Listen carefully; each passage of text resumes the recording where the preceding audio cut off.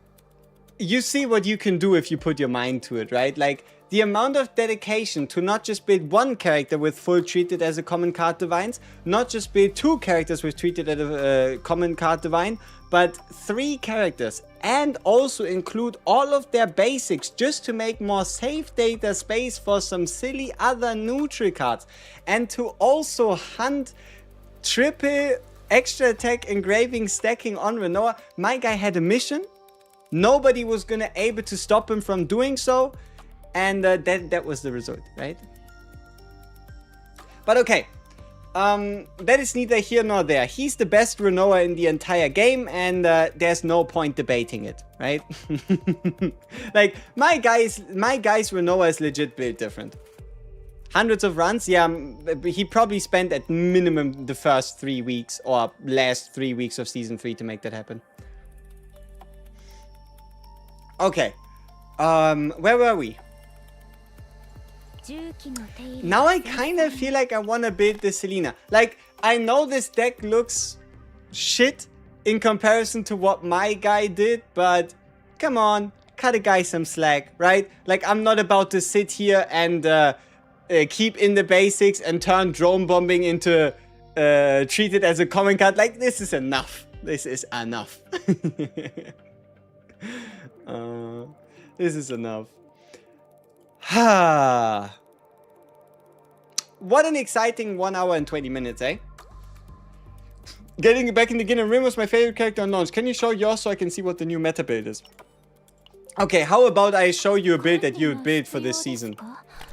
So, I will build within the season, I promise. I just don't know when I'm gonna do it, but let's see. There's a couple things that have changed, but some things never change. There's some cool epiphany changes since she came out, especially in these cards right here. Like, for example, the 0 cost draw 2, and here this 50% multiplier, which is sweet as well. But I think the best deck probably is going to just end up... Nah, okay, let's just get rid of them. Also remember, Strikers, Vanguards, Hunters, and Rangers are the favorites this season.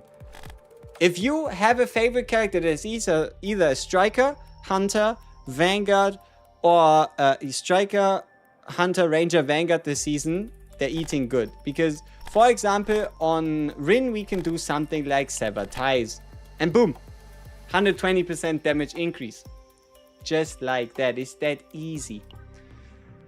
I wonder. Probably the multi-hit. Probably the multi-hit here, because it's obviously move. Or probably treat it as a common, maybe treat it as a common card, maybe gain 1 AP.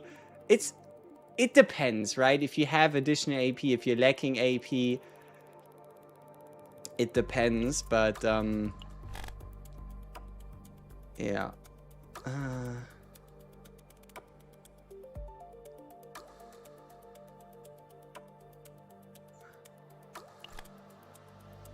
There we go.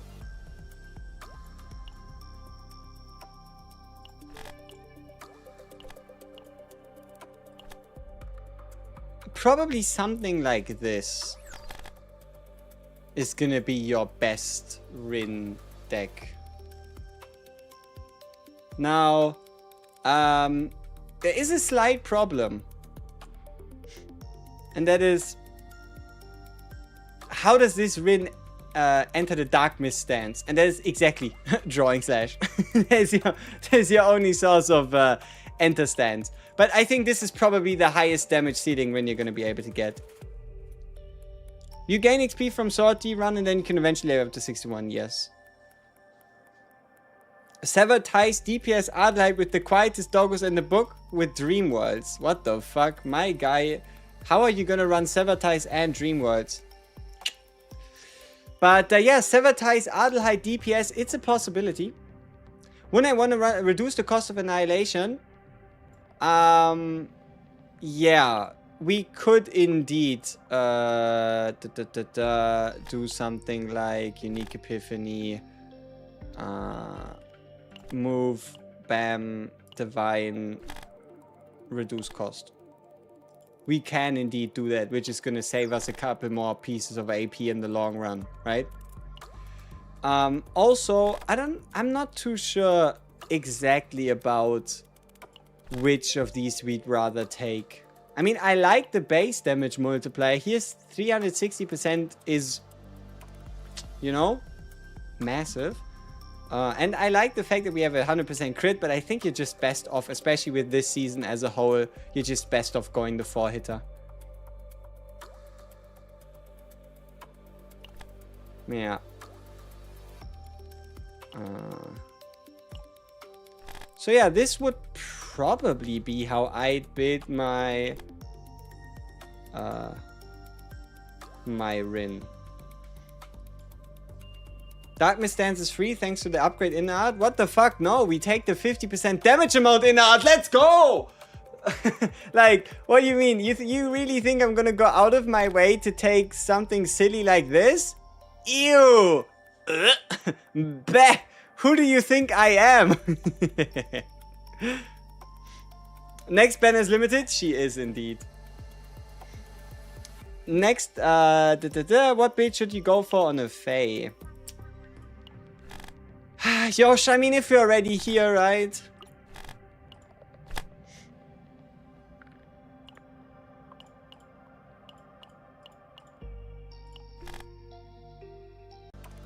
It's hard to say. Like, on the one hand, the Activate Rhapsody and Graveyard is really cool, but the add one hit to Flame Arts also has its flair. Like, both of the upgrade cards are really sick. Stream hicked up? Oh shit. Ah, we're back. Damn. Yeah, I can see it. The stream is now apparently 23 seconds long. Must have been the wind, yeah. Shout out internet connection. It stopped us from having to restart the stream, which would have been annoying as fuck. So, good shit. We don't talk about the wind. We don't. So let's just pretend this never happened and continue where we left off.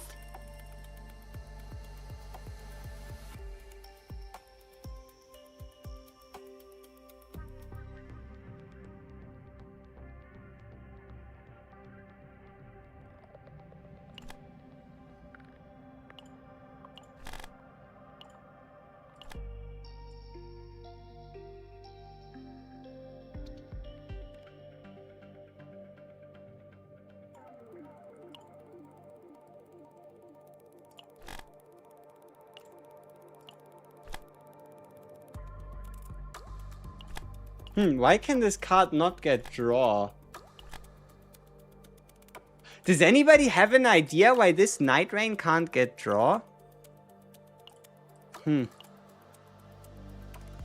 feel like it should. Like, it doesn't have draw in its name, does it now? Huh. I mean, you could get treated as a common card, but like... No, that's curious.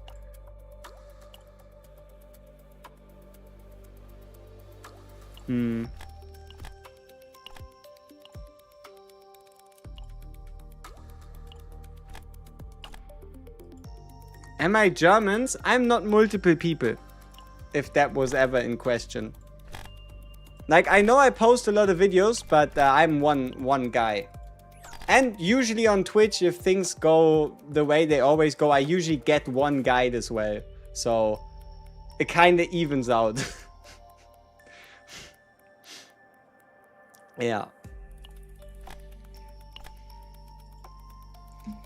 So now that we have that answered, I present to you my attempt at a Hilde deck, at a Fae deck. Obviously, it's either gonna be the unique upgrade, or it's gonna be this one, the activation one. I think both are pretty much acceptable. And you could also become fancy and do something like draw one instead, like damage draw one. Rather than draw and flame arts generation. Have I made Big Arrow Hilde deck? I have. Big Arrow Hilde deck has done a fantastic job.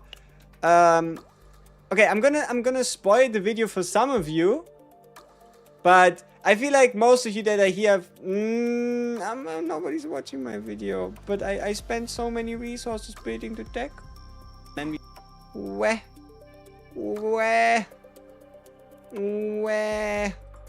So, big arrow Hilde deck, what does it do?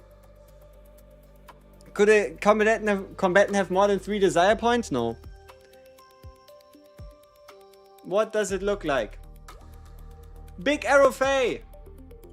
Big arrow Hilde every single turn.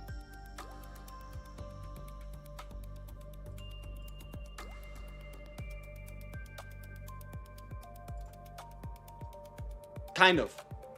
Something like that. Like, this is something you can build up. Like, with this team, you can expect this every single turn. It's just, it's one hit. The moment there are 2 enemies, you're gonna take 2 turns to beat. Whew.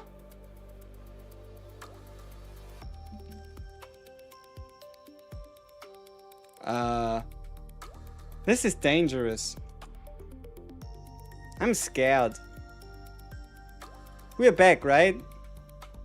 Man, this shit scares me. Holy. Oh, it cooked Twitch though. No, it didn't cook Twitch. This messes with my head. Holy shit. Okay. Subs for Arabella Luck in the future has resubscribed Prime for 3 months in a row. Hey, Anna Blahash, appreciate it. Thank you very much. Welcome to the 3-month gang. Appreciate it. Appreciate it. Never mind, haha, it's unstable. It's cooked. Stream is excellent, is what it says. Oh fuck, we're so dead. Stream is mega dead. Twitch looks like it's fine, but YouTube is mega dead.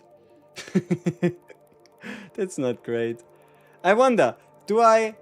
Okay, gentlemen, for those of you that currently hear me, right? I have an option to swap. So, I'm currently connected by Ethernet cable. I have the option to pull the Ethernet cable and swap to Wi-Fi. Wi-Fi should be a lot more stable. It's just, I cannot guarantee. I cannot guarantee the stream continuing to work. YouTube is working, is it? Or the analytics are just scary. What are we building today? That's a good question, man. Okay, so if YouTube's fine, okay, that's good. That's good. Yeah, my cable's cooked indeed. I wanted to change the cable quite a while ago, but I forgot. Yeah, it's just, I think the stream kind of almost tried to kill itself 2 times in a row now in the last 20 minutes. Like, okay, think of it like this. My Ethernet cable is 30 meters long, 6 years old, and was repeatedly thrown out of windows, stepped upon, slammed in a door, twisted, unrolled, re-rolled. So, you know, I don't wanna assume anything. It's just the cable been through a lot. Okay, it's been through a lot. It's really long. It's been through a lot, and if it's dying of old age, that's fine. That's my fault, not the cable's fault.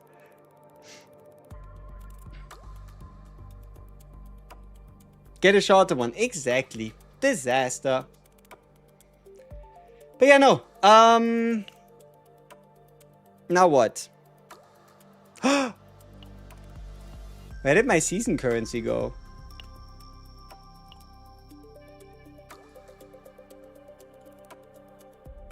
Ah, yeah, we bought the summons. We bought the dimensional cube. We bought the affinity materials. Yeah, okay, no wonder. No wonder we're broke. Let the cable retire. True. It makes sense to farm decks and save data tier 9, or is it just play my runs at 9 so I get the 5-star equipment? 8. 8 is what you want to play on. Usually you want to play on tier 8 and then level 15. Just so that if you actually get a 4 divine deck, the deck has enough, this thing has enough save data for it. There we go. So, something like this. Obviously, it's a little unfortunate that it's negative credits, but it's whatever. A code for the Fae? Sure, sure. A code for the Fae. Yeah, gain, descent, hit count, draw, survival, driven hunts.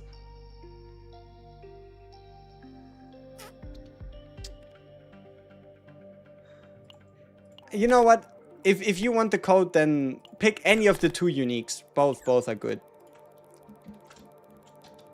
Tag swap unique on preference. There you go. Okay.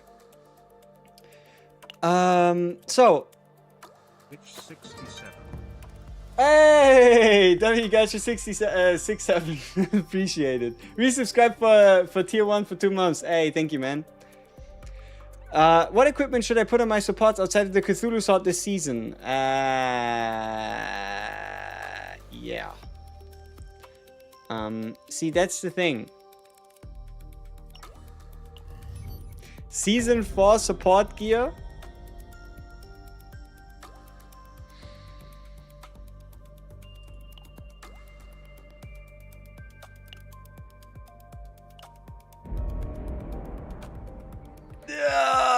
It's not that great.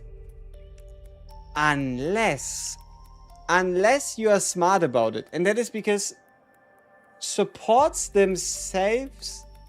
No, you can't be smart about it. I mean... okay, so... You can technically build a support even with the Clover and with Season 4. The important part, though, is... They have to be something like Inquiry 1 Claim 2. And that is because you could build this deck on Swamp of Judgment. And then you could just continue using Swamp of Judgment gear.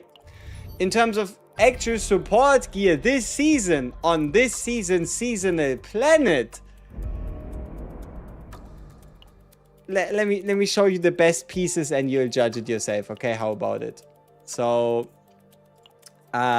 we have this ring that gives you 1 AP sometimes. We have the I give you 1 AP sometimes ring. We have the if I do a shield, you get a crit chance bonus for like 1 card. Take it or leave it. That is what we have.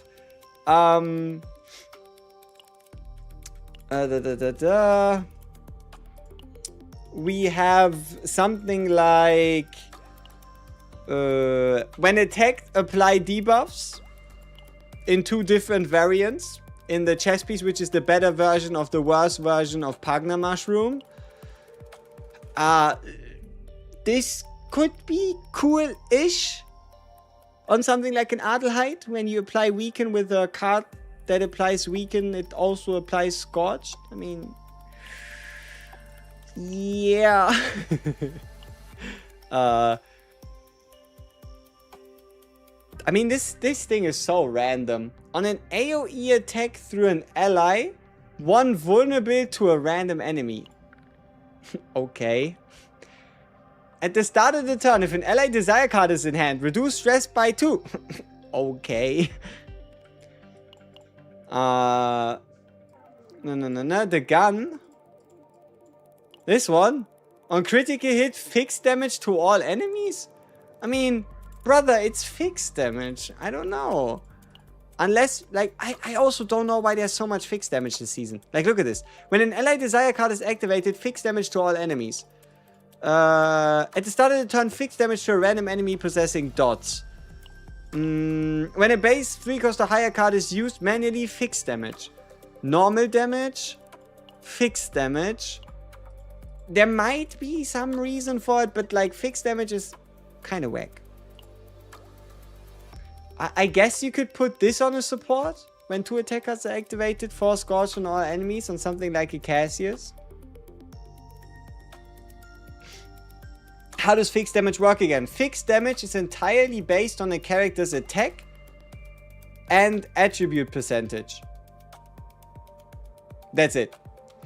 A character's attribute percentage and attack are the only thing that determine it. It cannot crit, and yeah, that's fixed damage. Could you get survival cards on other planets? No, you can't. Survival events are Season 4 planet exclusive. So, gentlemen, this opens up the question. If we have a Hilde finished, if we have a Luke build, if we have a Serenial build, if you have a Narsha build, if we have a Yuki build, who's next? Who should we build? Fixed damage could crit? Ah, that's true. Only Agony is fixed damage that can't crit. Yeah, well, I guess then it scales with crit chance and crit damage as well. It's just, you cannot boost the damage of it with anything like morale or other boosts. Hugo, but like Hugo means I need to pay money. Like I need to pay 283 crystals. Maribel.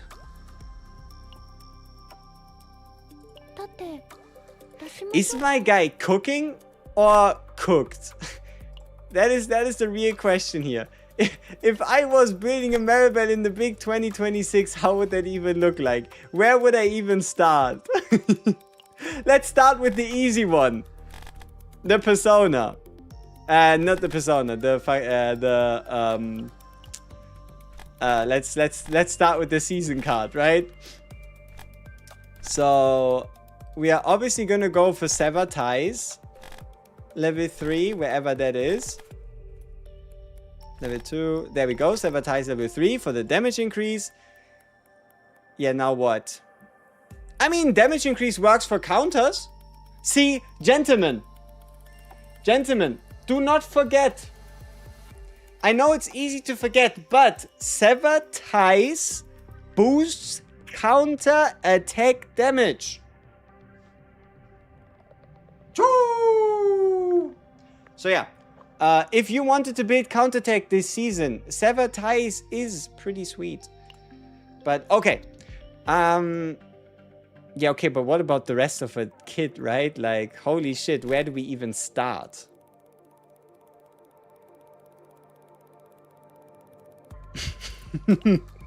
Right? Like, where do we even start? How do we turn this into anything devastating?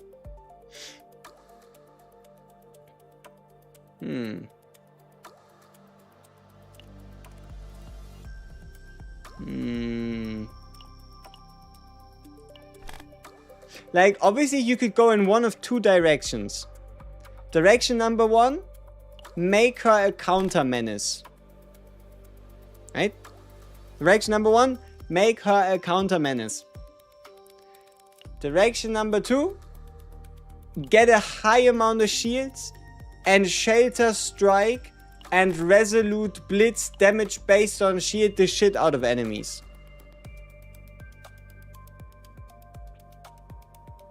But that's kind of about it. Does counterattack need extra attack multiplier? No, counters aren't extra attacks. With the ticket and starter banner selection, is there a great combo for one looking to save all the currency for future summons on a new account? Ooh. If I had a selector... Okay, let's have a look at this idea, right? If I had a selector right now and the standard banner reroll, which 2 units would I combine to be like, damn, I'm set for the future? Okay, so in terms of the standard 10 selector, you would probably pick either Hugo, Veronica, maybe Orlea, just due to them being useful in more than one team. So Hugo, Veronica, or Leia would probably be who you pick in your standard 10, right? Now, in terms of non-standard 10 characters, right? So in terms of these 8, who would I pick to be quote-unquote future-proof. I mean, Typhara is kind of an obvious one. It's just at some point you'd also need damage, right? So, technically... I mean, you gotta get another 5-star somewhere, right? Must be Yuki. Gotta be Yuki if they keep buffing her. Typhara or Naja, yeah.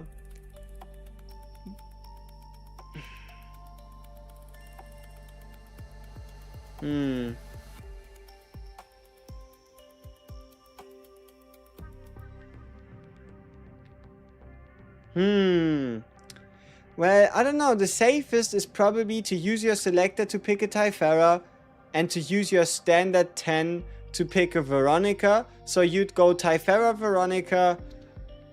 Then again, you could for the most part just use a Mika instead of Typhara. But you could do Veronica, Typhara. It depends, right? If you intend to go for Hilde, obviously, then Veronica is kind of a dumb idea. I don't know, something like that. Yuki best at farming stuff. Brother, everybody can farm. You don't need a Yuki for that. Yeah, Haru Naja does like 300k per turn. Yeah, Haru's a beast. Haru's a beast. The same way there's Renoa and Joyous, there's Haru and Joyous as well. Just E6 Typhara and then play DPS Typhara. Damn, you might have cracked the code. You might have cracked the code. Ah, shit, we need to do 2 delegation runs. Quick. People, quick! Quick! We need to know who to build. We have 11 minutes to finish it. Okay, we have 10 minutes to finish a delegation. That's not gonna happen. But we can at least pretend to finish a delegation run. Who do we build? Fuck. Is it Cassius? Is it Rin? Is it somebody else? Hurry! Magna? No. Couldn't be. Not Magna. Adelheid? Owen? No. Lucas? Rin? Okay, let's try and see if we can get a Rin bid. Okay, okay. Let's lock in. Shit, but I need to do gearing. I hate gearing. Not that I hate gearing, but it like takes time. Time we don't have.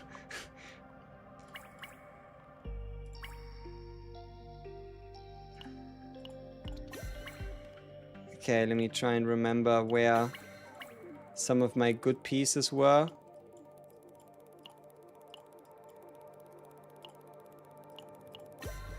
Okay. No. Where's my partner? How many minutes do we have? 8 minutes. Okay.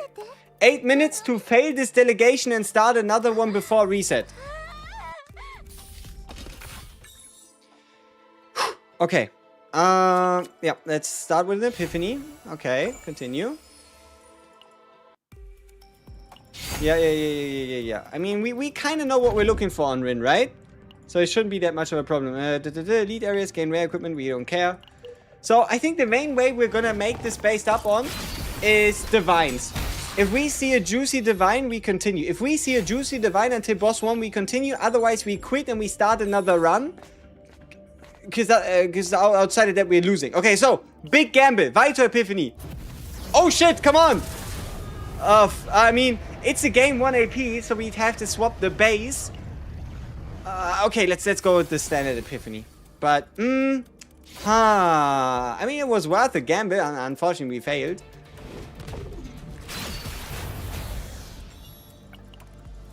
So that means we'd have to try Grand homing arrow draw 1. I don't know about that one. I don't think we're gonna pick that one, surprisingly enough. Okay, I think we can almost consider this run a fail already, which I find interesting. I feel like we're actually gonna start with a survivor, so we probably won't do like a full claim split, but rather something like a survival 1 claim 2. So like this, I think. Oh, you know, void cards look beautiful. I'll be entirely honest with you. The purple border on these Yeah, it's been... Wait, is this the first set of season... Oh, gimme Cthulhu gun. Is this the first season of seasonal mechanic where they actually get a bot? No, wait, no, forget it. I didn't say anything. Forget I even opened my mouth. How about that? Dear? Okay, so this one's already kinda cooked. Because we failed the Cthulhu. How many minutes do we have? Okay, we have 6 minutes. I think we'll be able to tell if the run is going well or not in 6 minutes.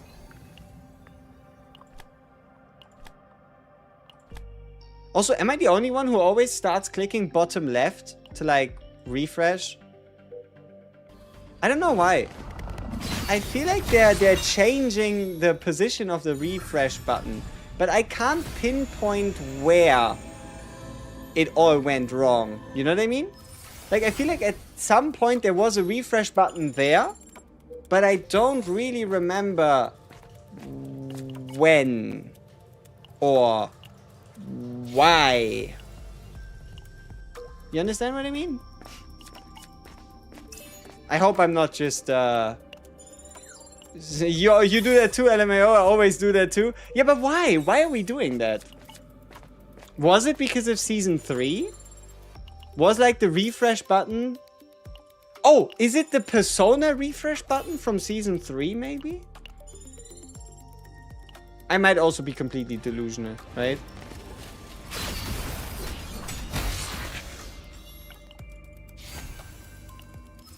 Okay, so far we're getting decent epiphanies. It's just we don't have a divine. But also we don't have any crazy gear. Yeah, the Persona cards one, was it? Huh, that could be.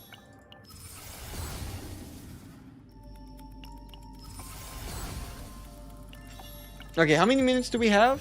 6 minutes to start the next run. Okay. That's... That's manageable. Control, inquiry. Where's my claim card? No claim card. Continue. No, I think it's a big button. Maybe.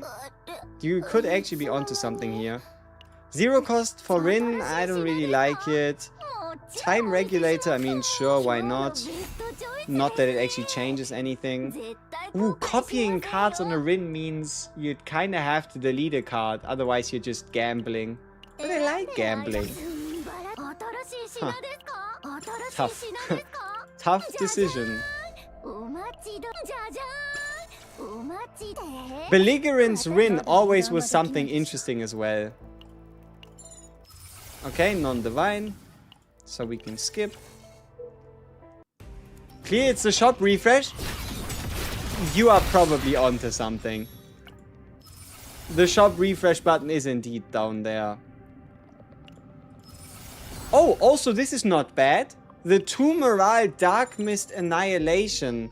On getting back to hand, you start to go 2 morale, 4 morale, 6 morale, 8 morale. It's not bad. I'm this close to giving it into E4 Rin with that Orlea reset. Gaining the stance without the basics would be goated. Brother, you don't need the basics to gain the stance. You can just use the... you could just use this sword, right? You can just use Drawing Slash, or you can use a different version of Drawing Miss Secret Art. Even without E4, nobody keeps the basics. And if you do, then I pity your Rin. Okay, we have 3 minutes. We make our call by the boss on if this is garbage or worth continuing. Hey, we found the necklace. That's cute. So, what did we miss in this run? We got a bad Cthulhu gear, which is obviously just a 1 in 60 get a good one anyway. But we got a bad Cthulhu gear. We didn't get a divine. Now, we might just fail the copy target and I can be like, GG, right? Do we keep refreshing for the engravings past season? Probably. But no, I think we are refreshing just for generic gear pieces. Okay, so copy would work. The copy is fine, though I don't think there's a recopy event. Which means we are giving up on this run right here, right now.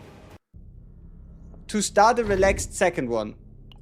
Because we have a second one anyway. Did I E6 Bogirl? Not yet, no. My Bogirl is E0, because I am a responsible person. Yeah. At least that's what they would like you to think. And that's what I'd like you to think. So, they. Who is they? But okay. Rin run done. Let's do it again. Ooh, I need to check if I have stamina lying around. It'd be pretty sad if I'm missing out on 80 stamina because of stupidity.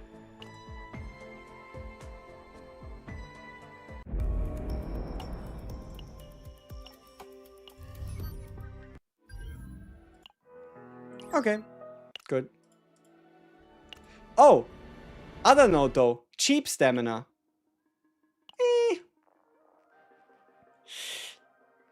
I mean, we don't talk about it. Okay. Where were we? Yes. Building. We were in the process of building a Rin.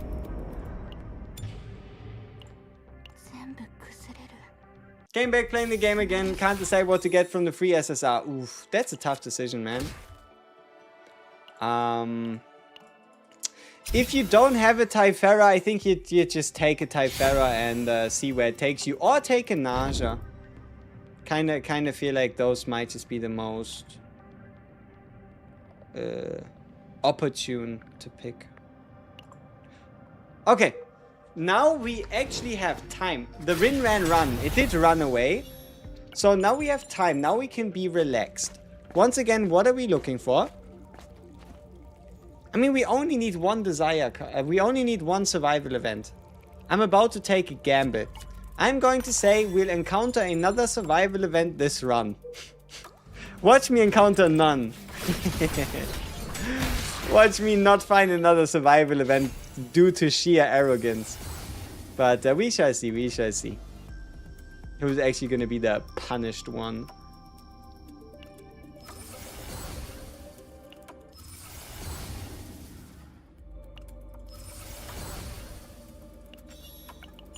What are you cooking with Rin? Standard Rin move build, but Season 4 style, meaning Sever Ties card. And because the Sever Ties card does not cost, we can afford another Divine. And one of these Divines is going to go onto...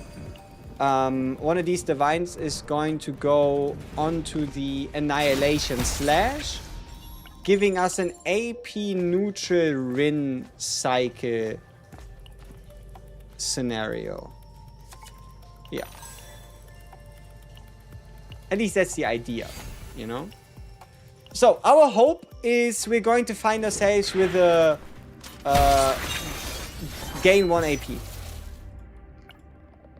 Hugo's best love from Dan John with the super chat. I'm so sorry I missed it, my guy. So, yeah. Goal is... What did I say? Goal is... Yeah, Divine, right? We need a Divine on the move card. And we need... Also, look at this. When you have the reduced cost perk, just buy the gear. Even if you don't like it, you can always get the coins back by replacing the items themselves. Okay, now, my precious, precious Rin mains. If you even exist in chat. Or even, let's just call ourselves the Rin enjoyers. Look away. Hide your children. Don't let them watch what is about to transpire. We don't talk about it. It's a sacrifice that needs to be made. Unfortunately. It's for the betterment of everybody. You use the Rin once, see? I mean, you just have to enjoy her, right? You don't even have to play her. Is it though? It is for the betterment, yes. So, let me explain the reason briefly. General rule of thumb. You need a character with 2 unique cards. If your character does not have 2 unique cards, you are not guaranteed to get your copy target on a copy event. unless you're willing to spend a copy core, if your character has one unique card, you need to cut one. If your character has no unique cards, you either need to cut one and pray, or you need to cut two. And that is obviously due to the fact that you'll be missing out on... like, if I didn't do that, we could end up in a situation where we get a Drawing Slash, Dark Mist Secret Art, and also Black Mist Dance copy, and then we're cooked, right? So it's necessary, unfortunately. Yeah, when they're slandering the goat, but unfortunately they are low-key right. Yeah, pretty much. I like this card, mostly because of the design. I like the card, but it's not particularly strong. Okay. So we are almost finished with the Desire card. I think it's very unlikely that we don't find the... yeah. Do you think Shockwave's gonna matter this season? I mean, there's an item that gives Shockwave for...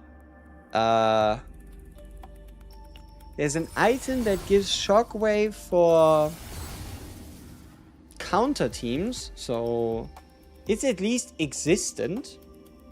Not to say that it's like good or anything, but it's there, you know?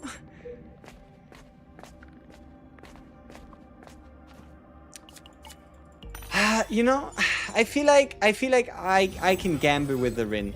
Me and Rin, you know, we are like on that same wavelength. So I feel like we should... Okay, so far, bad luck on the claim card. But I feel like we can gamble on the copy event. We don't need to remove 2 cards. Now, the reason why I don't want to remove 2 cards is a rather practical one. If I remove a card that also needs an Epiphany, not only do I need to use an unacquired core, which isn't that expensive, but I also need to use a re-Epiphany core. And I kind of don't want to do that. I don't really have an interest in using a re-Epiphany core, you know? So... it's just gonna have to work. Sometimes it all just has to work out. Ooh. You know, maybe we don't Epiphany here. Just to get the guarantee on the copy chance. Unless you obviously Epiphanies now anyway, then... okay, it's a direct Epiphany. We need to re-Epiphany this card, but what I meant is like her gaining another card instead.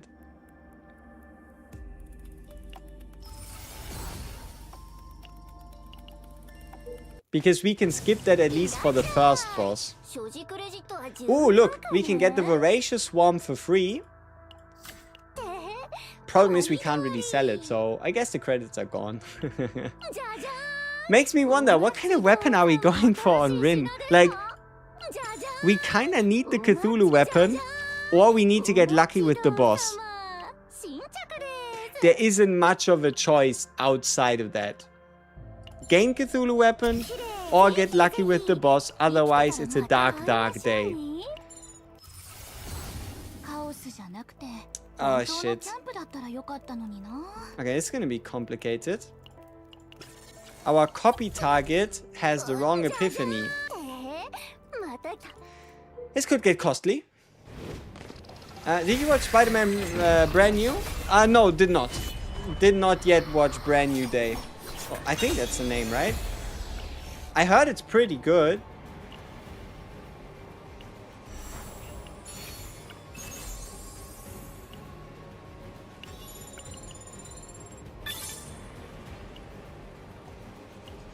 So if we can see 2 sets, like 2 pieces of either Fracture or Evolution in this final, like, do you want to take the gear pieces? Then we take, when we get 2 of the new gear sets.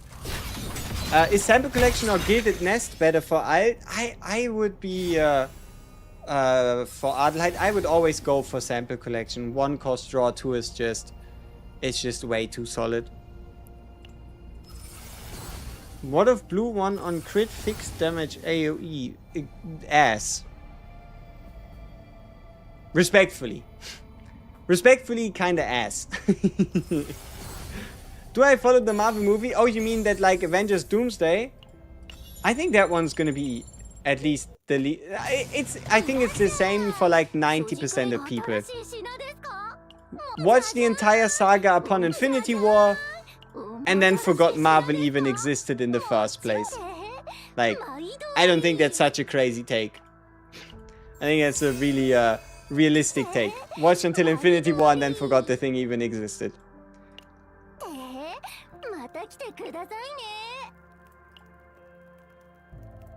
We have a couple re-epiphanies to do here. Oh. Well, nice epiphany. Rongo Kado. Especially Shito Kado.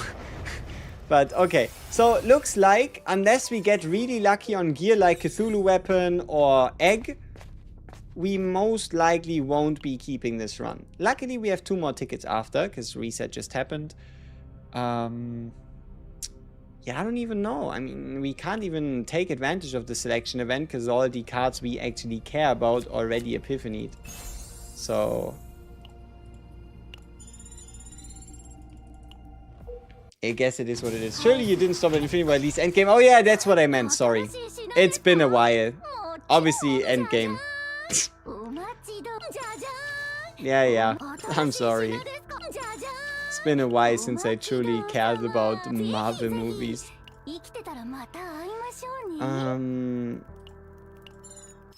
Okay. Not even one of the right epiphany. Like, this run is a bit more cooked than last run. Which support is usually used for Rin, by the way? It's Naja. If Naja's used to be, she can make Rins 0 cost, so the RFS weapon and egg and accessory is probably the best equipment, then no. Yeah, if you are using a Naja, and specifically your goal with Naja, okay. If you are using a Naja, but that then also means you're looking for Treated as a common card divine. If you're running a Naja with the Rin, you want Treated as a common card on Dark Mist Secret Art. But yes, that would be optimal. But if you're using like something like a Cassius, then you kinda need her to be cheap. Right? Only Marvel series that I liked after Endgame was Loki. I didn't have the time. Or the, I guess, interest. Hey, I got 3 Specky Cubes saved. Will the shop get updated on any, or should I E6 loop? It is very, very unlikely the shop will get updated on any, but unfortunately I can't tell you when or if they'll ever update the shop. For now, I think it will stay for quite a good chunk of time like this. Until, I don't know, the whales start complaining that they're running out of things to buy. But then they still have the fashion cubes, kind of, so... I don't see the shop getting expanded that much, like, in any, like, reasonable time frame. Then again, it is a gamble, right? It is a gamble. You could also just hold onto them until, like, I don't know, in a year and see what happens. But no, if you want to, E6 Luke is right there. If not, then no, right? Need to see the 2 million damage turn 1k run? What do you mean? How about you send me a link? That'd be great.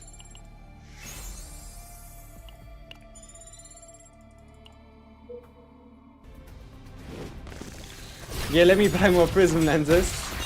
See, there you go. You can always just buy more prism lenses. But yeah, Boundless Oak, send me the link either directly in chat on Twitch, or you can obviously send me a DM on Discord. I'd be interested. I'd be interested to see what this supposed 2 million damage T1K run looks like.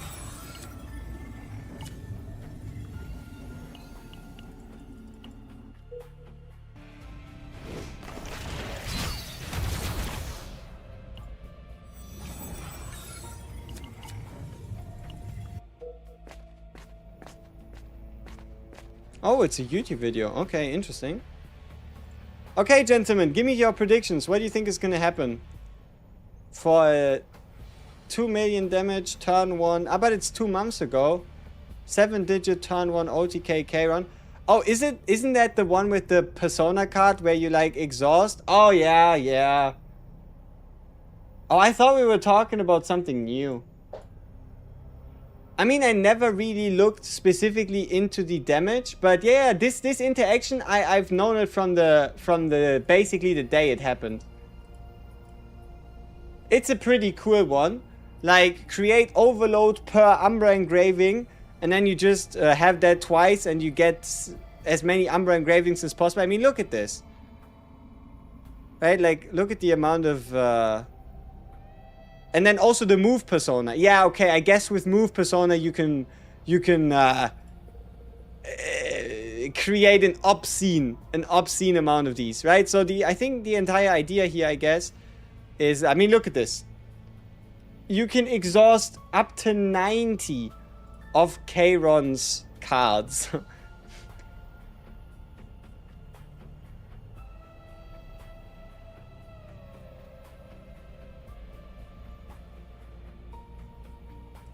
$373,000 per black hole, per Brand of Annihilation. Yeah, that is certainly a cook. Let's be real here. Especially because it's not based on black hole, but on the Brand of Annihilation. Look at how many cards he exhausted in a turn. 202.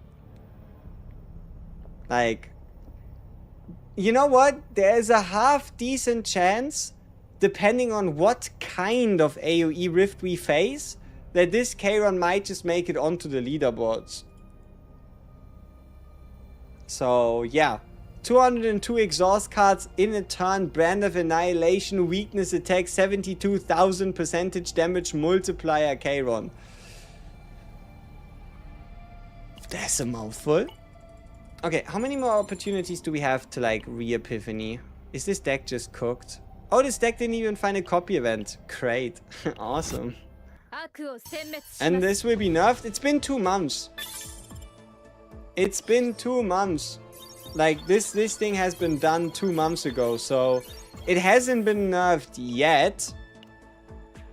Is there a chance that would be OP on the new season? No, since AoE damage now, maybe. Yeah, we'll have to see. I mean, yeah, remember, it's AoE damage. 372,000 AoE damage, depending on what the Great Rift does and what kind of content we get thrown at us. This might, as I said, just make it onto the leaderboard. So. Okay, so we're running into an issue. People with garbage save data are in a very terrible mental state. Specifically,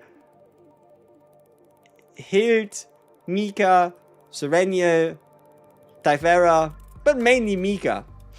Mika is very unhappy with her current work environment. Unfortunately, I don't care enough.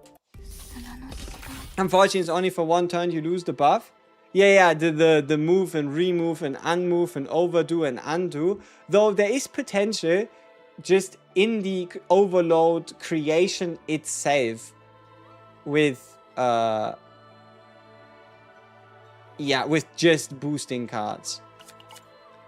Free the best girl Mika. I don't know. I think she gotta suffer a little longer. So, 1 in the chat if you think this is the run. 2 in the chat if you think I'm delusional. Make it count. Also, we shouldn't have picked up anemia, because this might just kill our run. But hey, give me some 1s if you think this is gonna be the run. 2 if you think we're overestimating our potential. 2 because no healer Mika. Ooh, sad. 2. That's a lot of 2s, man. At least we have Jack believing in us. 11. So does this mean it counts twice? I think that's good. How can I get my lock in to do more damage? It only does 10k. Well, extra attack damage substat on your gear. Make sure it crits. Crit damage.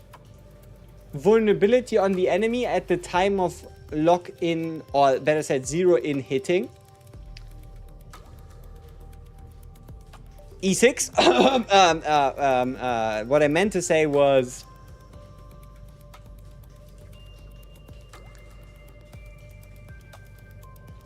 damage amount increases. But unfortunately, we don't have like a multiplicative damage amount increase that could reliably boost something like a 2100% base.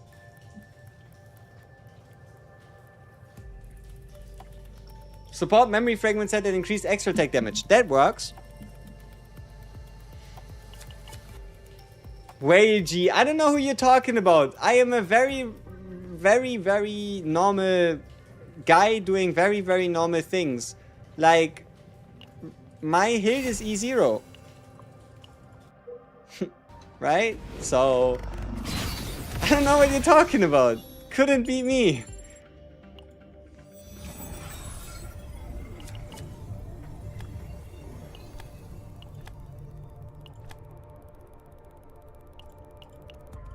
The most humble. Exactly.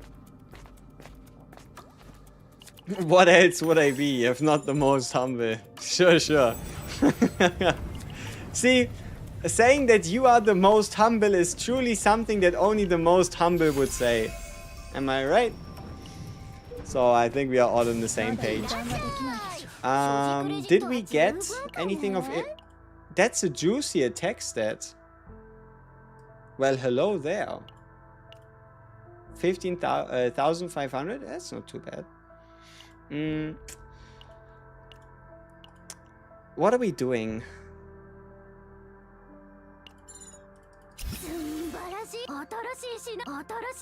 I don't think we need to be Epiphany yet.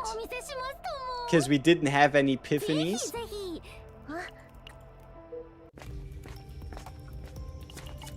I like this event. You can throw someone to these bugs and they give you credits.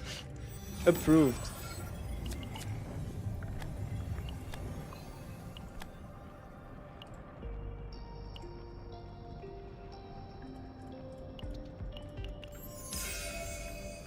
Is there a good place to find deck codes right now?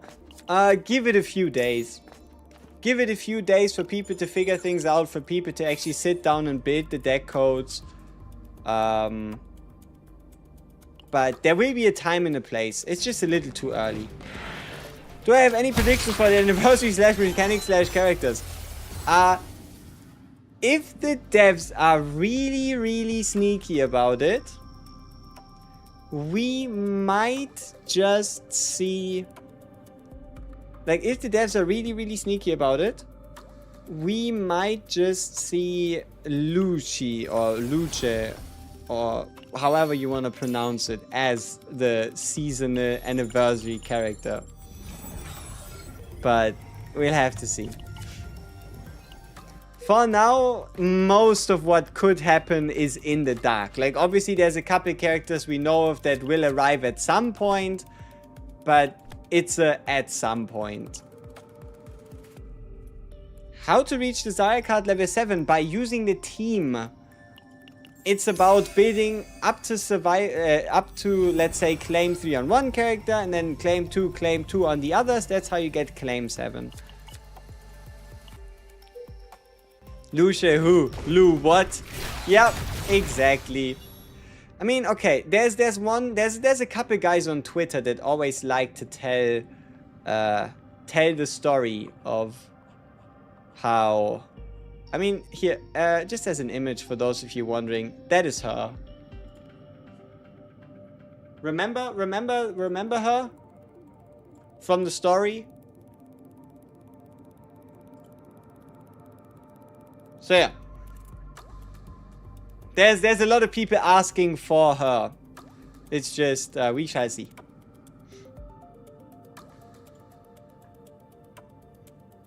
You need the Louis guy, the Magneto dude.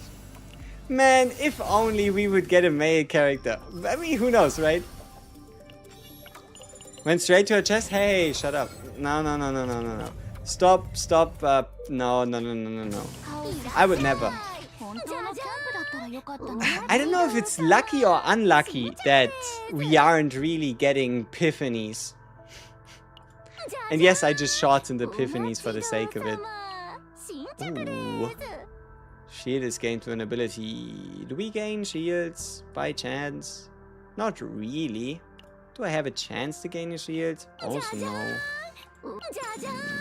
Okay, let's just go with the cube. You can't go wrong with that cube. 10% crit and 0 cost.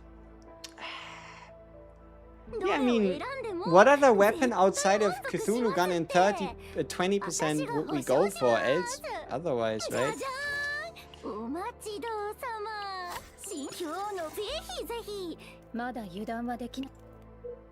Zehi. Kind of news, is there any way to increase the chance of the purple weapon from final boss? Not that I know of. There should be nothing that influences him. There might be something in like... Oh, probably playing on higher difficulties could be a way to do it. Okay, gentlemen. In my obscene arrogance, there is a 1 in 2. So 1 in 2, 1 in 3, 1 in 4, 1 in 5, 1 in 6, 1 in 7, 1 in 8. A 1 in 8 chance that this is gonna hit Vitor. But obviously it will. Like, this is gonna hit on the Rin card that we want, right? It's just not the Rin card that we need. It was the right epiphany. Was the right card. Just a different build.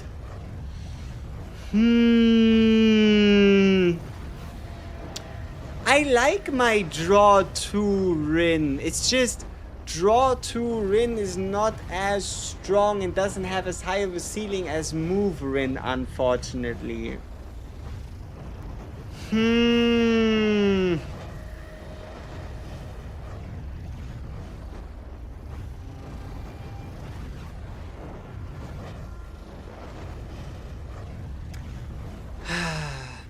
Unlucky. Like, sure, obviously we could use removal cost and be like, haha, we are done. But that's expensive, because it's removal cost. Give me double divine. No? Okay. I'm sorry. Yeah, obviously we'd keep the divine if you'd add it later, yeah. It's just 4 cores, that's a lot of cores, you know what I mean? I should have removed. I should have... Okay, there's a chance I just completely ruined the deck. So. We have a 1 in 5. Into a 1 in 4, into a 1 in 3. To find the Dark Mist Secret Art. Okay. That's good. Should I build my E1 Rin? Is it worth to level her? I think she's strong enough to be worth the resources you're about to invest into her. It's just a question that you gotta ask yourself on if you want to. Not everybody can handle what she has to offer, right? Not everybody can handle what she's all about.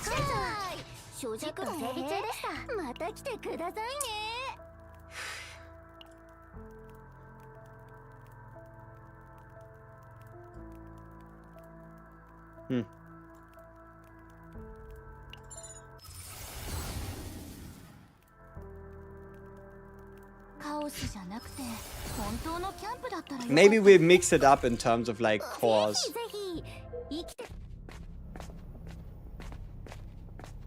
You know, I'm not making it easier on myself, am I? Uh-oh. Typhera is doing a breakdance. Great. Only Rin mains can eat her cooking, Restial will die. Exactly. Unless you don't eat her cooking, then you're not just gonna randomly combust. But I already have a level 50, I just haven't leveled her potential up. Should I take this big risk? See, the question is, what are your expectations? What is Rin meant to do for you? The higher your expectations, the greater the chance you might walk away with this unhappy. Right? So, what is the goal? What is Rin meant to do for you, especially this season?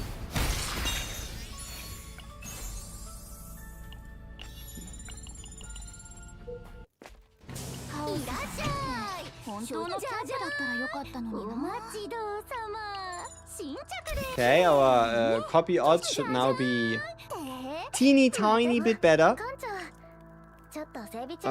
What am I gonna do with this meditation? I don't even know. Huh. Would a Haru and a Rita work together?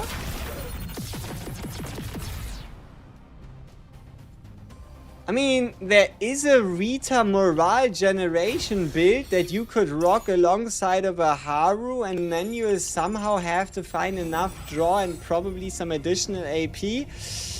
It's plausible. I just wouldn't necessarily say it's gonna be the smoothest of experiences. I have the right divine I need, but on the wrong card.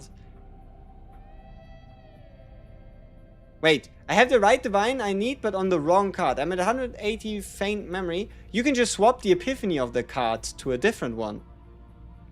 Or, you can... Yeah, okay, I show you in a second. How, like, you gotta give me the time to play this run together. So, either, obviously, you just use the copy core. And not the copy core, the unique epiphany core to swap the epiphany. But if you're talking about removing the divine from a card so that you drop in save data cost, that requires there to be a difference in a difference on the card, so that you apply a divine that a different card cannot get. Okay, we found the copy event. Nice. What are we copying? Do we copy the divine or do we copy the right epiphany? I mean, the divine is safer, but I don't like safe. So, I guess it all comes down to what kind of gear. Oh, also, can anybody explain to me why we're building Rin on this planet? Like, we don't necessarily have to, do we? Seeing as how we could just run a claim 3 Sever Ties instead. Which would be a little safer in regards to gear pieces to find. Like, obviously we couldn't do like a survival subcut, but... Okay, what does a claim 3 stop me from? Nothing. I could always just do a survival 3 and a survival 2, 1, whatever. Huh. Well... Egg is pretty good. Egg is pretty good, but our weapon selection. See, we don't have a good weapon on this planet available to a Rin. Egg might be great, but unless we're going RFS 17, which is not a good idea unless we're running her with Naja, this is a little bit of a disaster.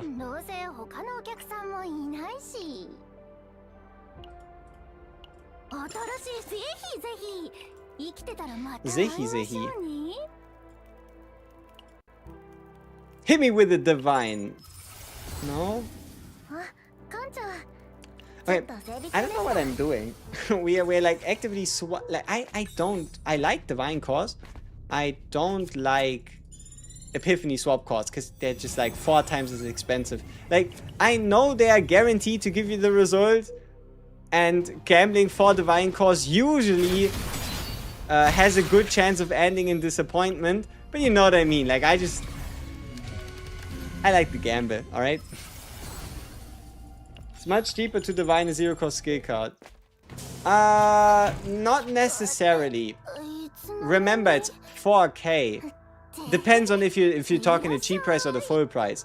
Like, yeah, skill cards, obviously we have a higher chance, especially if it's a card that can't get draw. But there's still some whack ones like change cost of card and other sillies like that. Oh, we have a double breakdown. We're cooked. This run is gonna end in failure. That's sad. That's sad. Huh. I mean, who knows? There might be some mega clutch things happening.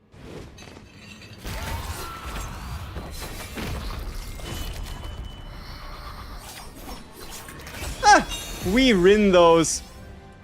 We Rin those. Okay.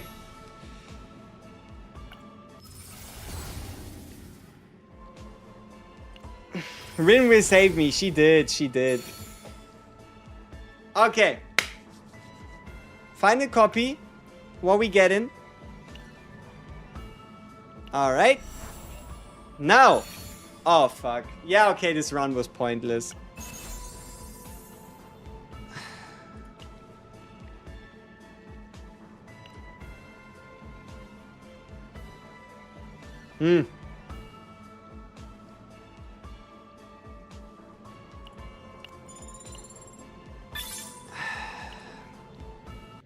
Huh. At least we didn't have the right epiphanies. Who would be the top 5 non-limited DPS right now? Okay. Tenebria. Faye.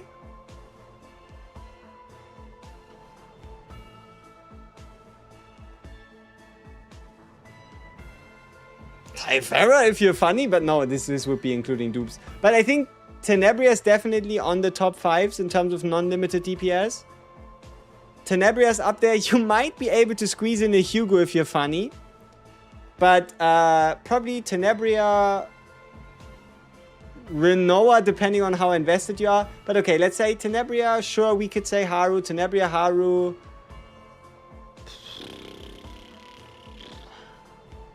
Do we know about Arabella's class? Trying to pre-farm. Striker. Arabella's a striker. What gives more damage? 15% attack or 25% damage amount? 15% attack. Selena. Selena is not too shabby. I mean, I guess we could, like, in terms of who's the guaranteed top 5 DPS in this game, it's Tenebria and it's not even close. And I feel like you can say Faye as well. The other 3 slots aren't nearly as obvious. Alright? Let's keep it at that. Let's say Faye, let's say Tenebria. Or let's just say Tenebria as in by herself. Right? Tenebria by herself and basically it. Fuck! I did not want to do this. I wanted to get myself a different season planet. Huh. I mean, we're gonna get Cthulhu gun, right? No Hilde? You could count Hilde towards it, but no. Like, she does so much more, and it's more. See, if I were to rank somebody as a top 5 DPS, I wouldn't rank them as in, oh, you run them with another character and, right? Like, I know Hilde Faye is nasty together, right? I know that. But it's not like I can just be like, all right, it's the 2, but it's only if they work together. Or it's like, yeah, it is Hilde, but it needs to be Hugo there as well, right? It's kind of more of a on-own merit thing that I'd be particularly looking at. Haru's good. Haru is indeed good. But yeah, okay, that's true. Haru does need a Naja. No Naja, no deal for Haru. So maybe we are being a bit hypercritical there. See, that's the thing. That's why I'm gonna say Tenebria and everything else is bait. You can put Tenebria into the top 5 and everything else is possible. Like, you can say Tenebria and everything else is whatever. Okay. Once again, we're gonna take the gamble of a lifetime, because it's gonna hit Darkness Secret Art or Dark... Yeah, no, it's gonna hit Darkness Secret Art. Destruction, just watch. Ah, Quiver Reload. Oh, it's again? It's another Quiver Reload Fracture with draw a card of this unit? Damn. They're supposed to be rare, you know what I mean? Like, these things are supposed to be, like, hard to get. Harmful effects applied by increase 3 count towards claim 3. They do. They do. Harmful effects applied by increase 3 count towards claim 3. And also, the Driven Hunt reduced fortitude is also a harmful effect that counts towards claim 3. Hilde build time, but I already have this exact Hilde build. I don't need it.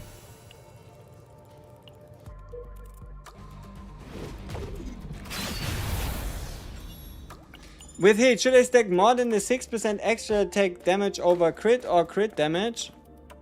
Oh, absolutely. Hilde, unless you're playing her dot build, wants as much extra attack damage subset as you can possibly get. Preferably you want to be in the 30% plus range. Extra attack damage percentage is really, really important for Hilde.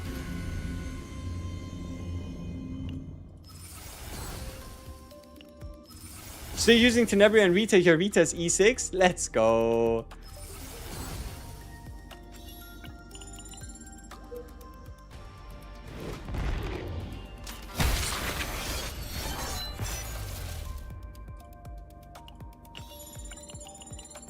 How are we doing today? I think we're doing pretty fine. We're in a good mood. Things are going decent. We got some videos out. We had some fun. Streams going well. Yeah, I don't know. So it's a good day. It's a good day.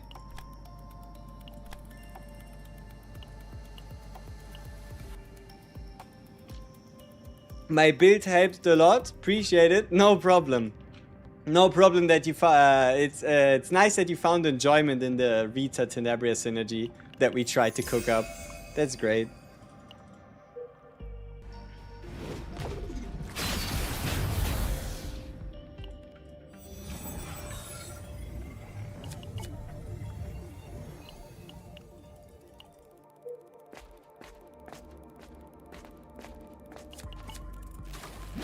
Is Arabella the red bear lady that is the next limited unit? Yes. Though it's unconfirmed if she's a bear. She does have like these bear-ish ears, though it's unconfirmed if she's a bear. Sorry to disturb you, but do you have any strategy for deck farming in general? I really want to focus on the season. This season's deck farming is a ton easier than season 3. There's a lot less things you need to be on the lookout for. Like, the most important part is before you start deck farming, you gotta ask yourself, well, what kind of persona do I need? And also, do I either go for a Survival 5 Claim 3 or for a Survival or a Claim 7 team? A Claim 7 team only really makes sense when you're relying on dot. So, in general, especially for these first few weeks in the season, you want to try and see that you can build a team of 3 characters that together get you to Survival 5 and Claim 3. And that is what you want to make work. And the next question then is, okay, which card do I use on my characters? In this season, something you absolutely want to build is either Striker Vanguards or Hunter Rangers. Hunter Rangers have access to the beautiful Driven Hunt card, which gives the team an entire 60% damage amount increase, and Striker Vanguards have access to the plus 120% damage amount increase Sever Ties card. Those two are the ones that like stand out as the most obvious to chase, the most obvious to try and make use of. And then the rest is just a question of, okay, now that survival cards don't take any save data cost, how can you apply 4 divines to this deck to make it as strong as possible? And when you then have that down, when you know what survival card you want to go, what desire card you want to go for, when you know what you will end up divining, obviously with the right base epiphanies, then the final question is, which gear combination is the best? And how willing are you to farm to get said gear combination? Like, for example, the fact that getting the strongest combination for a Hilde is going to be something like an RFS, so the 10% crit chance to 0 cost cards, combined with the egg. Now, the egg itself is a 15% attack increase. The problem just is, it usually really only drops from the final boss. And that means you're going to have to do a couple extra runs just to get the perfect gear. But it really depends on how much you care about the gear and how much we care about the fact that this does not click. Isn't Sabotage only for that unit? Oh, it's obviously only for that unit, but that doesn't stop you from using it regardless, because it is still the best value card you're going to find for a Striker or a Vanguard. There's an event that can give you a random mythic. See, this would be another chance to get it. But I'm trying. Server reset might have rigged it. Game restart.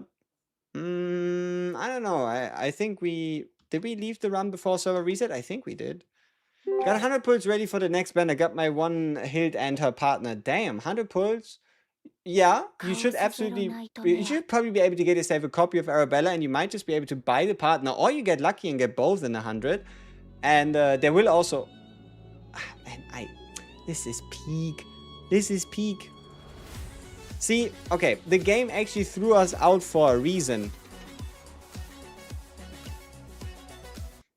Like, I don't know how to describe it, but this lobby login screen is such a vibe.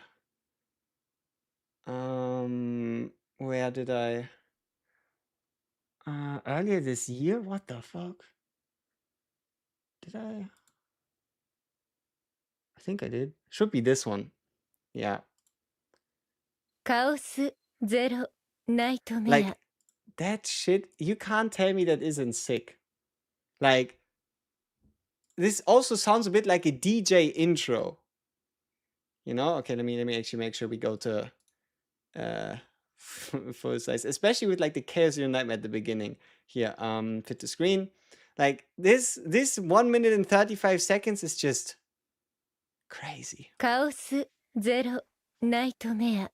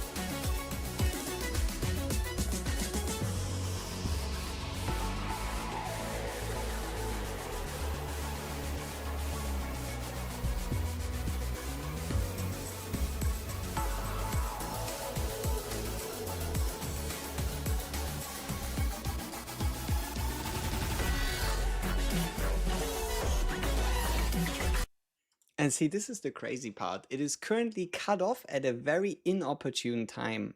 And that is when we finally get it in the jukebox, that thing is going to be like a 3-hour track. Not 3 hour, but like a 3 minute, 4 minute, 5 minute track. And it's going to be even more of a banger.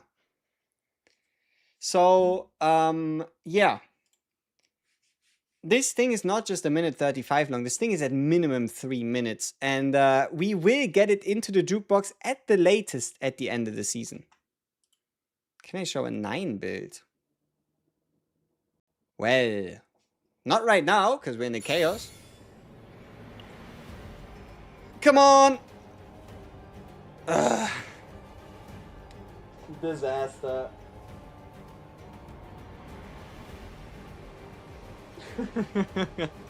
See, this is the reason why you cut Darkness Secret Art Black Dance, gentlemen. Like, I wasn't saying that for shits and 悪 giggles. を殲滅します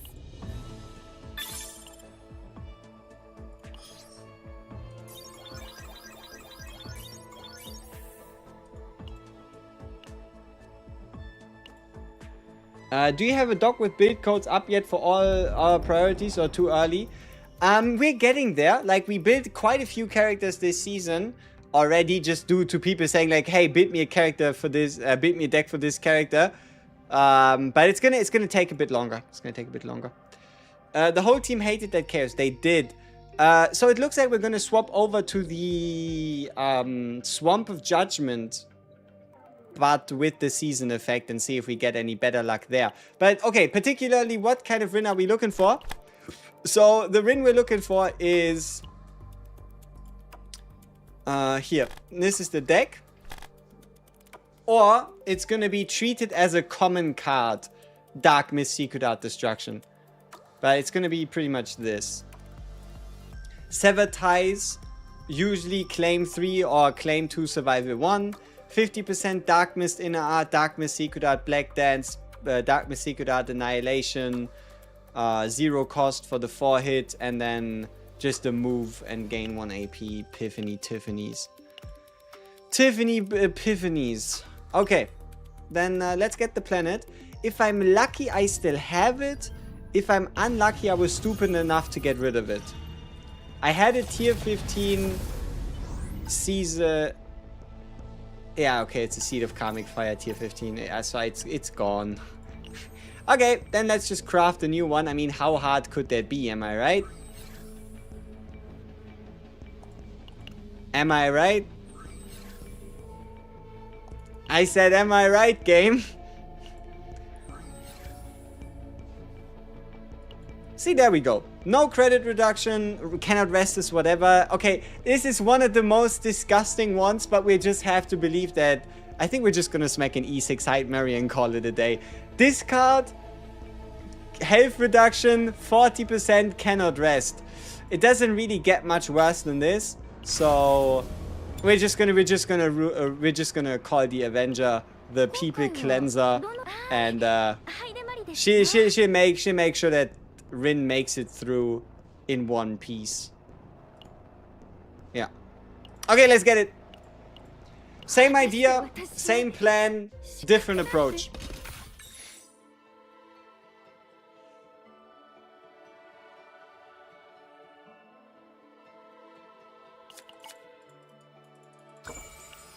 Is that a One Piece reference? Everything's a One Piece reference.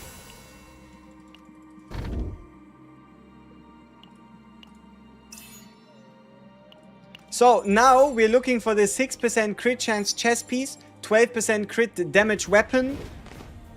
We are looking for the 18%, no, for the, I think it's 12% attack ring. Cthulhu gun, obviously always on the table, I'm not gonna say no. So all of a sudden we have a couple different shifted gear priorities, and luckily for us, we don't really care about the survival cards for Rin. We can just run and claim 3 and call it a day. Holy shit, we have 3,300 health. Our team is rather chonky. What's the best 7-piece desire? I'd say the best 7-piece is claim. Then again, there might be a chance it ends up being control. But no, you really want to go survival 5, claim 3. I can see claim 7 making sense when dot becomes relevant, but that's not yet. Oh? Oh? Hello? Come on. Please? I'm desperate? Thank you very much. I'm sorry for whatever crime I committed. Okay, I'm running out of things to convince the game with. I'm poor? Thank you. Okay, that seems to have gotten the job done.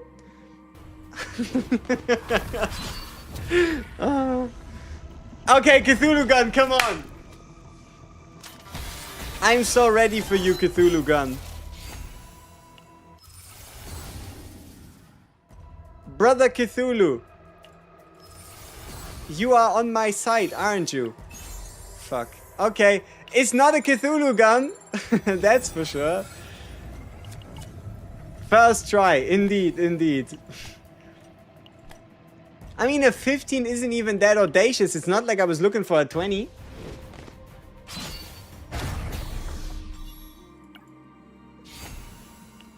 Bro, abandon this run? No. Trust. There's gonna be something that's gonna make it all worth it. Like, look at our HP amount. How can that not scream this run is gonna be a giant success? Okay, you know, on the other hand, how does it scream it's gonna be a success? I don't know. I don't usually ask myself these type of questions. But it's going to be fine.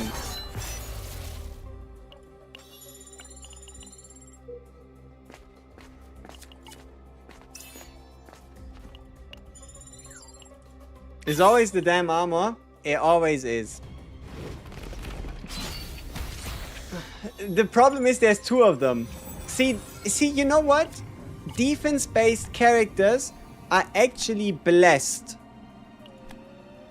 Because Cthulhu has double drops for them. Yeah, a crazy take. Okay. Is there another? No, there is not even a okay, who knows? Maybe we'll actually get a divine. Come on. Come on. I know you want to give me a divine. Like a really good divine. Like a, oh, I am so happy. Life is so great divine. You know you want to do it. Salt reflected in the lake is not the worst thing ever to get as a weapon, but we know what we're looking for. We need the chest and we need the weapon. We have neither. That is sad. Do I need to be epiphany something already? I don't believe I do.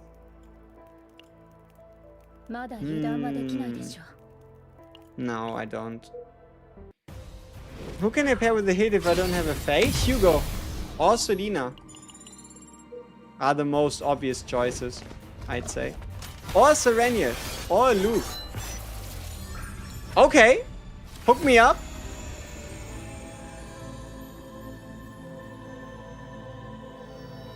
Agony application Rin? Yeah, I don't think so.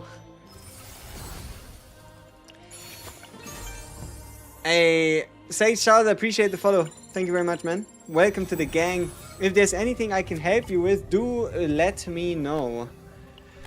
And I shall try my very best. Imagine if we get stuck with the gilded nest on Rin. Imagine if we get like perfect gear, perfect everything, and we get stuck with a gilded nest.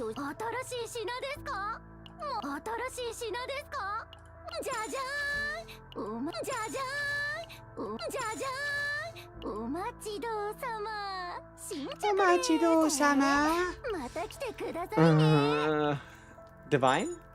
Oh, something nice? Man, what the fuck? This is the same shit, just with a different stupid epiphany. Am I looking for a certain desire? Yes, we are looking for the Sever Ties desire.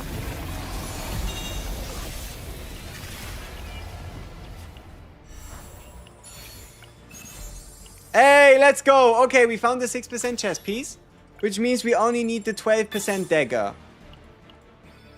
Nice.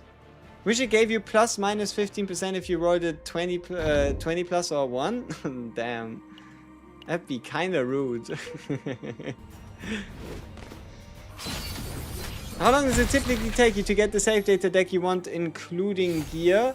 See, Season 3 was a ginormous amount longer, but this season, I'd say like 4 to 5 runs, and depending on if you do these, like 4 to 5 runs, a generous estimate. Usually it's like 1 to 3. But the question also is, do you do them on auto? If you do them on auto, you can probably build a character in like 20 to 30 minutes. The real question just comes down to how perfect do they need to be? Does everything need to align? And does that also include you having to play sortie? Right, that's where things really come down to. Come on, please. There we go. Sever ties. Okay, so we have the right desire. We have the right chess piece. We have a good ring. We have no real epiphanies that are actually useful, but that can change. Surely. Yeah, I mean, not this one, but like something Rin related would be great.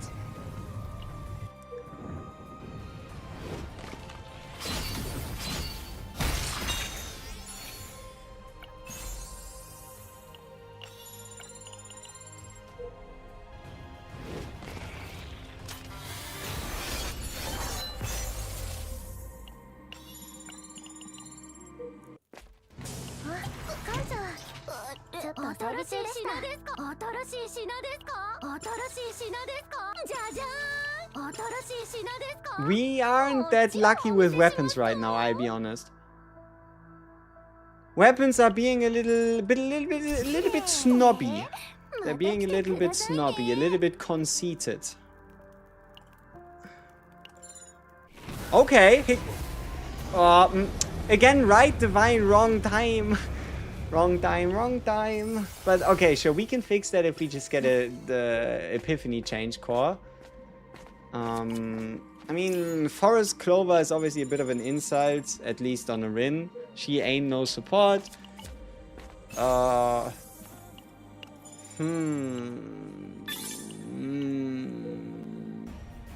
mean, we'll see.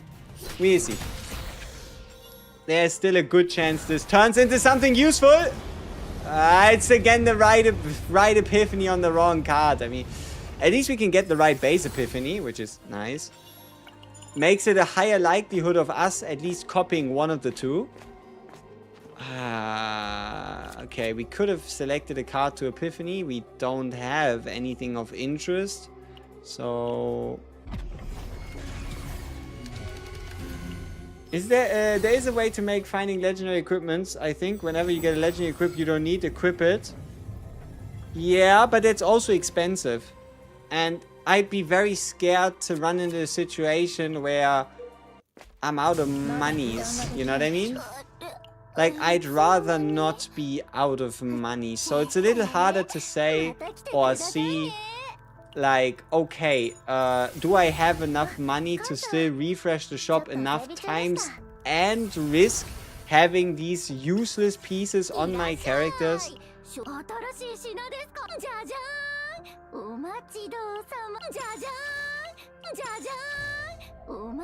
But yeah, maybe I should equip them rather than sell them at least. That could be arranged. Holy shit. Okay. Well, if we don't get the weapon, I'm gonna be one sad boy. Please? Man, I'm gonna be so devastated.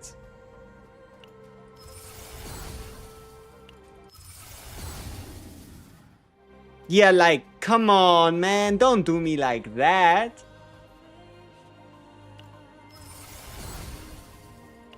It's just a 12% crit damage dagger. Okay, we didn't get the copy event, but that's okay.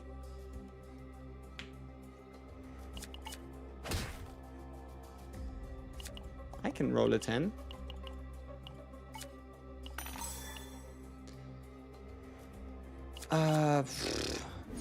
Sure.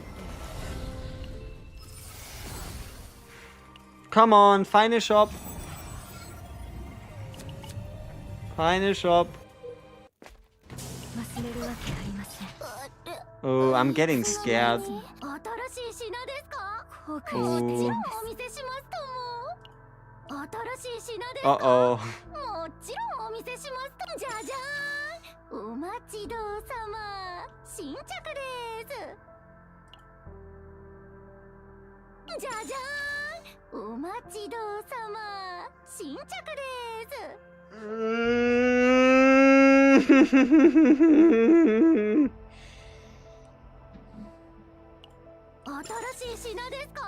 No fucking way. Really? Really? We have to hope that we get it as a random ass boss drop? Really?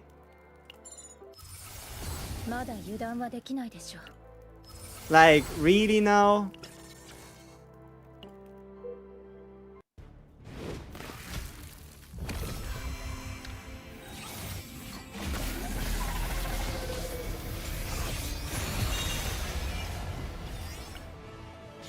We didn't even get one of the ring cards, hello?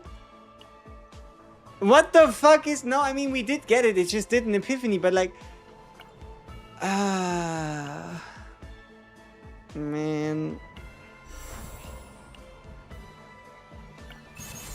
No... I don't wanna... Why do I need to use the stupid blue sword dagger garbage item fuck thing? Couldn't I have just gotten the damn weapon? I mean, at least we got the chest piece. What do you mean just add it later? Yeah, but I can't just add the 12% crit damage. Like, the best thing I can do is shift the... Okay, here's the plan, gentlemen. I can so severely overinvest into this deck to the point where shit starts turning and makes sense again. Now, let me explain to you the plan. The plan is so ridiculously stupid that nobody in their right mind would consider it. So listen close. Listen close. Our only way to save this deck... Maybe it's because she was in the mental hospital. Our only way to save this deck is not only do we need to invest a copy core to get our 4th copy of Darkness Secret Art Destruction.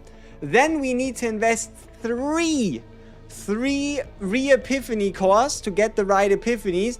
And you know what we then need to do? Invest around 125 divine cores to give ourselves 3 to 4 copies of the Treated as a common card divine. Just so we can use this as a Naja deck. Well, I don't know if I really want to do that. So, yeah.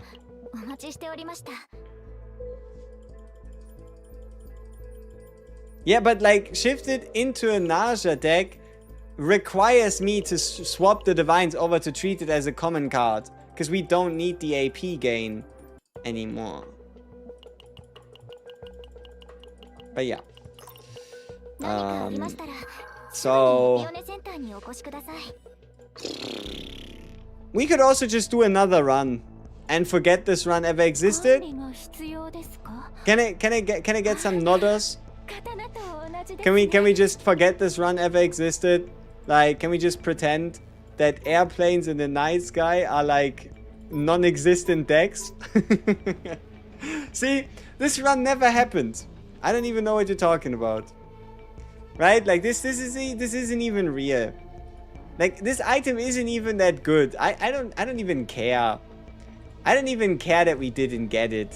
Right? It's like, come on, that's such a tiny little thing. What does it matter to me in the grand scheme of things?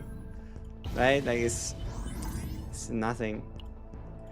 Okay, let's find the tier 15 planet.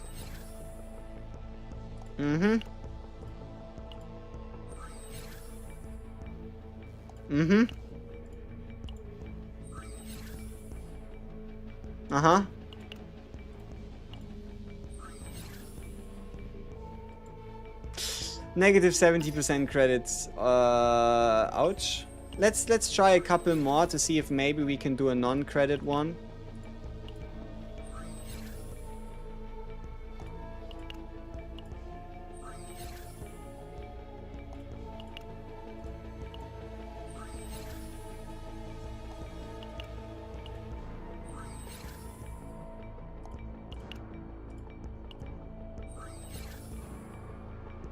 You know, this is kind of an issue.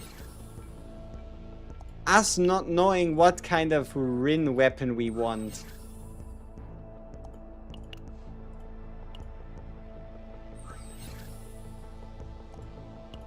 It is indeed kind of an issue. Ah, there we go. Ah, but now it's elites, which means less likelihood of getting the event. Ah, whatever. It's gonna be fine.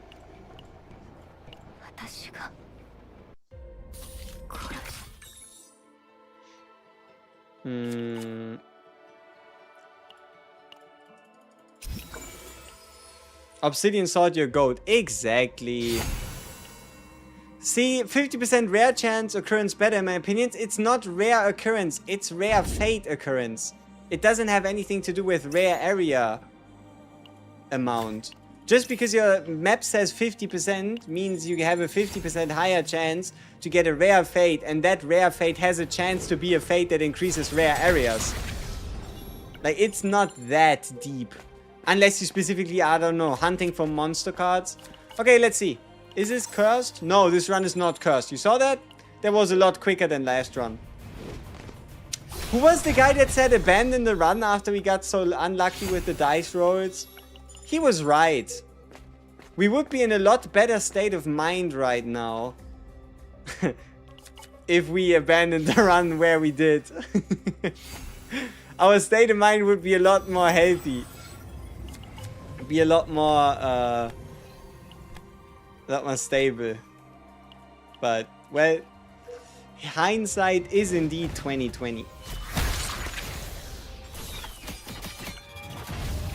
Why green planet instead of seasonal planet? No good weapon for Rin on seasonal planet. And yeah, so no good weapon on Rin on seasonal planet. And we don't need to get a survival card for Rin. We can just do a claim 3 sever ties. And that's why we don't have to play the seasonal planet. Though us not playing the season planet also means that we have to rely on the fact that we are getting a survival 3 card in our team, which is a bit of a stretch. It's a bit of a stretch. He saw the future. He probably did. Cthulhu! Cthulhu weapon! Come on, please!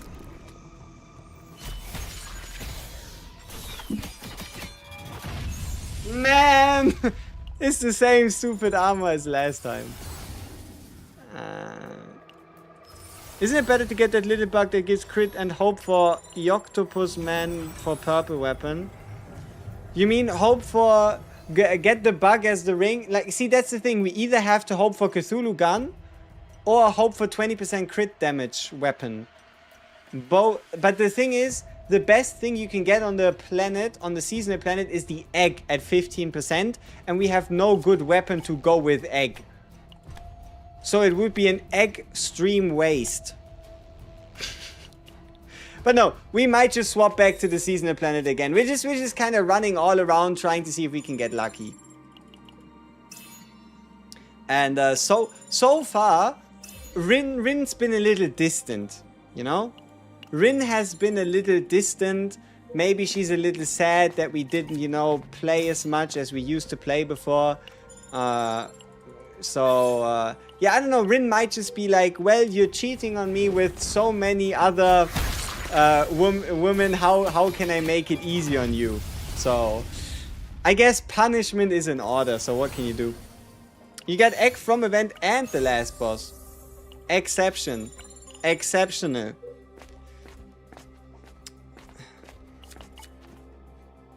We are up all night to get lucky. I hope not.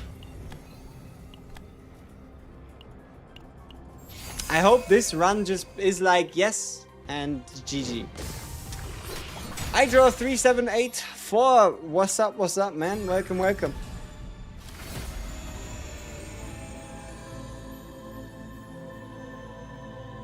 None of these are good.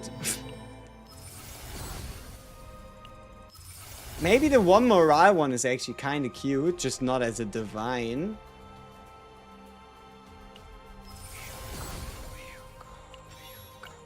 Does the egg come from Cthulhu? No, egg comes from event and final boss.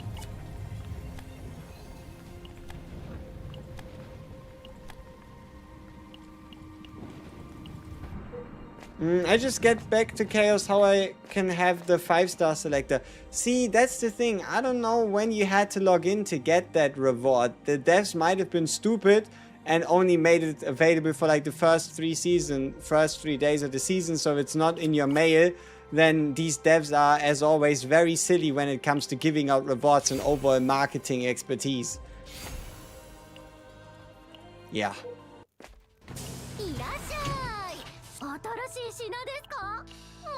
Man, I wish Rin was using extra attack damage. That would make this a whole lot easier.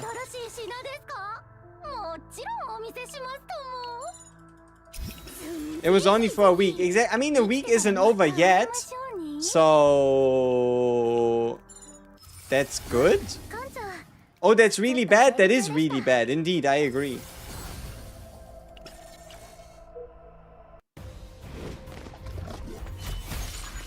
But I've also seen a couple comments below the selector videos to be like, well, where do I get the selector in the first place? And it's never a good sign.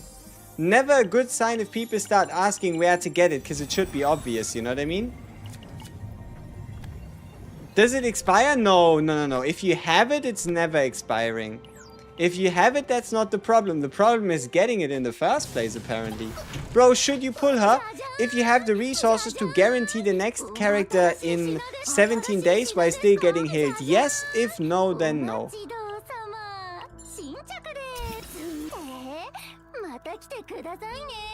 17 days until Arabella get on. Can't wait. I require a Rita deck that doesn't rely on Flame of Eternity because I'm not enjoying the grind. Hit me with a preset code. Oof. You're asking for much, young Padawan. So there's two choices. You either go into the depths of the internet and you find yourself a morale generator Rita, or you be like, well, I'm gonna do 2 cost cast card Rita card thing. You do like a 2 cost deck.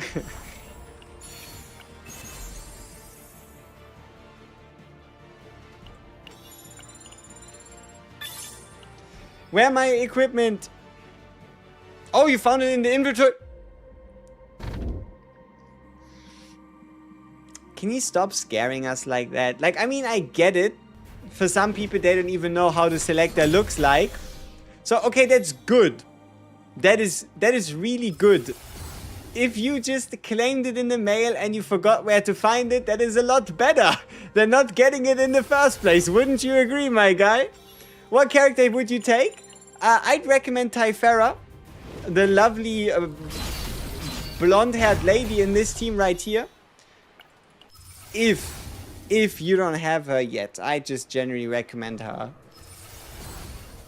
I need a woman to love me like how Rin loves a katana. Keep up the good work. Appreciate it.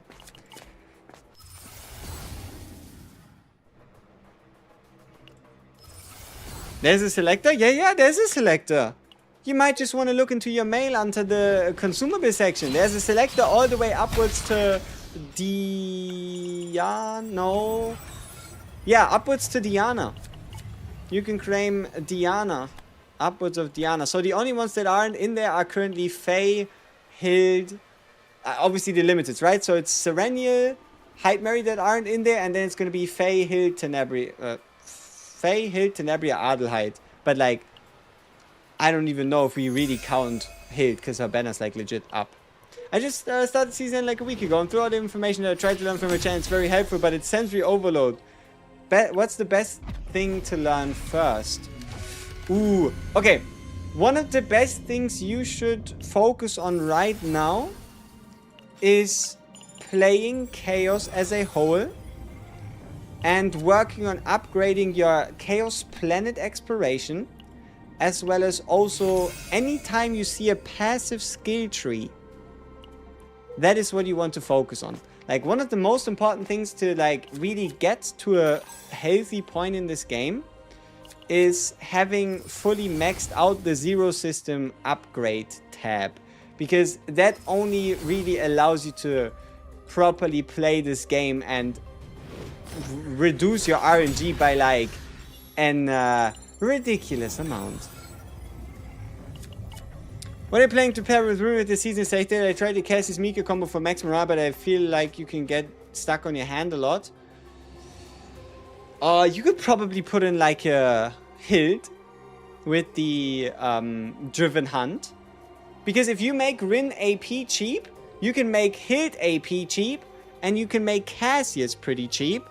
So I guess you could do Rin, Hilde, especially like cost reduction or AP Divines on Darkness, Secret Art, Destruction, and then a cost reduction on Annihilation. So I got straight to the Zero and not really bother with the normal Chaos. Yeah, the normal Chaos is for first clear rewards. It can help you just play the game and give you a bit of a challenge, especially if you're newer. But the main reason you would do it is for like first...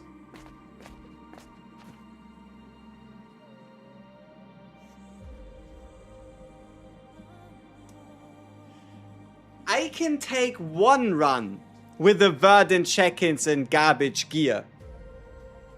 But I don't know if I can stomach a second run. with verdant jackets and even worse gear. Because that is the kind of situation we're currently looking at. We have a verdant jacket and then fuck all. And there is a singular shop. This is mental warfare. This is assault.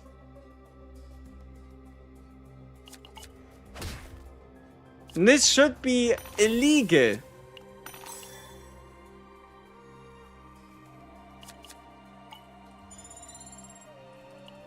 Like, they can't do this to me. Right? Like, there has to be like in the Geneva Convention or something. What's the best way to guarantee or a higher chance to get mythic equipment? Ooh, copy event. Do as many question mark areas as possible, because there's a question mark area in the current season that gives you an additional piece of mythic equipment. Let me actually see if we can figure it out which event it is. Let's see if it's on the CCN Cards Encounter website. It is. Okay, perfect. Let's find it. So, which event gives you an additional piece of mythic equipment?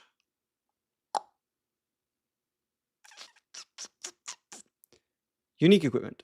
It's this one. What the fuck? What the fuck? Holy shit.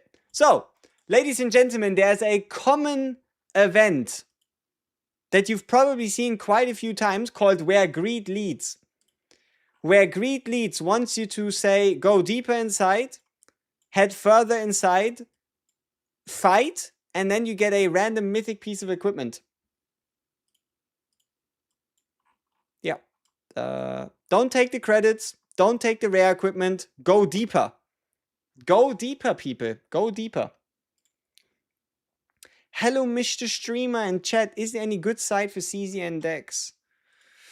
Well, I would like to argue that I'll make one eventually, but if you're looking for one right now that you can have a look at, there's a couple things. There's like a couple Google Docs getting shared around, and then there is this thing.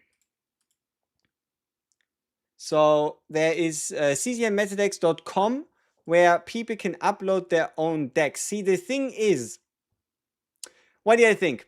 Should I start uploading decks here so you can use the website to find my decks by just searching for something like, I don't know, I'm just going to call them WG. Should I? Should I start uploading my decks there so you can just find my decks and you know for a fact that you can actually cook with them? Is that easier for you, or should I just like find a different way to do it? Yeah? Yeah? Like I could put in the deck, and I could even put, like, see, there's the ability to put comments, so I can just put the gear codes in the comment. That'd be handy. Especially because you can build like a full team as well. Okay, I can think about it. I can think about it. And then you just have to type in WG and you'll find all my builds. All right. It's going to be a bit of a time investment on my end, but I guess I can figure it out. All right, all right. And can I ask something? Which one is more worth? E6 Luke, or allocate some resources to Hugo for E3 and Luke being E2? Okay, so should you rather go all the way to E6 Luke, or rather go Hugo E3, Luke E2? In the grand scheme of helping your account, Hugo E3 plus Luke E2 is going to have more of an impact than just a Luke E6. Okay, we are still in a very sticky situation. We desperately need a sign. We need, right here, right now, I am begging for the 6% crit chance chest piece, or at least the 12% crit damage weapon. Damn. We were hoping for a sign, and we are currently signless. Come on, treasure trove. Hook me up. Yeah, I'm not about to take the cube though. Ah, shit. Let's see.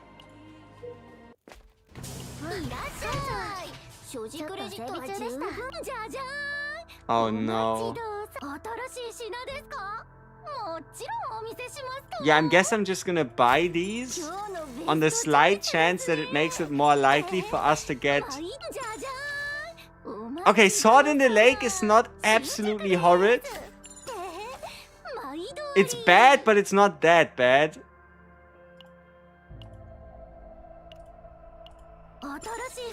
Oh, I hate my life. Jesus, do we really have to hope the boss gives us, like, anything? Man, what the fuck? Really? Really now? Again? 2 times in a row? Like, the boss needs to give us the 6% chess piece or it's GG. Such a waste of a run if we don't get it.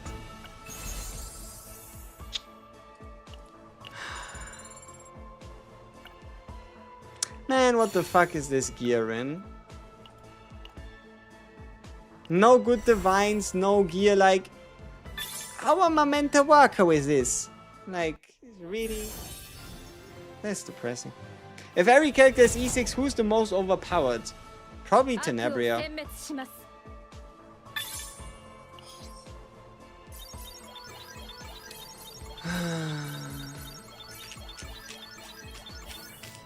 This is silly, this is sad, our Rin is very mad. This is silly, this is sad, our Rin is unhappy as fuck, apparently.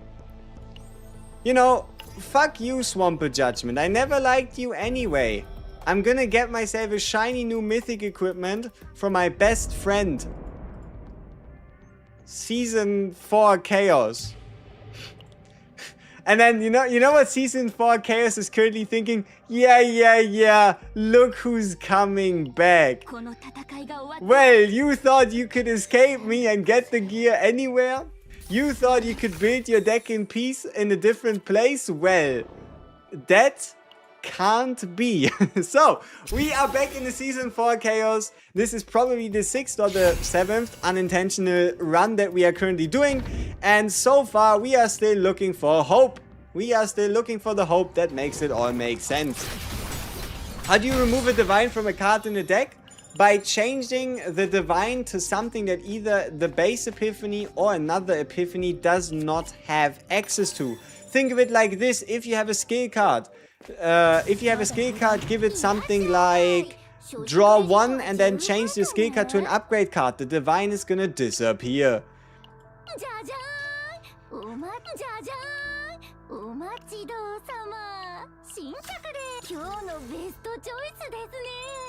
Best choice desu ne. We should have rested. What are we looking for? It's not actually that hard. Like, we are really not looking for anything too difficult. We're looking for good gear. We need a good weapon and we need a good ring. Like, that's it. Need a good weapon, need a good ring. Obviously, some epiphanies here and there would be great. Maybe a nice divine so that we don't have to spend as many resources, as many cubes, as many things would be cool. But, you know, if this run doesn't work, we're just gonna go back to the run where we at least had the chess piece, had the ring. We're just going to embarrass ourselves and use the 12% damage amount multiplicative by using gear cores to reroll for the blue sword. Like, really, if it comes down to it, then I'm not above it, you know what I mean? If things come down to it, I'm not above just doing an obscene amount of sortie for this deck. See, I don't even know where I'm going with it. Like, I know where I'm going with this deck. It's a good deck. I just don't know why. But, hey, Cthulhu Gun, hook us up, please. Come on, make it make sense. I mean, yeah, but no. Like, seriously? I mean, yeah, cool, but also... I don't know, man. I don't want to play sub DPS Rin. Who do you think I am? I see 8% work on the holder too. It does. It does. So it's good, but by far there's better options in comparison to just an 8% attack buff.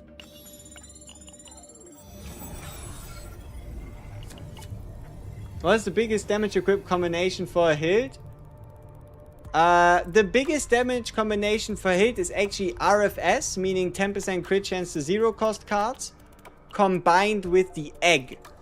So it's going to be 10% crit chance to 0 cost cards on the weapon, and then it's going to be 15% attack on the ring. Now you can't get word and check-its. Oh! Yeah, well, that's a problem, because luckily we are not able to get word and check-its anymore. Like, sure, now we can't get the egg anymore, but we'll get there when we get to it. Like, we can also just buy a random ass stupid weapon before we get to the final boss, right? It's a little awkward, yes, but it really isn't impossible.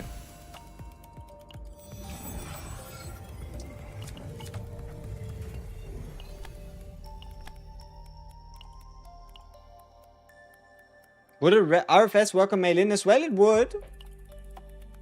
I mean, she's mainly using 0 cost cards to do her punchy punchies, unless you're talking about like the big payoff punch. Because that usually isn't 0 cost.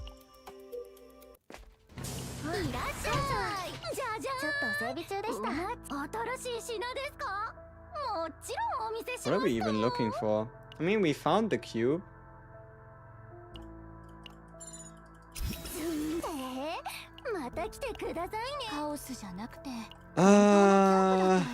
What did I need to re-epiphany?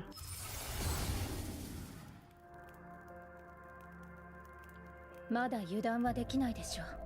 mean, who knows? Maybe the 1 morale actually helps. Sure. Why not? Press the space pirates. Sure. I'm gonna press the space pirates like nobody will believe. I pressed the space pirates successfully. You think the desire card everyone is farming will get nerfed? Hell no. Nuh-uh. If anything, it's gonna get a buff. Yeah, you might call me crazy, but there still is potential for us to see something along the lines of a buff mid-season, because the season, technically speaking, isn't good enough yet, if that makes sense. Not, yeah, other cards might get a buff, even the more popular, even the synergy effects again might get a buff, or we might be allowed to carry 2 desire cards. But the problem is when you introduce that mid-season, you invalidate every single team that only has 1, so that would surely go well. Surely that would happen. Started playing the game after months. Should I start a new save? I have quite decent number of 5 stars, but only Haru has a decent unit. If you have quite a number of 5 stars, then every one of them would be at minimum considered a decent unit. I mean, you can do what you want, right? Though keep in mind, any amount of the playtime you've invested in regards to the save, like playing a chaos, exploring, all that stuff, right? You're gonna start from 0, but it's really up to you. You just gotta have a look at your characters and ask yourself, is this fun enough? Though, at least in terms of like feeling like you're doing the right thing, starting new and just getting the featured character, it's gonna feel good, right? Like there's not much more you can say about it. You're gonna have a fun time. Like if you were to re-roll just so you can get a hit or lose your first 50-50 so that you're guaranteed the next character, you're gonna feel a lot closer to the current content. I'm in free standard character pool. What's the best character? Dupe, better to go for Veronica, Luke, or Hugo? I wouldn't go for a Veronica dupe. Hugo, especially his E1 is a lot more impactful than a Luke, so I guess you go E1 Hugo if it's between those. Hey, is it bad to stop the run at the exterior if you don't get the divines you want? Well, considering the fact that if you're playing on auto chaos, you lose the entire run. Yes. If you're playing manual, no, it makes sense. The real question is, what is your goal with this run? What exactly is it that you are particularly looking for Or what do you want to achieve, right? Are you looking for the best gear? Are you just looking to have to play as few rounds of sortie as possible? What exactly, right? What exactly is your goal with this entire thing? Why Naja is good for Tenebria? Because some of the Tenebria decks can be rather costly in terms of AP, and Naja can reduce it. Anything more than that, I don't know. Doesn't strike me as a super crazy mega ultra synergy. Why buff at the end of the season? SS5 is any. They will focus on that more than SS4. They could buff it next banner. Did I say end of the season? I said mid-season patch, didn't I? Like, unless I misspoke, which I'm quite sure I did not, I said we're gonna see a patch really soon. If they were to buff it, right? They'd obviously buff it in like the next few weeks, especially with Arabella, if people are unhappy. But, yeah. Okay, we're about to take a massive risk. And that is... We're going to take this Cutting Loose card. Because I like to gamble, and I hope we're going to be able to find Sever Ties again before the run ends. Oh yeah, the basic attack buff card. That is nice enough. Absolutely. Yeah, that's true. At least. You're never gonna run out of veracity, meaning all of her hits are getting the full bonus. I never played a lot in this game. Can I build a good team? Everybody can build a good team, though CZN is truly a game where there is levels to it, if you know what I mean, in terms of like building specific teams, finding synergies and stuff. But you can get there.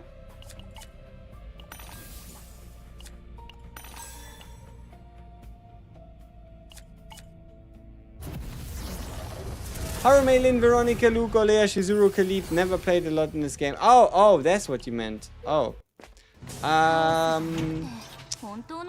Yeah, I mean, you could do something like... Also, there's a selector right now. So, you could, if you like Haru, you could take Haru, Veronica, and Naja and make a team out of them. I mean, the question is, how much currency have you already squeezed out of the game? How much more is there going to be? And how happy or unhappy are you going to be with the amount of summons you will end up with at the end of the day? Right? What is the Season 4 gimmicks deck equivalent to a Dream World from S3? At the moment, in terms of hype and general usage rate, it's gotta be Driven Hunt, the Hunter Ranger Decreased Fortitude card. That would probably be the closest. Though, we don't have any... the gamble paid off. We don't have any crazy neutral cards. Like, the neutral cards themselves, outside of the Desire cards, are rather uninteresting this season. And holy shit, if you're wondering, is this usual? Is this normal? Why is it taking him so long to build a deck? I'll be honest with you. This is not normal.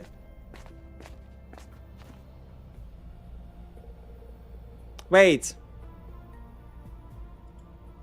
Isn't... Hey! Oh, you need to examine it. No wonder I didn't find that shit. You need to examine the... No wonder I never saw this event for the mythic item. Because you need to use the fucking watchy thingy. Yeah, I wouldn't have seen that if I didn't check it on the website. I wonder how many times I ran past that, completely oblivious. E19 or E2 Typhera? E2 Typhera. You need to read Imagine that. Oh, come on, man. Come on, don't come here. Don't be like, oh yeah, you need to read, like, as if, bro. Like, as if. Hello, I have a question. Who do I pick from the selector? Because I lost to 9 on Hilde's banner, or should I just focus on working on a single team and select someone who can complete my team, also returning player? Hello, I have a question. Who do I pick from the selector? Because you lost to 9 on Hilde's banner. Hey, I mean, you are guaranteed for Arabella. Usually Typhera. You see this lovely lady right here, especially if you have a 9. Usually Typhera is going to be the best or the most solid pick you can make. So yeah, Typhara it shall be if you're asking from a who should I get perspective. No copy event, dead run. No, I can just use a copy core. It's not as dead as getting garbage gear.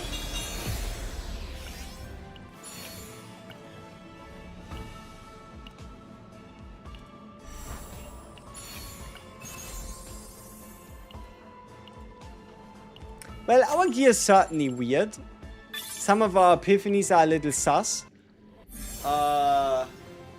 Yeah, I don't know. I mean, it's a run. Again, it's not one where I'd be like, yep, I'm so happy with this. I can't believe it goes so well. The new players, Hilde or Lea 9, objectively a good team. Well, the only thing I could see is you potentially running into AP issues, becoming unable to make the most out of a 9 unless you go for a 9 that isn't an extreme 9.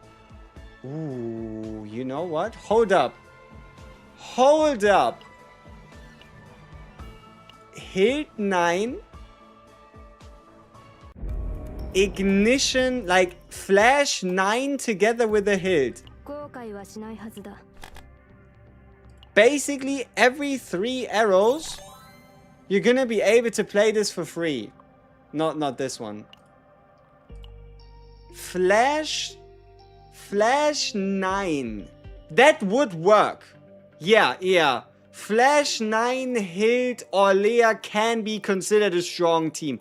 Though the only issue I might see is Orlea is really good at single target, single hit buffs. So you would be better served running Hilde Cassius 9. Saw the 9 get and really like the Flash Hue. Yeah, Flash Hue combined with Hilde is actually kinda cold.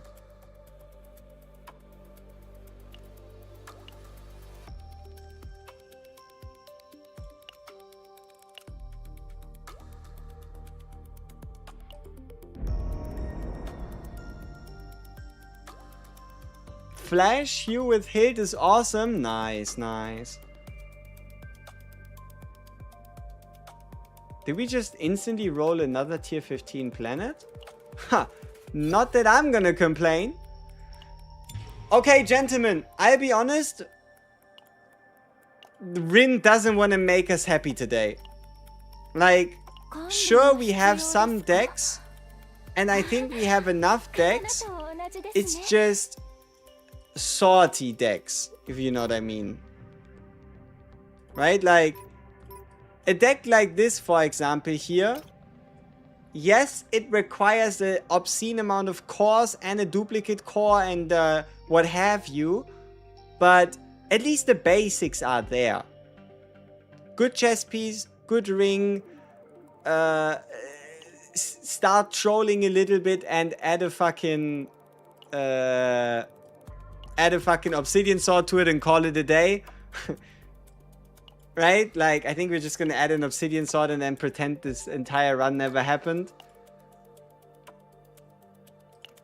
So, yeah, I feel like we did what we needed to.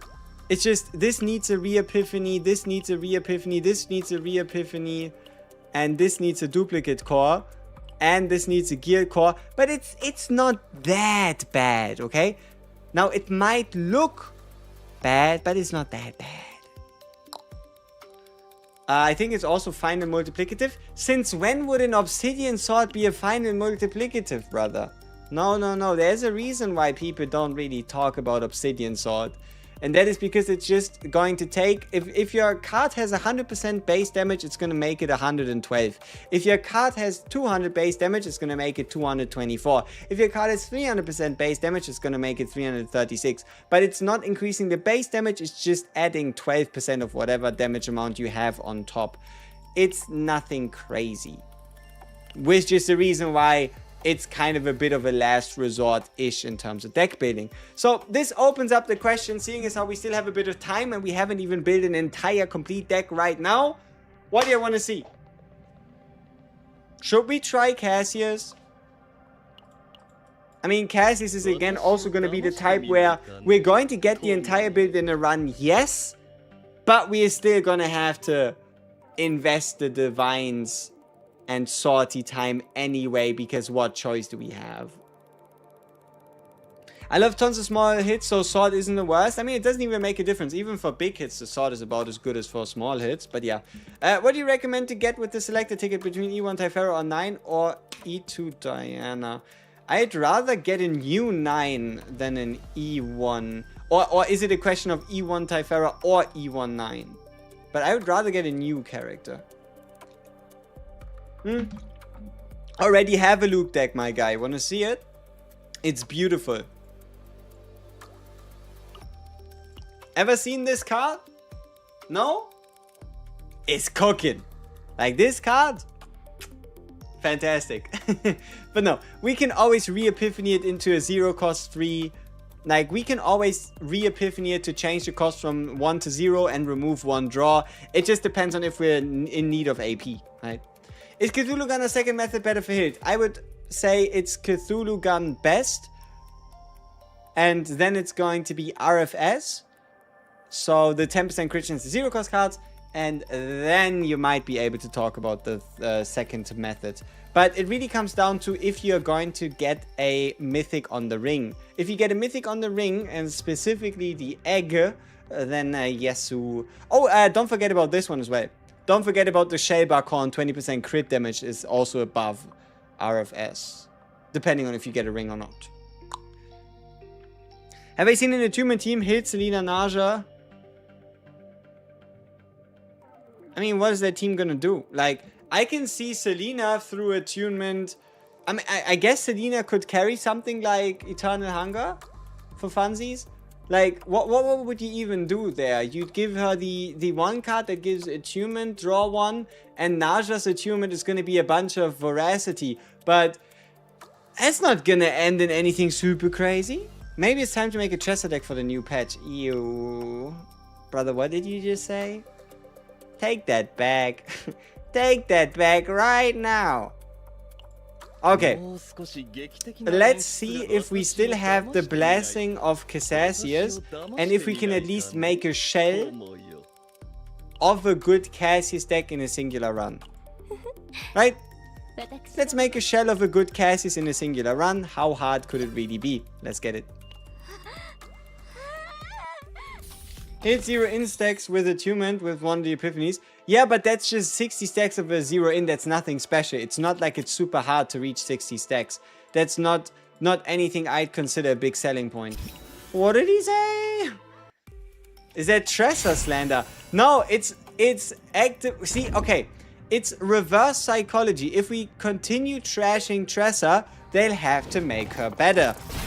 Tressa becoming better is a win for every one of us.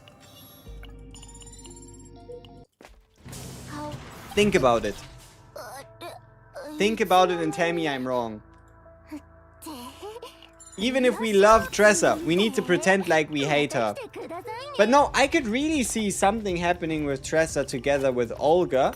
But we really have to first see before we judge. Wait, what kind of planet are we playing? Oh, it's a tier 15. That's great. Can you revisit making from 0 to hero full build character to max but for season 4?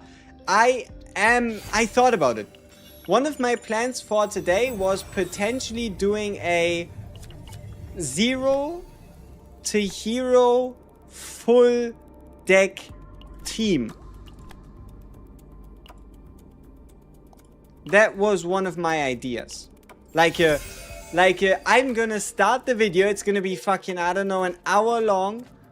Probably longer. But I kind of have to prepare some sortie resources for it. I could have done the fucking video if I didn't do the glitch decks. But also, I don't really regret the glitch decks. Because it was fun. But yeah. If I have the amount of resources, then it's going to be something along the lines of I'm going to start with 3 characters. None of them are going to get built. And by the end of the video, we're going to have a full desire synergy between all of them.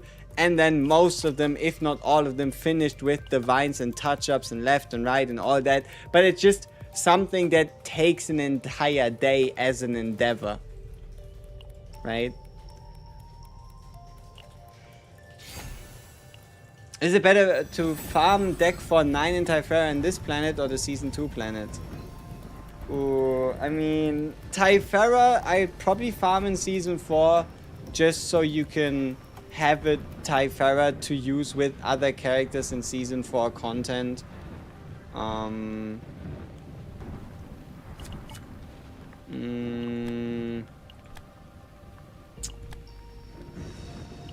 mean, you can still build a 9 in Season 4. It's just 9 herself doesn't really resonate with the idea of Season 4. Most of the buffs are like for multi-hitters. Kinda. So... okay, we almost have the card finished. Now we just need to find the card that transforms into the draw 2. Or maybe even the 1-cost debuff. Why? Hey, come on! Weapon, weapon, weapon, weapon, weapon. Give me the stick thing. Give me the stick thing. 8% team-wide damage bonus. No! Wait, is it actually that bad?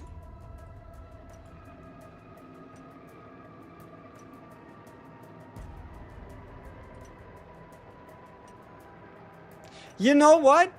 We're actually going to, for the first time ever, take dice at derangement. Because let me be honest with you here. The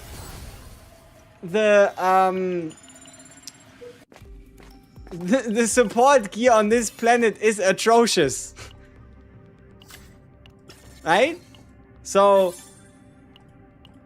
there isn't anything else we are really looking for.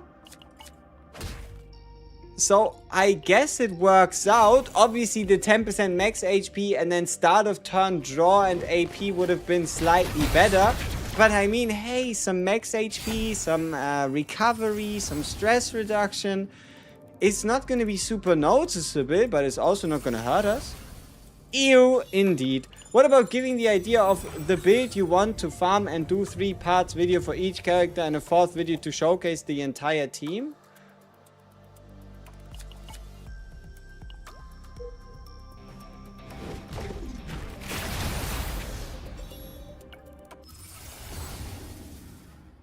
That is not terrible.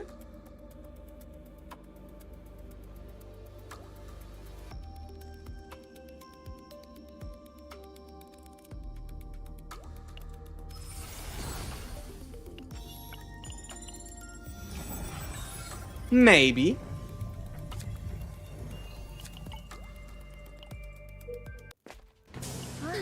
Wait, is this the end of the fight or the first? Okay, first boss. We need to delete a Cassius card, quick. Because otherwise we're not going to be able to copy the dice. Trick. Oh, that was terrible. Okay, what am I going to do here? Ooh, you know what? Let's keep something like this.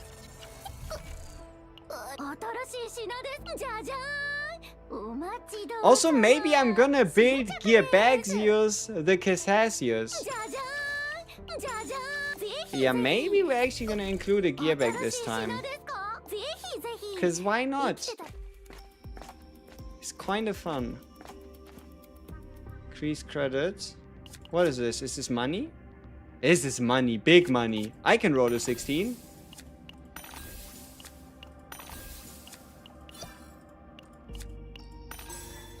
There we go. Light work. Wasn't even close. Didn't have to pay any gems.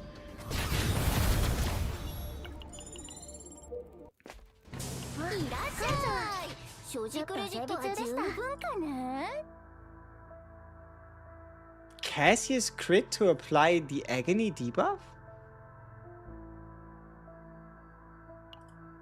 Sure. Wait, but it's expensive. Fuck.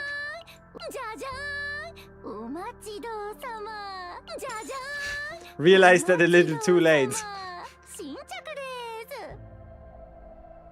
What are the odds of me playing a 2-cost card so that I can Celestial the shit out of this? どうせ他のお客さんもいないし。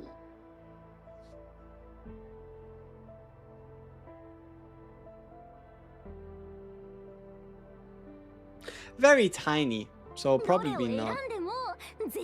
Gearback is banned this season? Well, then I gotta find something else. Time to take Glorious Resistance! Time to take Glorious Resistance.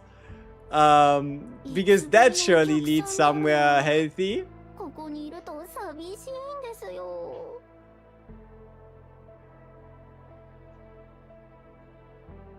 Yeah, no, I'm not about to do it. Am I? Insane enough? お客さんだろう。ここにいると寂しいんですよ。No, I'm not. お待ちどうさま。新着で新しい品ですか？もちろん It's kind of tempting.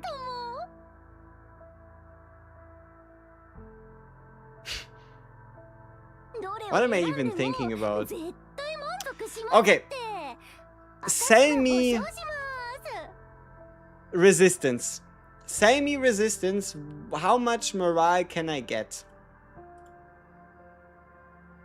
2. But it is 3 cost. So wouldn't I be better off just using a 2 cost upgrade card instead? Like Instinct Resonance, where I could get 2 morale as well. And it even has initiation, which is kind of funny. Well, it's going to be fine. Inner Control. Inner Control, 1 cost upgrade card. What does this dupe look like? Inner Control. Inner Control, 1 morale. Inner Control, Inner Control, Inner Control. When an enemy... Oh, I could just do Reorganize, no? Same shit. Just a little bit more expensive. Then a gear bag.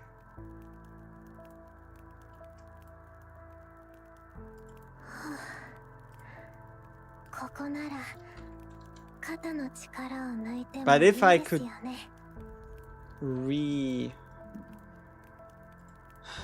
if I do Reorganize, I could get like 1 morale, right? Reorganize. Reorganize would also be 1 AP and 1 morale, but like,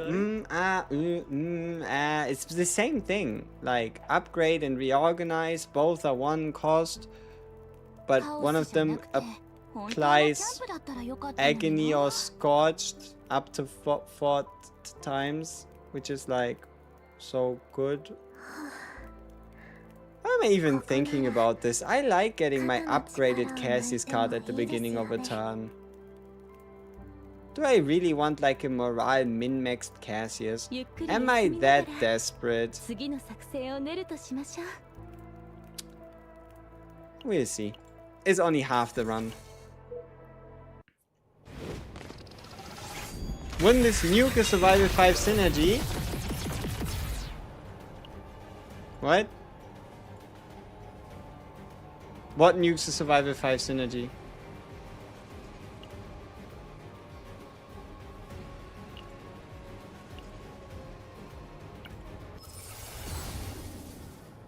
I might not be seeing your vision. What exactly was I considering that you would say? Morale? Nah. Random? Oh no. Oh no, not the random quest.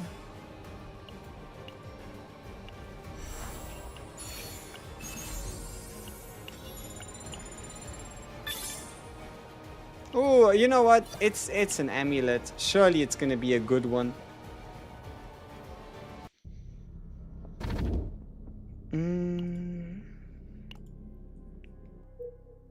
mean, so far we have like the right Cassius dice trick. Normal epiphany. Which is like good and stuff, you know?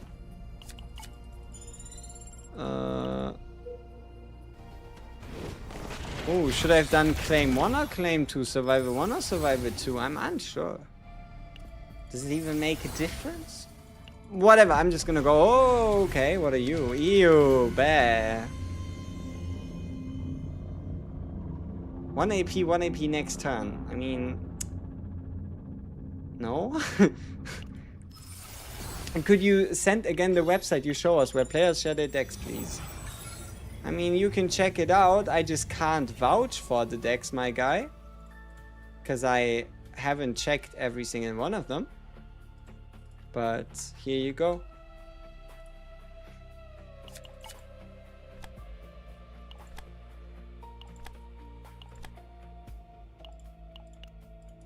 I wonder if Control is gonna like make a comeback and become like good. So Inner Corruption again. Wait, is the Initiation 2-cost upgrade card thing? Is there's a chance that thing is event exclusive, isn't it?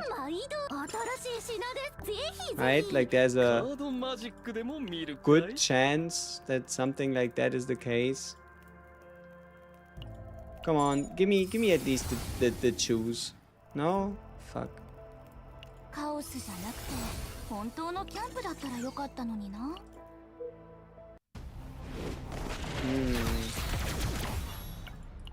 Yeah, this runs a little weird, I'd say.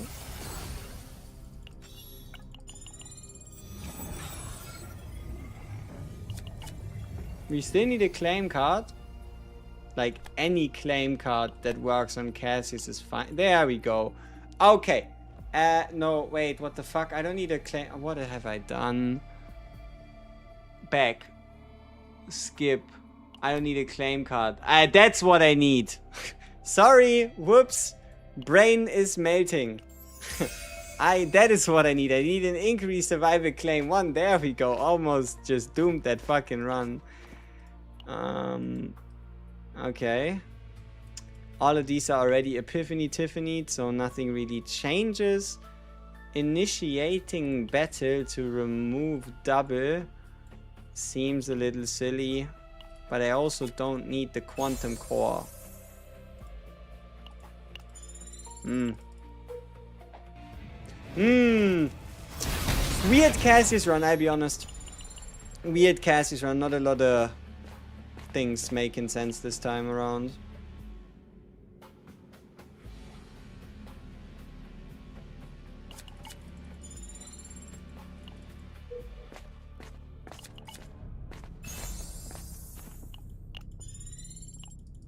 Like this Cassius is built different.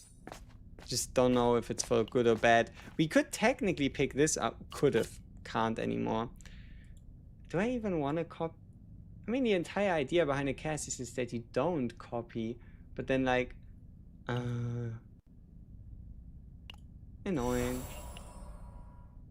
Wait, but what if I copy this one? Now that's audacious. Yeah, that's too much, no? Getting a double dice tricks 3 morale. I can see myself getting stuck in multiple turns due to basically adding 2 cards that just croak, choke, and die. So how about we don't do that? Or I copy it and I make one of them the upgrade card. But then that also means I lose 40 save data. So that means less Devoins. Okay, I need to see this visually to see if I feel like this makes sense. Okay. Let's get the things correct, right? So effectively what we're looking at is we'd have one of them be the start, one of them be the base epiphany with morale. 240, yeah, that's not right. 180.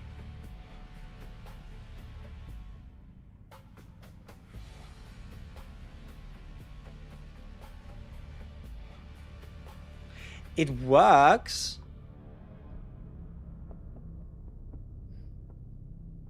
Always a big question, do you cut or do you keep Joker?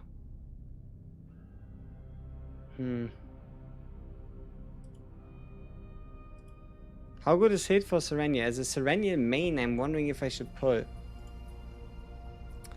Well, I can certainly see the vision between the two of them, and I do intend to play them a bit more extensively, though there is nothing along the lines of an absolute must-have unless you are a mad lad and you decide to go E6 Hilt just so your Serenia can get 15% more crit chance. Hey, mythic equipment. But for what?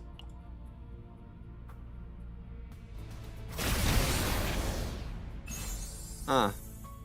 Huh. Can't get that anyway.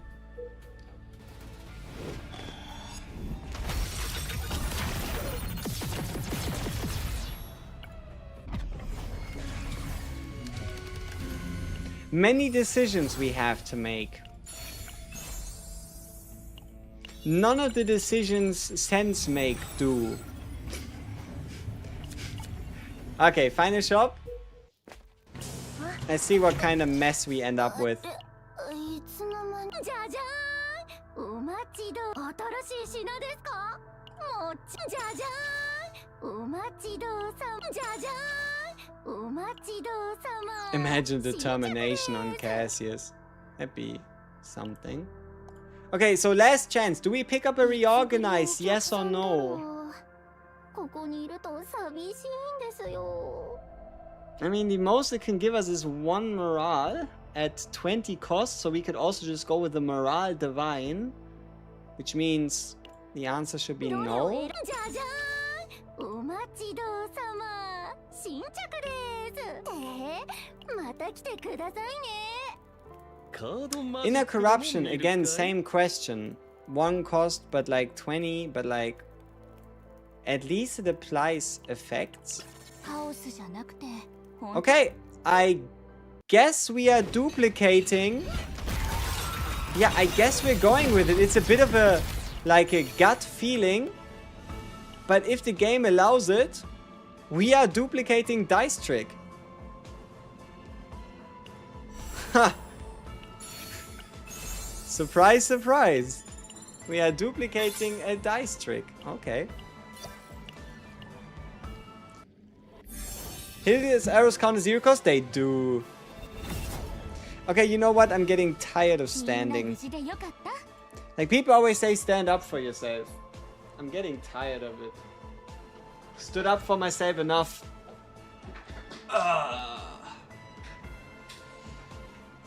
Okay.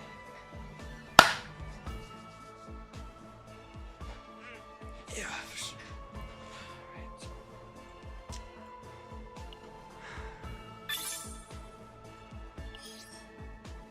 How are we feeling about this Cassius deck that I'm about to show you in a bit?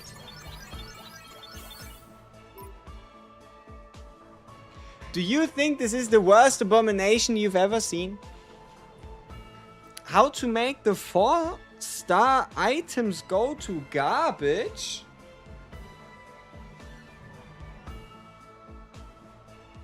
You might just need to explain a bit more, Mr. Kikamusa. I'm not entirely too sure what 4-star items.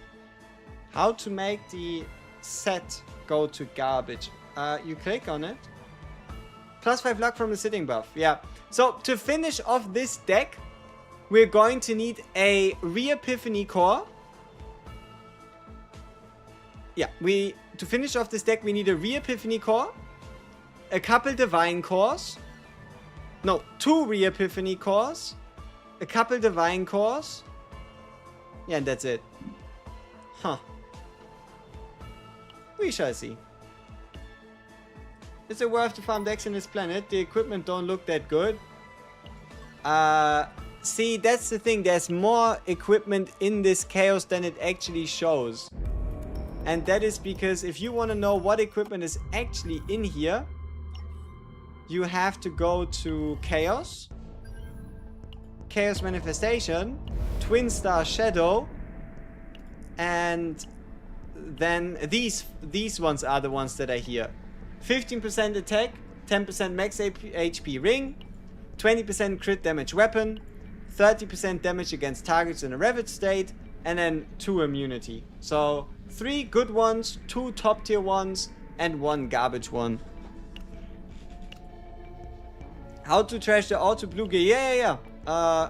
So if you go into your storage, you have a couple gear pieces, and then you have these dismantle settings. Dismantle settings, you can click on rare or lower, so everything that's rare or lower instantly gets cut.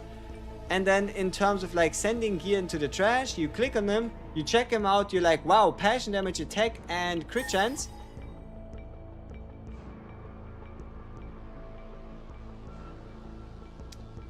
Well, we'll revisit that piece in a bit, but oh, so what you meant to say is like you log, oh, defense, attack, crit chance, that's garbage, and then you just throw it away. Yeah. Unfortunately, it's not instinct, otherwise I'd be instantly upgrading it.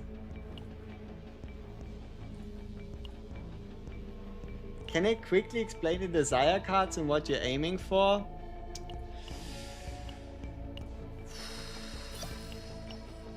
Okay, I give you the most briefest of brief explanations and you're gonna have to be happy with it. Deal? Perfect. So, if you're building a ranger or a hunter right now, you take this card. And if you ask a question, I'm gonna whoop your ass, alright? How about that? If you're building a ranger or a hunter, you take this card. No questions asked. The only way you can do it is you play the season for Seasonal Planet and you pick up a survival event. This card really good, really big, really awesome. What you also need to know is you can level up these cards. By getting cards of a certain tag multiple times, you can level up the tag. Survival plus survival is survival 2. Survival plus claim is survival claim. So on and so forth, goes all the way up to level 3, meaning the max you can get is something like survival 3 or survival 1 claim 2. What you're now looking for is building exactly 3 of these cards on all of your characters. 1 per character, giving you in total 9 points. Out of those 9 points, you want to make sure that 5 of them are survival and 3 of them are claim. Okay?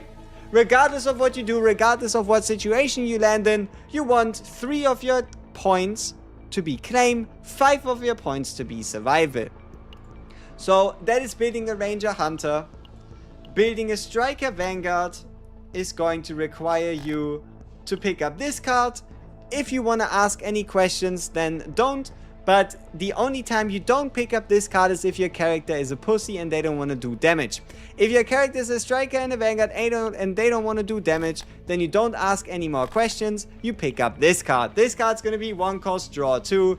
And that is pretty much that. Now, if for whatever reason you decide to build a psionic or a controller, if your character wants to deal damage, you are going to go out of your way to pick up the Feralization level 3 card. If your character once again is incapable of hitting harder than a wet noodle, then you are going to again ask no questions and pick up Sample Collection. And with that you have now mastered the entire concept of desire cards and surely nothing will go wrong. If any of this was unclear, then you can rewind the stream, try to listen to it again, or just get some in-game experience and see if that helps out. Okay, where were we? I feel like we had something to do with gear. Ooh! It's a core of potential. Haha! That means I need to farm less salty. That's a win. That's good. So, I now need to farm 4,000 less salty points. Big news for the unemployed. But no, where's my deck? Here we go. Then let's use this core already.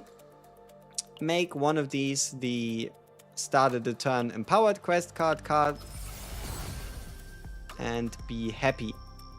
Nice. Now the only thing we're missing is a re-epiphany core for Pop-Eyed Popper and a couple random divine epiphanies.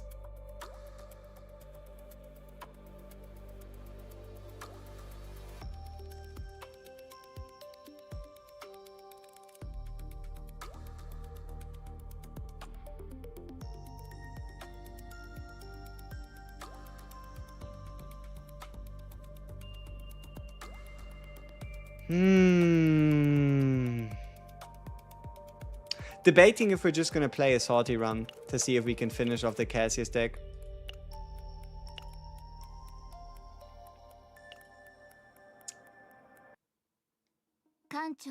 Well, we don't really have a lot of auto chaoses left anyway. My stamina is over mega giga hyper ultra full. So how about we do something fun, which is gear farming, and then we're gonna be sad. Can I show you my best Tenebria build? No, but I can show you a season 4 Tenebria build you can build right now. And you know what? I'm actually going to do you one better. I'm going to link you a code that you can copy. You can put it in game. Then you can check out the build so that we can farm gear in peace. Nah, all good, man. I hope it makes sense to you. If not, ask any follow-up questions and I shall try my best. Alright. Let's do a bit of gear farming. Let's go sortie 30 out of 30 right now. Yeah. Let's farm some gear first. Let's do something fun and then we do the pain.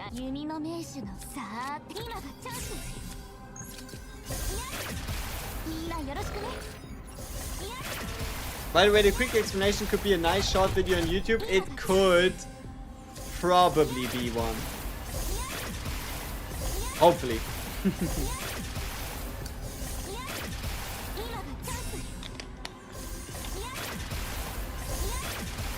What a successful, what a successful gear fight thing. The enemy stood no chance and they are now dead. Please, I need this. Like, whoever hears me, I need this piece. I need this to roll good.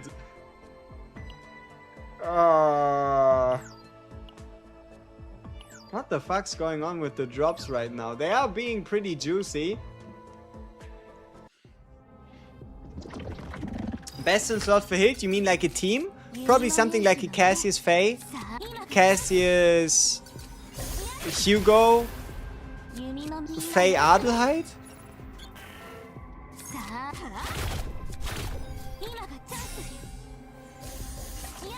What's my favorite deck to play for Hilde so far? I like the Big Arrow because it's funny.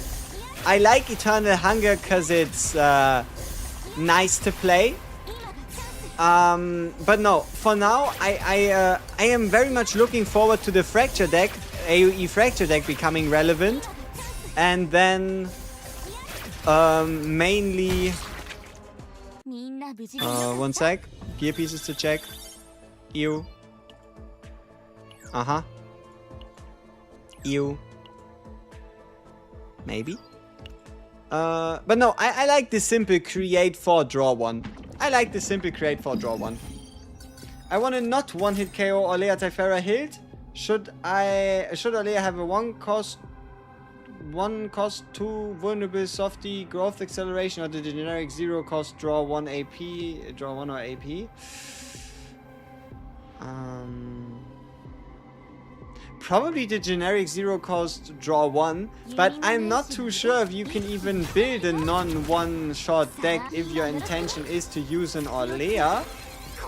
But sure, if you want to split it up for just a few hits, using something like a 0 cost draw 1 is going to be the smoothest. Did they change the interaction with Hyde, Mary and Hugo? Tried to use them in Spyro and the skill that activates 5 on a Fulgent Blade didn't trigger commence the hunt stacks?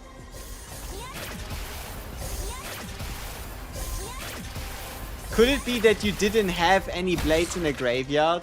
みんな無事で So there was nothing to activate.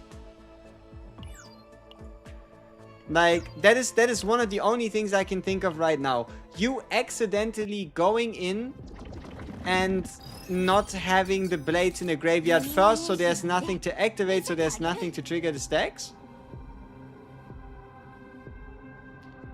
さあ今がチャンス Does it hit build with Eternal Hunger work in the season content or just in things like Tower and Boss? It will work in Great Rift, though the only content the Eternal Hunger doesn't work in right now is going to be Nebula Distortion. Nebula Distortion bosses are the only piece of content right now where it doesn't work.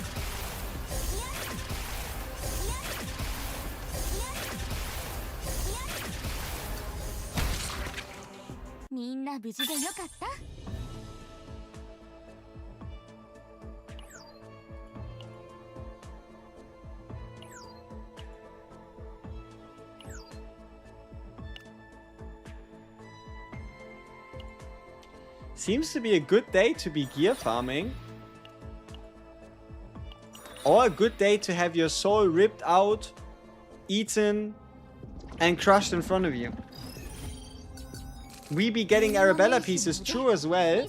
That's also one of the reasons why I'm farming right now. Not just for Hilde, but also for Arabella. La. You tried again and clip it to show? Alright, no problem.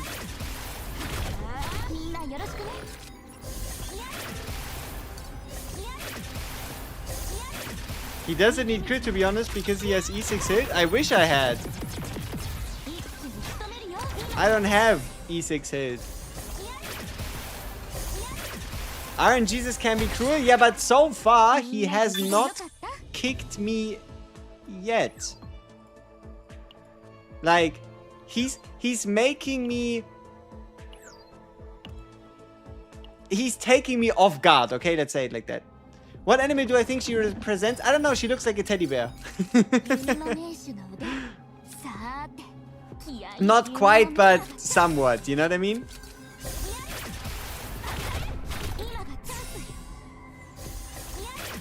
Bro has the potential E6? What does it even mean? Does it mean I have a wallet? Every one of you has potential E6. She's a panther, it's written in the story. A panther is cold. That's pretty cool. A panther is pretty fucking awesome.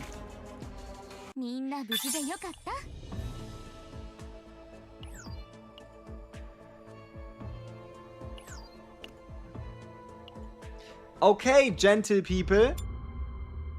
It's time to have my hopes and dreams crushed, or we are about to make a piece that's going to stay really, really, really, really relevant on our account for quite a while.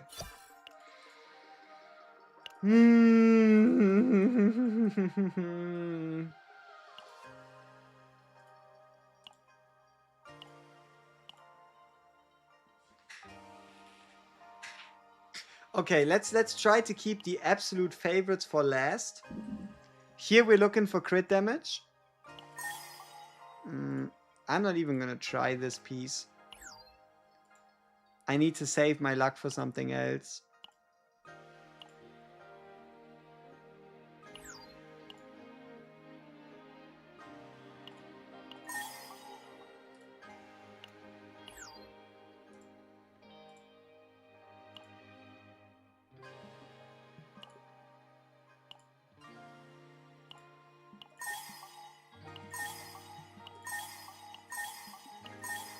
The fuck is this?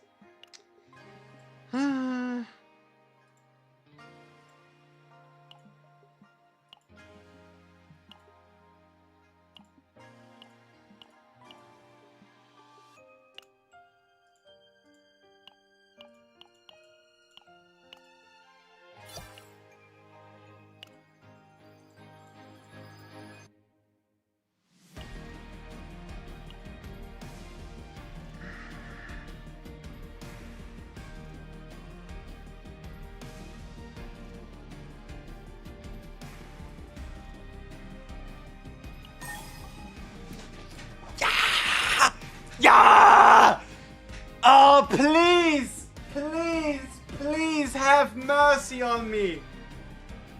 Please! Oh, come on! Come on! Come on! We still need to get through this. I want as much damage over time as possible. Like, just don't give me attack flat. Please. No, no.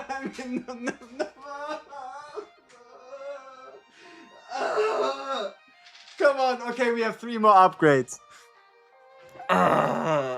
Please. Come on. Don't do me like that.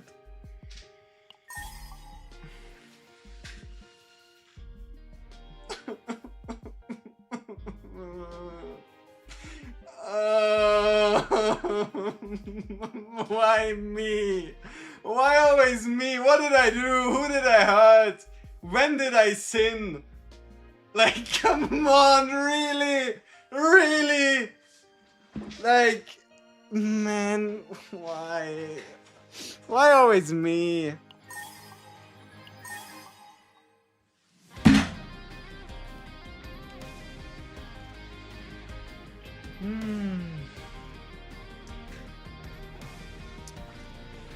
Is that a piece of fucking shit? What the fuck is this? This could have been so much more, man. I mean, we might use it at some point, but like, who needs that much attack if you got damage over time, crit chance and crit damage right there?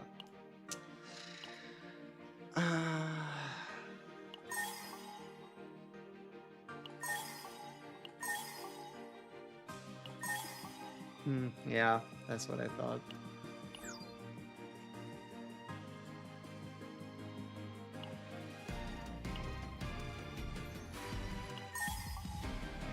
No, no, no, no, no, no, no, no, no, no, not again.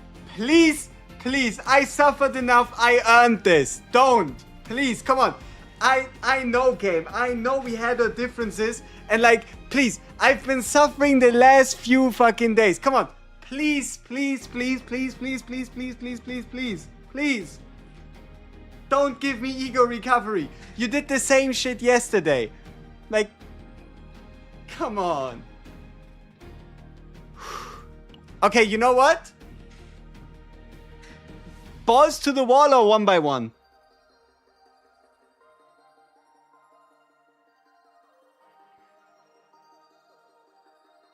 Balls to the wall or 1 by 1? 1 by 1 is fun, but going 1 to 5 also. Full sended. Okay. Here's what I'm gonna do. I am going to only look at chat, okay? I go so close to my screen that I see nothing but chat. Okay? You should still be able to hear me. Okay. +4. Wait, are we broke? No, that should be fine. Okay. So.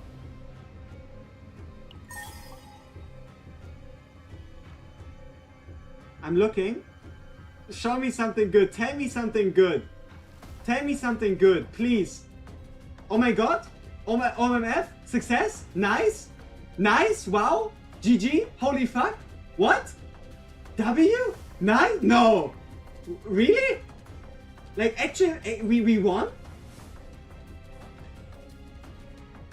Okay, we dodged ego. That's great. That is a really high amount of crit damage for +2. And that's a good amount of crit chance. And that's a nice amount of damage over time. That's a good piece. That's a good piece. No way. That's a good piece. No way. Full send it was the way, yeah. Damn.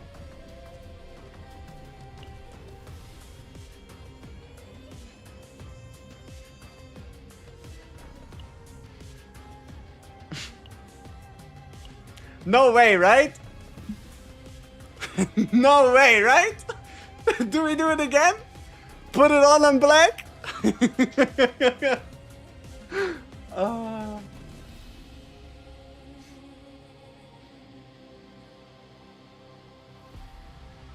need something to, I don't know, hide my screen so I don't see it early. I don't know. But like, I like to do a +1 into a +4. I don't want to insta. Like, I like to do my pieces like this. Okay, well, that's on me. Yeah, okay. I should have just done 1 to 5. Well, sucks to be me then. I should have just done 1 to 5. I mean, it would have been even more painful to see HP +2 pop up out of nothing.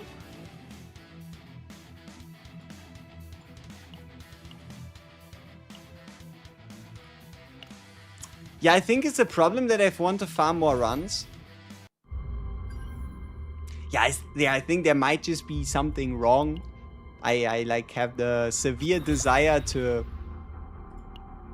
do a couple more attempts. See what we can get.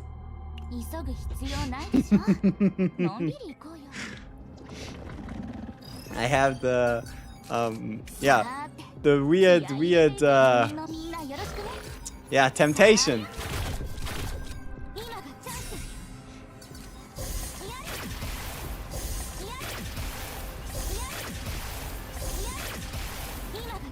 Do I have the dismantle settings on? I do.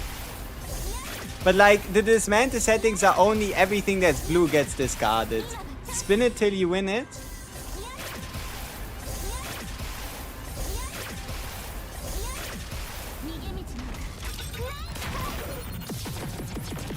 Gear farm is Gumba Heaven and Gumba Hell.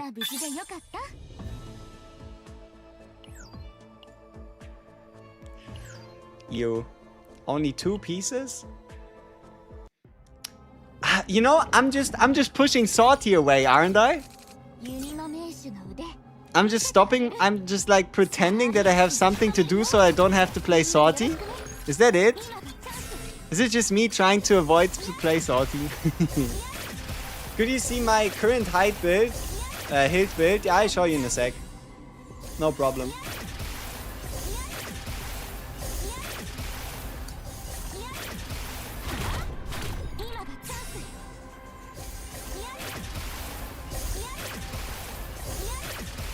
Stalling? Yeah, probably. Just finding any way not to have to play Salty. No, I like Salty, but you know? Okay, maybe you don't know. How would you? Just play 030, fixes mental health. Nah, I don't. If I play Salty, I at least want a chance to die. Where's the fun in being immortal? Also, Salty has become very expensive. An entire Salty run right now is gonna run you 240 stamina, gentlemen. It's not like you need to play a lot of Salty. It's a singular run a day, pretty much. Alright. How did the good old Giggle say? Let it ride. So how about we let it ride? Well, I mean, it's some crit damage. The health is a little tough. Extra attack damage would have been a lot better. But what can you do?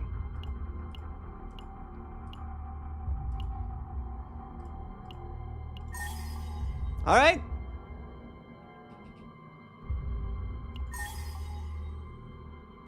Yeah, you know, I think I used up my full upgrade luck. Like, I'll be honest with you. I think we're starting to come down from the high heavens. And it's about time we realize that we are not him. You know? We might just have to accept that throwing all your resources out of the window that fast is potentially a bit much. Maybe the memory fragment is cursed. We can only win on the red ones. Because we gotta put it all on red. Give it a bit. No, but it's so expensive every time I do it, you know what I mean? Well, okay, sure. Like, look at this shit. We're burning 114,000 credits a pop.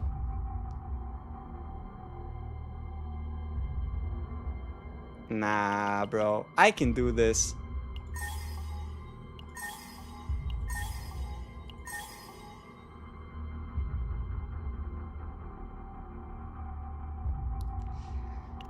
It's a high attack percentage?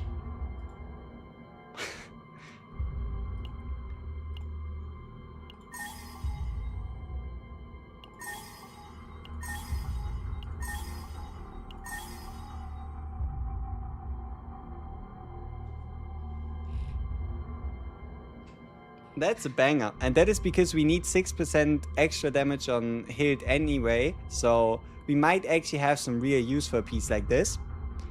And yeah, final piece. Sure. That was a waste. That was such a waste. That was such a waste. It's alright. Shut up, man. What you mean, it's alright? I give you alright. I'll make your teeth alright. Right facing, that is. Alright. About that, let's actually continue working on our Tresor build. And that is, we'll put in our upgraded pieces and see what's changed.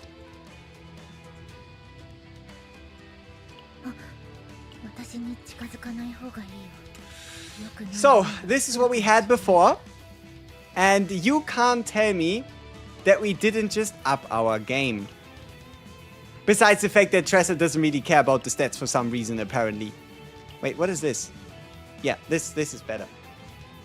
No, wait. What the fuck? This is the wrong piece. No. Is it? Wait. Where's the piece? No, I'm confused. Now I am confused. Is it this one? No. Wait. What the fuck? Hello? Where's the piece? Like, I'm not crazy, am I? There we go. Right? So, I'd say going from the left piece to the right piece is what you would refer to as a significant improvement. Yeah. So we're losing a tiny 0.5% damage over time, but we are gaining 2.1% crit chance and 3.3% crit damage. Changed. Now we have this key right here. This key has a damage over time of 9. Issue. This key has a... okay, let's just actually only go set. Look at the amount of keys I already upgraded for this shit. Can you believe this? I mean, what even is this key, right? Crit damage, crit chance, extra day. This is the new one, right? This is the new one. And I think I had a similar-ish one with like 6% extra attack damage. Yeah, this one here, but it rolled one time into HP. Yeah, so I think this is good. So now we have the extra attack damage out of the way. This weapon is sweet, I'd like to say. I mean, this one's cool. How are we feeling about this weapon? Ignore the fact that there's no dot damage on it, okay? Ignore the fact that there's no dot damage on it. This is actually kind of cool. Like, okay, the crit damage is terribly low. Crit chance really high. Crit damage terribly low. But it is a 2-2. It looks good. Like, for reference, why am I saying the crit damage is terribly low? It's 7.9 out of 12%. Yeah, it's not that high. But yeah. 3.9, 5.8. Attack.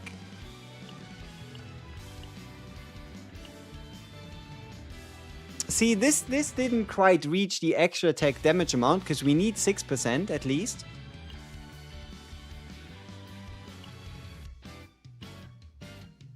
So yeah, I think this is... But, oh wait, but this already has 6%. Oh. And it has 9% damage over time, but no crit chance, no crit damage. Ah. I mean, we'll get there, right? Like, surely it would have been a lot better to have this be useful, but... yeah. That's just how it goes sometimes. Sometimes you get shit like this. Instead of like... Could you imagine if this was like 12 or 14 or 15% damage over time? Man...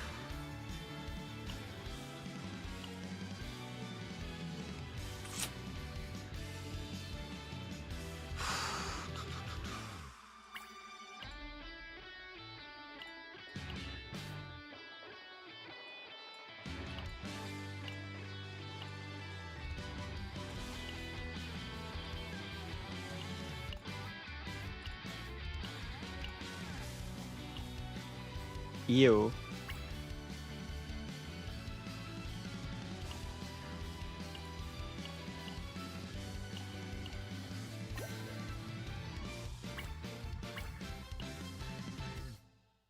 That's not bad. 5.9, 5.8, 4.6.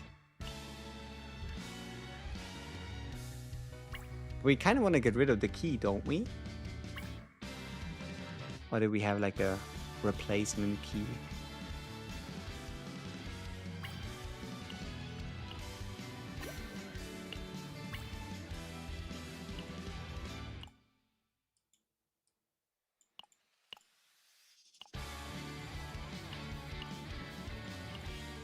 I don't have a... Oh yeah, that doesn't make sense. The whole search filter's kind of dumb.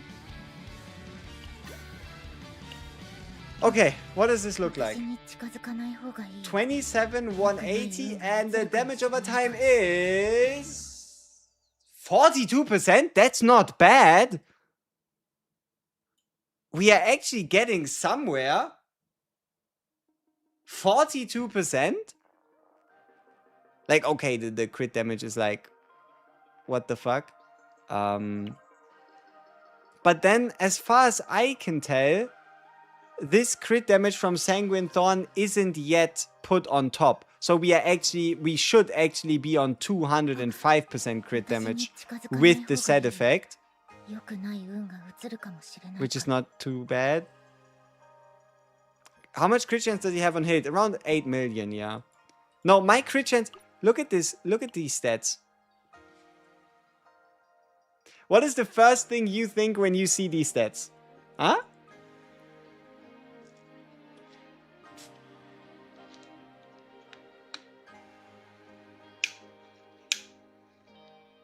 I'd say it's pretty clean. A lot of extra damage, unfortunately not that much. Like 36%. My extra attack damage gear is sadly not that bad, not that great. But yeah, 5200, it's pretty nice. So we have an exact 5200 split. Isn't the set 50% crit damage? The set is 35 when you fully stack it. But yeah. Damn it, how? It is a pretty clean 5200. 200. I like it. And it's even on the new set as well.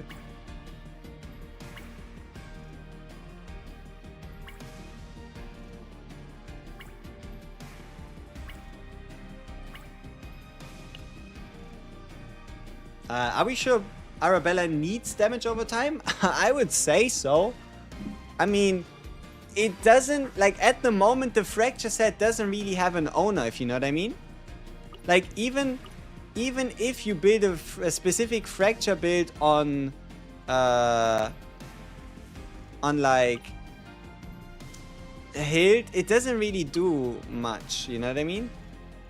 And also, lastly and most importantly enough, the Fracture set itself specifically mentions a percentage increase to crit damage 2 dots. So, so the reason why dots are so important to look at is because of how the damage formula works. So, Just think of it like this. You have your start base damage, and then you add a couple gears things in, and then this, and then you check if it's weak, and then you check if there's a vulnerable, and then blah blah blah. So you take something and then you multiply it. The more multipliers you have, the bigger the damage. The important part here is extra attack damage and damage over time themselves are multipliers, different multipliers applied in the damage formula. Did you see that somebody translated the Abella cards from stream? I heard that somebody was able to read Minecraft enchantment table. It's just, I haven't personally checked it out yet. And then again, what might we see? I mean, the purple card is interesting to know about. Then again, it could be E1, could be E0. The other cards, we only really see a singular epiphany of them. So, while it is great, you can also just have a look at what happens on screen to get a better idea of what she's about, if you know what I mean. So many missing pieces, poor characters. Yep, indeed. But isn't Fracture just once a turn, or you think she'll have other dots? See, that's the thing, she's a dot detonator. She allows you to detonate Fracture, then build it back up, detonate it again, build it back up, detonate it again, build it back up, detonate it again, right? She's a dot detonator. At least that's what the information we have on her is, allowing you to trigger Fracture multiple times a turn. Focus mostly on crit, now have a set that gives 47 crit and 170 crit damage. So 60... Brother, ain't no way you are at 295% crit damage.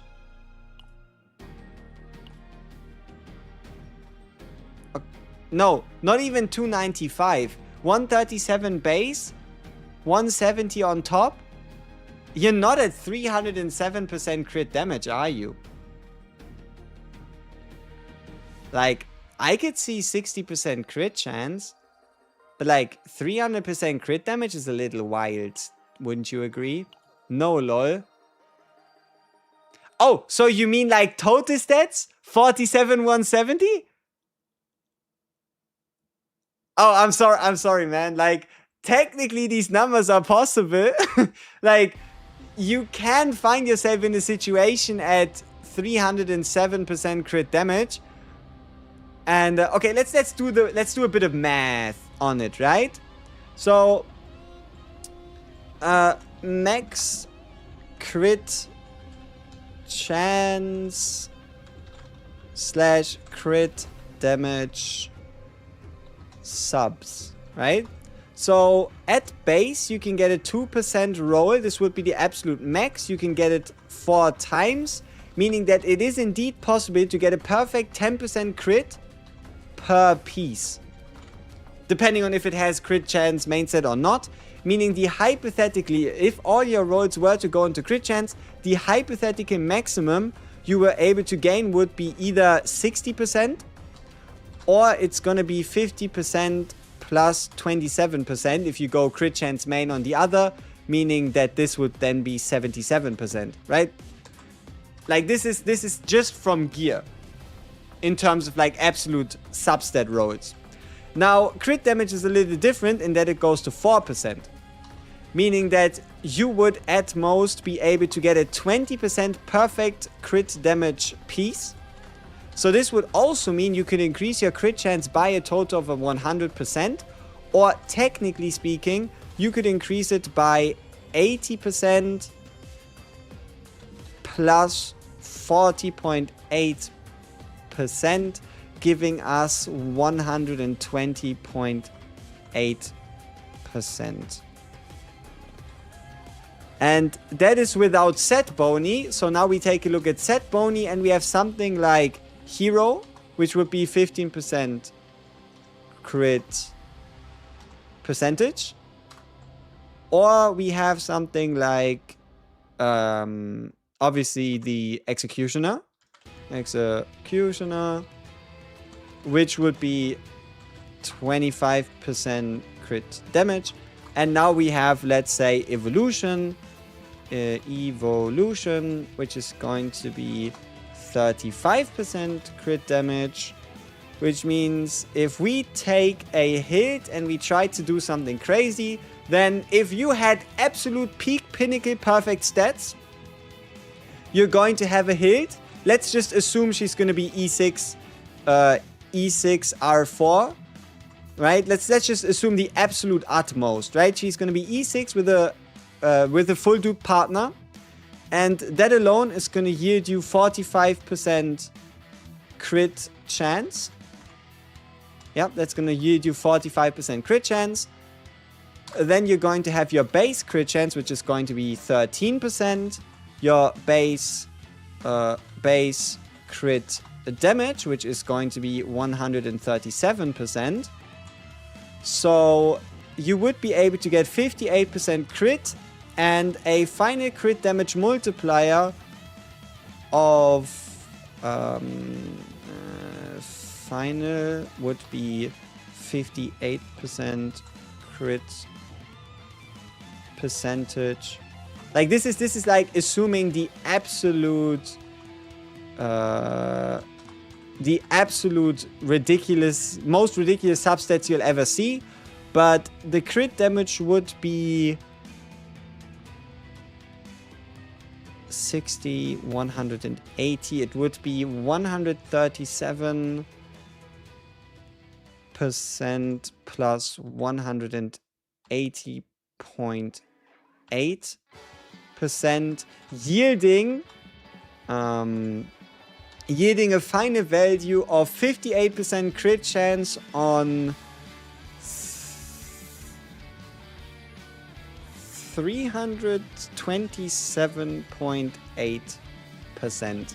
So, technically speaking, a 60% crit chance, 328% crit damage build is on an E6, R6 Hilde possible. Yeah. Like, these stats would be compared it to my current stats, you would be 8% crit chance higher and 127.8% crit damage higher.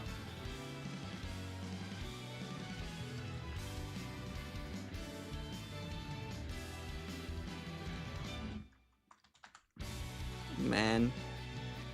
Obviously, you could also push this crit chance with something like the crit chance weapon, the crit chance armor, the RFS, the 10% crit chance, the zero cost card. So technically, you could even push this up to 68%. In terms of weapons, you could even go higher, but like this is just like, yeah. Keep in mind, this is picture perfect rolls on absolutely everything.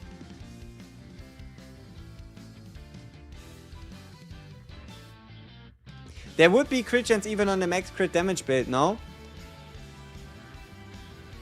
Yeah, but we are assuming just focusing on one. Like, obviously, you could also... Technically, yes. If you get 6 times 2% crit chance subs, you would then get a final stat line of 70% to 327.8%. If everything, that's like just gear alone, if everything goes picture perfect, right? Now, if you're wondering how do these numbers look, if you don't have a fully duped person, like let's say in comparison, what can you achieve with perfect gear on E0 R0, right? E0 R0, which is going to be 10% crit. And then you'd obviously have to swap a couple things around, like for example how you would then okay, so what you would then do is get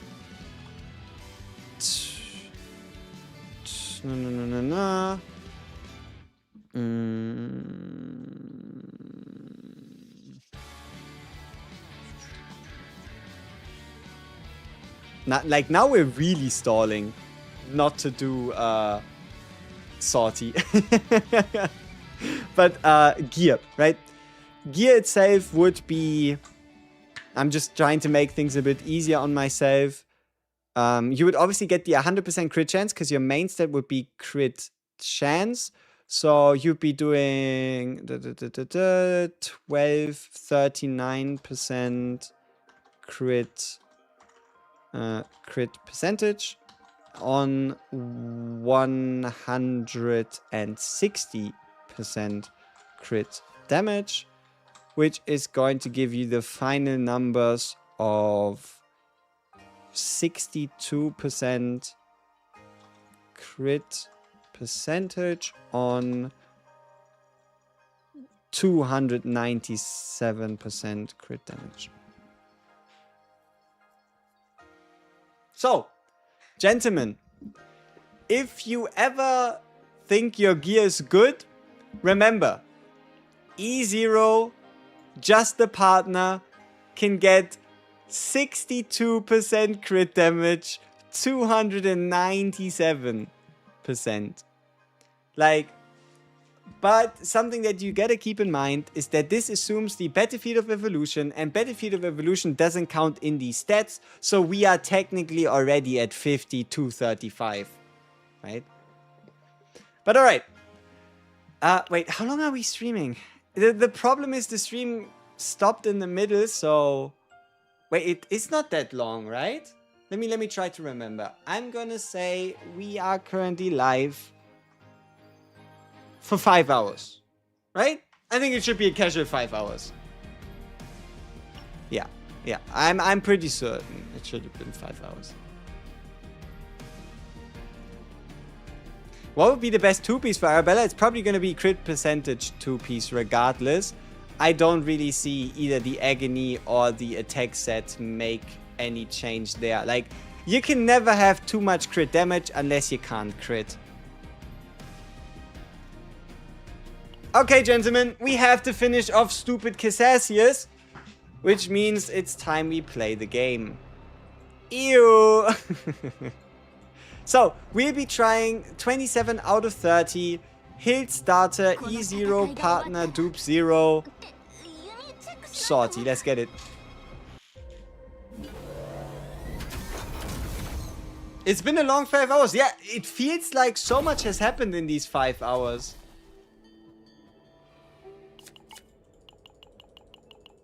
Oh, is this the cost or the penance card? Okay, penance card. The math was mathing so much your phone blacked out. Spatial math. It says I've only been live for 2.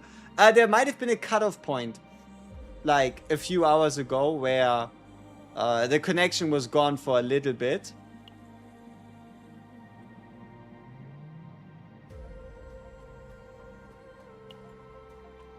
Oh no. Yeah, that's surely gonna go well. We're gonna play 27 out of 30 sortie on Yuki Hilde. No healer. I mean, yeah, what's the worst that could happen, am I right? What's the worst that could happen? You need a counter for how many people ask for a desire card explanation? Oof. You might be right.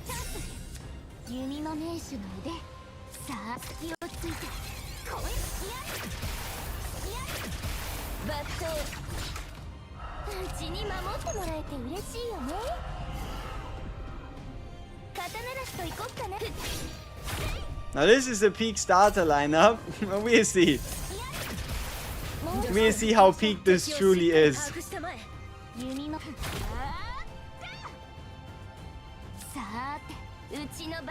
Wait, why does Yuki have such a beefy defense? In comparison. Oh, because I have Yuki's basic card potential upgraded. Why do I have my basic card potential not upgraded on my Hilde? Oh yeah, exactly, because I can't afford 5 blue crystals.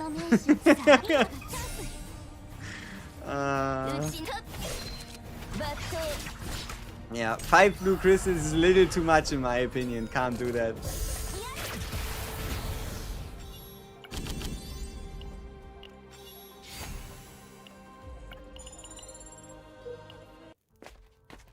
Yeah, the elite is gonna be like real fun. カオスじゃなくて本当のキャン We プだったらよか on った go, の we に on な go, we on go. Oh, oh, oh. Okay, that's a comfortable guy. うちに刀なしと行こっかな Pretty relaxed, pretty う chill. ちのバット今がチャンス I, Nerfius, appreciate the follow. 弓 Welcome, welcome.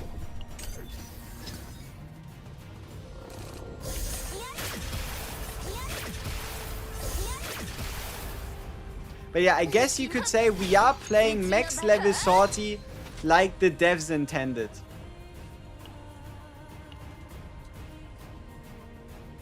Ah, ようやく真実が見えてきたぞ。うちに刀なしと行こっかなうちのバット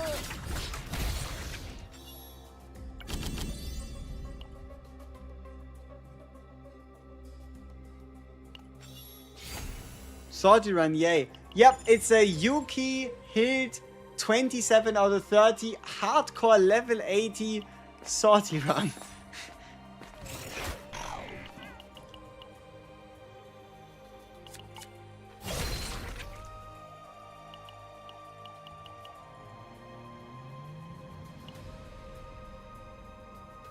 Oh, 3 vulnerable on all enemies start a battle is kinda tough.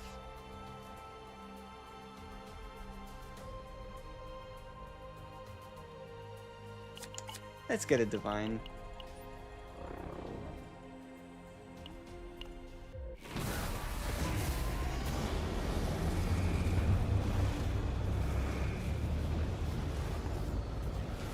Really now?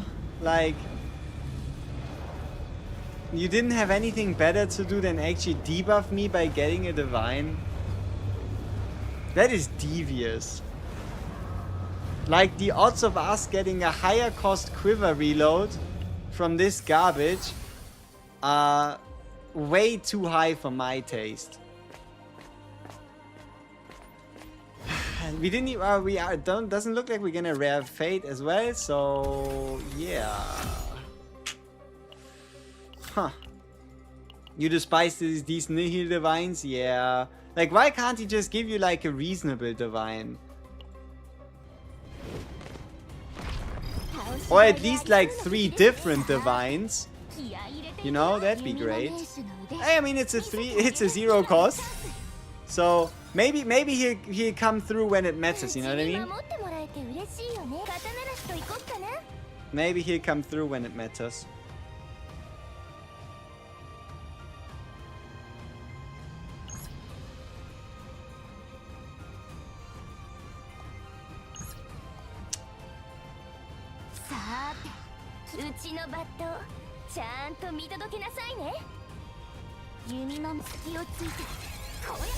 Yeah, I don't know if we'll survive this.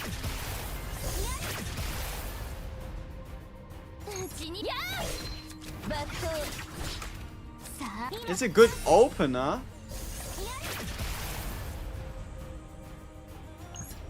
Oh. Hey Yuki. Wanna give me a crit?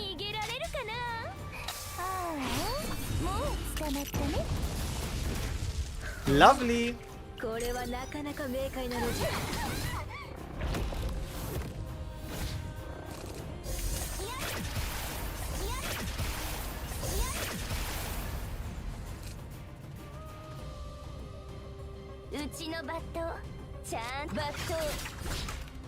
Generational Yuki hard carry. 弓の名手の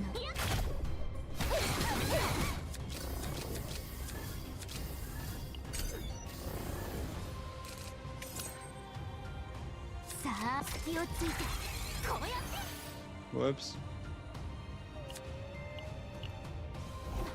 Why don't they refund the promotion materials when you refund all? Yeah, they do. They give them to you in materials that you can use for any and all characters. You gotta start believing in these devs a little more, man.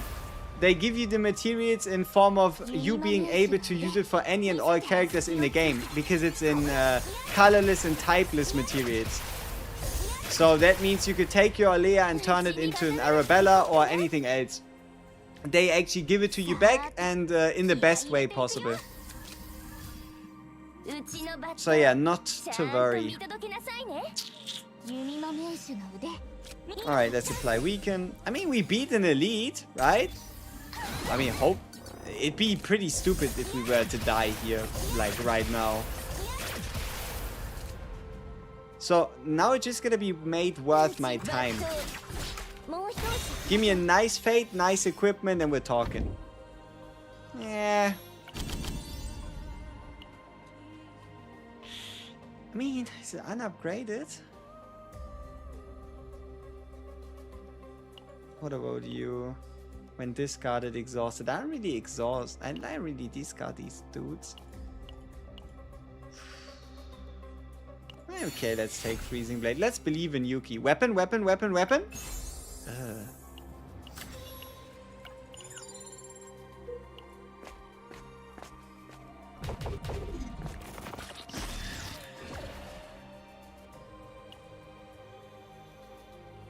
Yeah, I don't really want to get a schizophrenia. Regenerative Ribcage. Cost of all monster cards in hand? I don't really have those. Is 140 credits? Let's try again. Let's try again.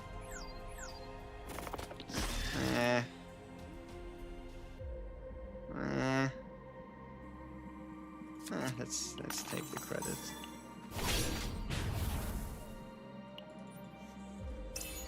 Alright. Okay, last elite.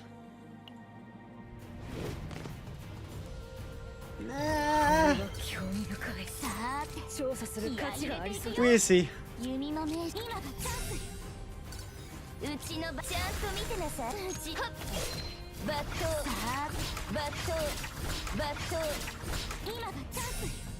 Now maybe I should have checked out what we were able to draw to see if maybe okay, nothing changed.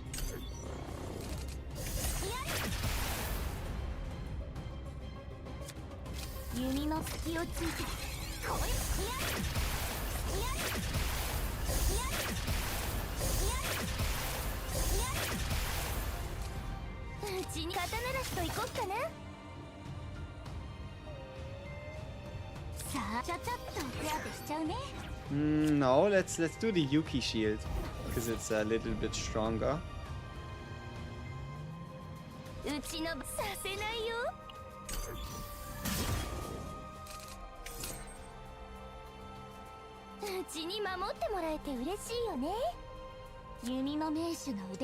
The shit being 2 cost is a disgrace.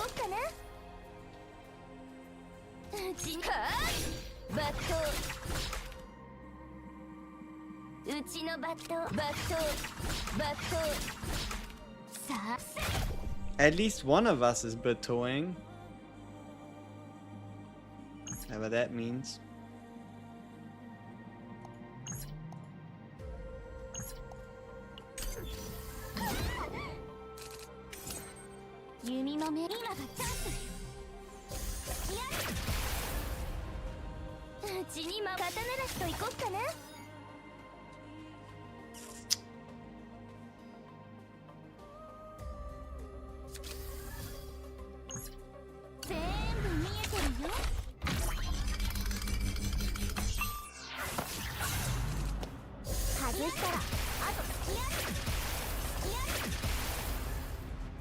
Strong ass oil.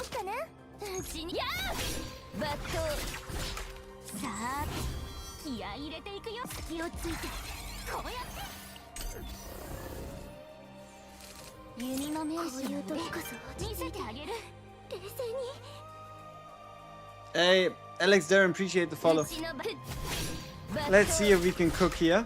I mean, it looks like we're surviving. So far. GG? Yes? Nice! Okay, good fate. Could work. Which comment? No, we kinda need the shield. These two? Something nice? I mean, I don't have to play them, I guess. Draw 2 lead cards, reduce cost could be useful.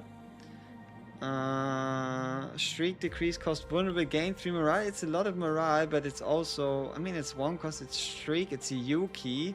It's AoE, it's vulnerable, it's morale.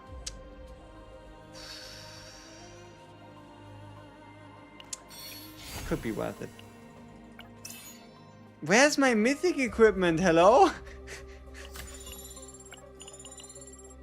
Man, I took on that elite with expectations, you know?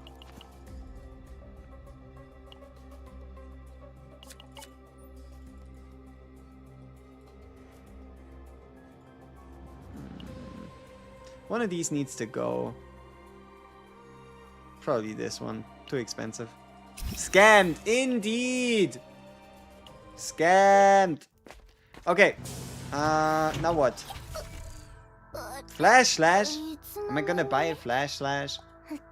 Remove card though. Sounds tasty. Sure.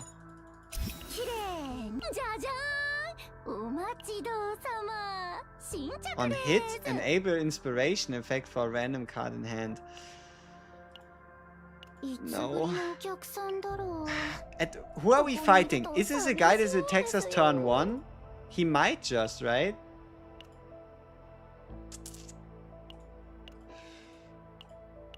Man. We need a... But like, 1 turn no attacks? Oh, that's better. Okay, this is kind of what we needed. So, let's see if that's enough. Can we kill him or does he kill us? What happens first?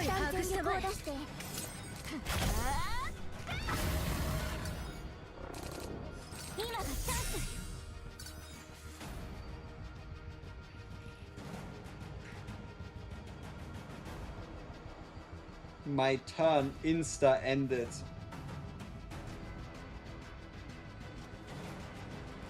My guy had forceful and activated the Nihilium card at 3 cost. Insta ending our turn.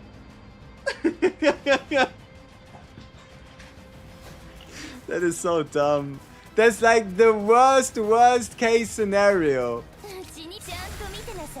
It really does not get much worse than that.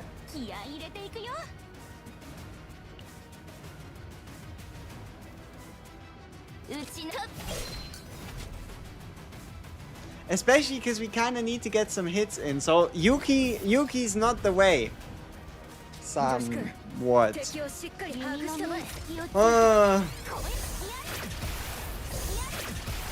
Okay, at least we can get rid of his hunger stacks.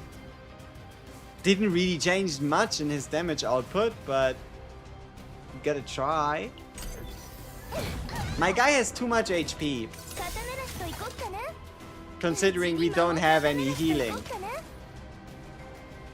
Yeah.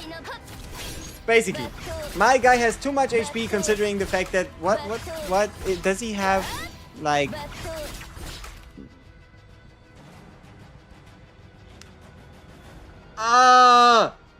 At the start of the turn, decrease damage taken from the first attack card of a combatant by 50%. Yeah. It's not like we're lacking damage and my guy is like 30 million HP or anything.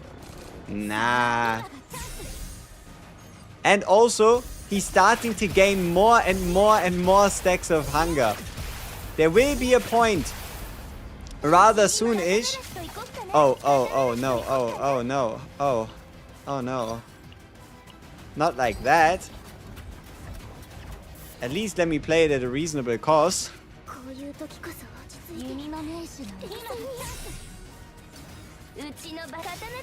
But yeah, there will be a point where we just don't have enough hits to afford this.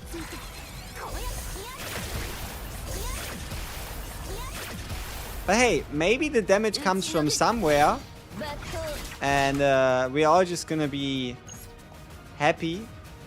Nah, but we're basically dead. There's just not enough.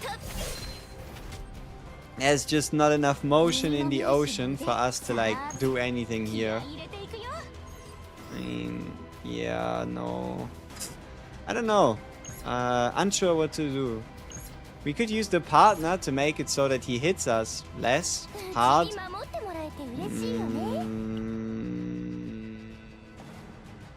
What else could we do? Yeah, that's about as good as it's gonna get. Now what?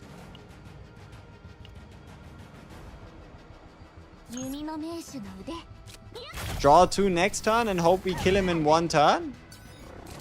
We can save us into the recovery phase this turn.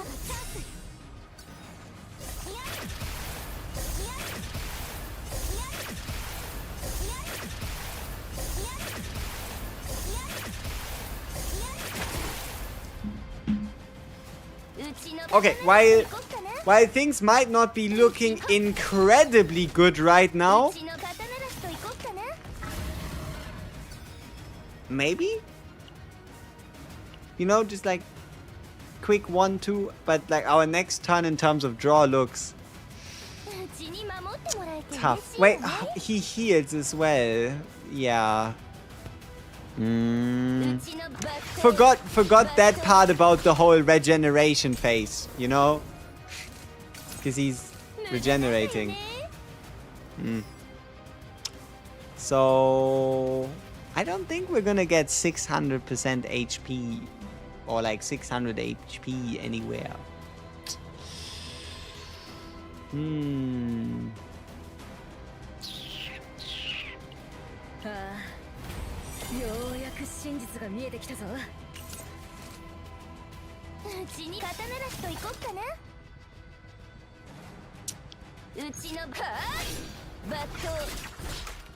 Okay, expected damage output 93 times 3.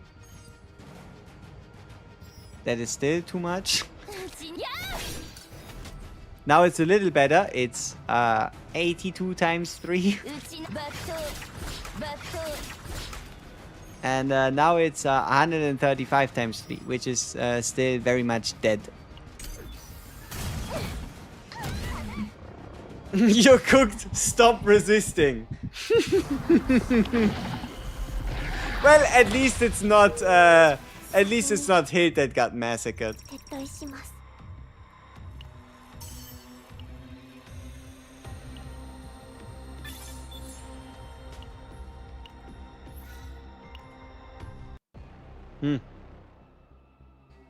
Should we check how long this took? 20 minutes. What was the black mass gain? I believe it was like 600. Yeah. So, about that, you know, like, there might be something I need to tell you.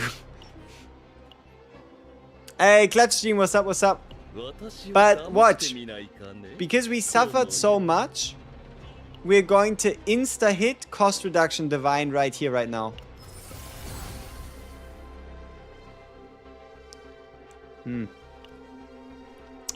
It was just a test. It's actually this one.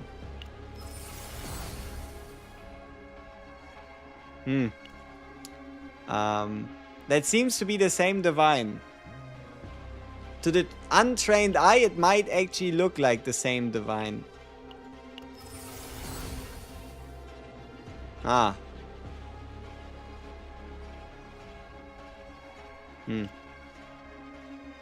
Yeah, gentlemen, I think our Cassie's deck is finished. I'd say it's a pretty good deck overall. Like, we have coordinated attacks and exhaust card, move. What more could you want? Right? This is the perfect Cassie's deck. Basically finished. Basically finished. Yep. Lucky us. Lucky us. We truly are blessed. Would be better if we had 4 copies of Popeye Popper instead. You might actually be onto something. There are 3 in the season shop. I bought those day 1. I cannot resist the temptation that are divine cores. There is a reason why my divine cores are usually either 3, 13, or nothing. 13 is around the amount of divine cores I can buy after an entire sortie run. If you're wondering why I was particularly talking about 13. Now, the question here is, do we do Nia for the point increase? Or do we go with Ray? Because Ray is Ray. Let's try Nia. Let's try Nia and see if we can make it work. So, what kind of starting cards did we get? 0 in is okay. Where's the healing? I mean, at least it's an extra attack. Okay. Where's the elite? Elite is there. What do? We go straight through the middle. No, we don't go through the middle.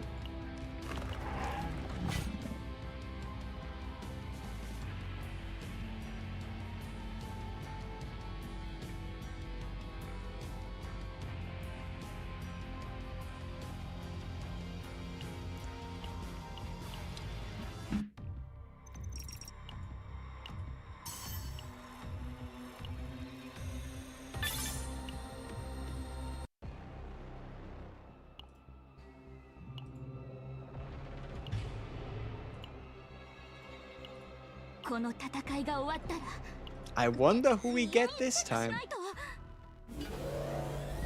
How are we today? We are doing mighty fine. She can activate the legendary neutral that draws 2, create the status thingy that draws 2 if discarded. Pretty nice.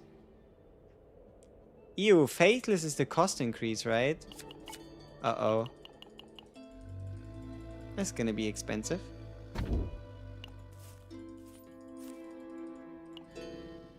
Can we get a Mika?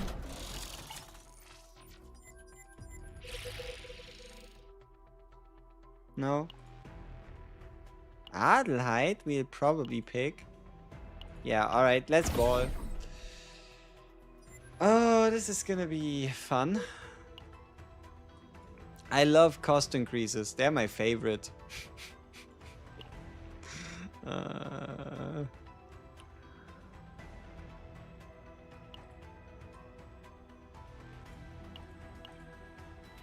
Suffering from suffer. GigaChat Adelheid to the rescue. Yep.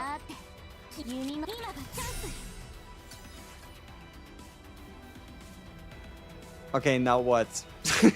we played a single card and I kind of ran out of things to do. Huh.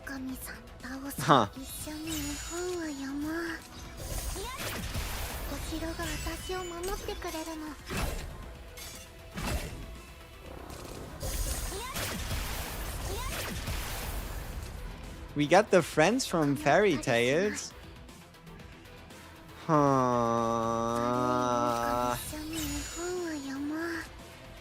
I don't know about that.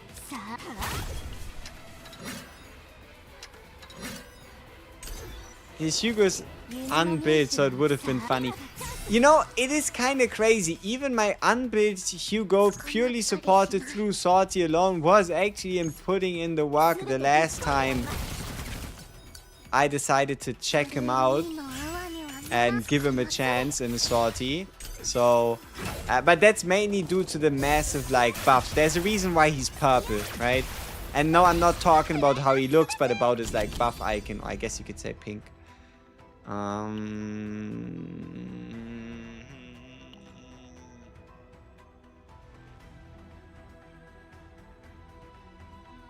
This could actually be useful, like, at least somewhat. Like an AoE multi-hitter that relies on us having big shields. Well, you never know. We shall see. So now we're gonna do the only smart thing. A certified black hole, appreciate the follow. If there's anything I can help you with, feel free to ask, because Sortie really isn't that complex. We should be able to spare some time if you need some wisdom. If not, enjoy the ride. Guess Hugo would do good, and also 15% black mass increase. 15%? 15%?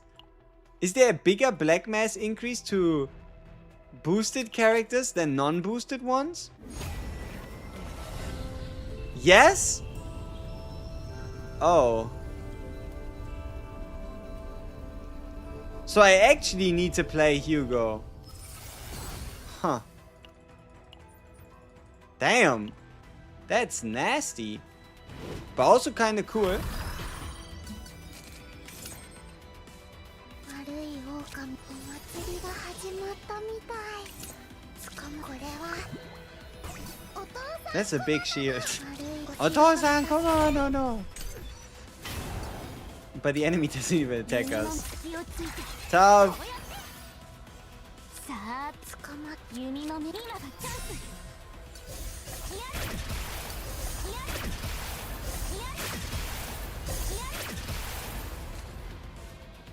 悪い狼さん。 Big shield. にはならない。 Shield will hide. I have 3 Spectre Cubes that you could get from the Olea reset. I have an E1 Magna, Kalib, Hugo Malin, and E2 Kayron. Where should you use the cubes? You could also use the cubes to get yourself a character you don't own yet, seeing as how you've listed Magna, Kalib, Hugo Malin. I mean, you could get a character you don't own, or you could hold onto the cubes until you really know what to do with them. If you want my opinion on all their dupes, I would highly recommend my Olea reset video, where you get a 20 minutes talk specifically going about and over almost every single one of the dupes, and that should help you make a bit of a make up your mind a lot more comfortably. You do have all characters on E0. Hey, it's an invade. What difficulty do I run? Don't do what I do. I like to play Sortie with the... See, people like to... people like something like Rainy with a chance of meatballs. I like to play Sortie with a chance of instant death. If you want to play Sortie reliably and without, like, mental pain, I'd highly recommend doing Sortie level 65. Or maybe something like a level 80 on 0 out of 30. Or maybe 4 or 8 out of 30. Yeah. Like, the currency increase really isn't that big enough to be worth it for you to actively torment yourself. Unless you enjoy the game mode. Then I've said nothing.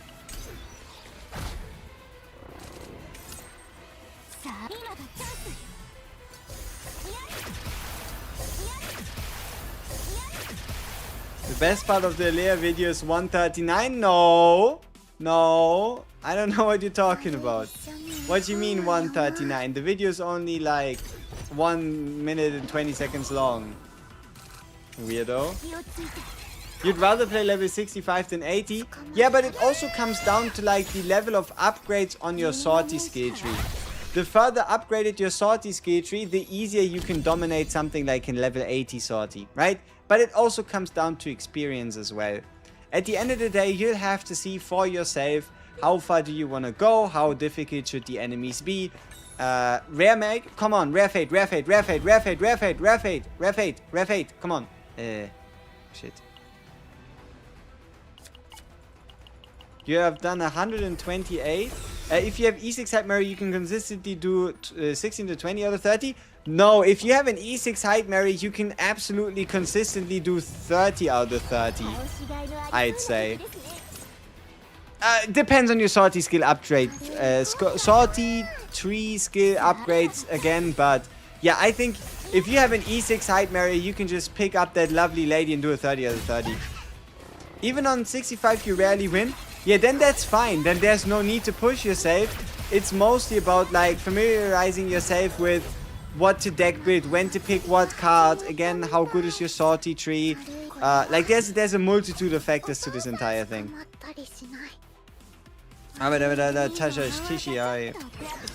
Big shield. Oh, and also it comes down to your characters. It is really important for your characters to either have good partners, some partners equipped or no partners equipped if your partners across the board are rather questionable. And what else? Potential, right?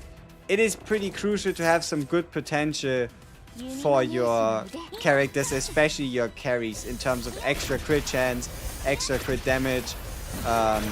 Otherwise, there's just fights that you won't be able to win, and there's not much you or anybody else can do about it.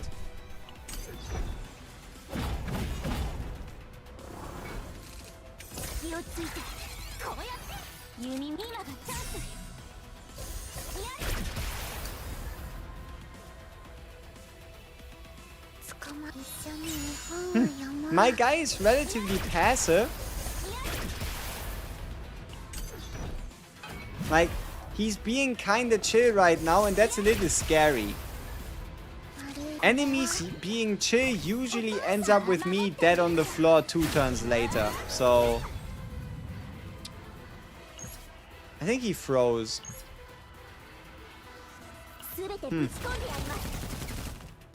Well, good for him.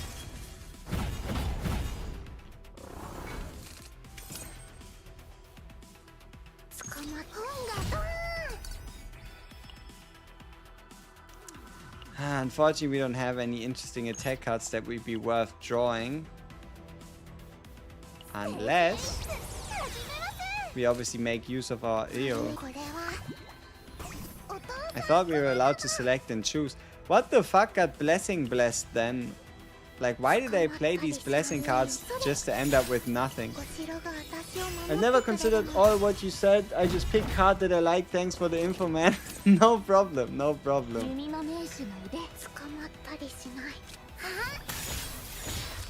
Like, there is just, for example, certain cards that are a lot better in a sortie than outside. Weakness debuffs, morale buffs, certain divine epiphanies. Like, there's a few things that just make your run a lot more winnable. But yeah, sortie skill upgrade tree is massive in terms of power. A monster card and it becomes cheap? We like. Hey Roach, what's up, what's up? How dare you call me Ankh? How dare you? I should I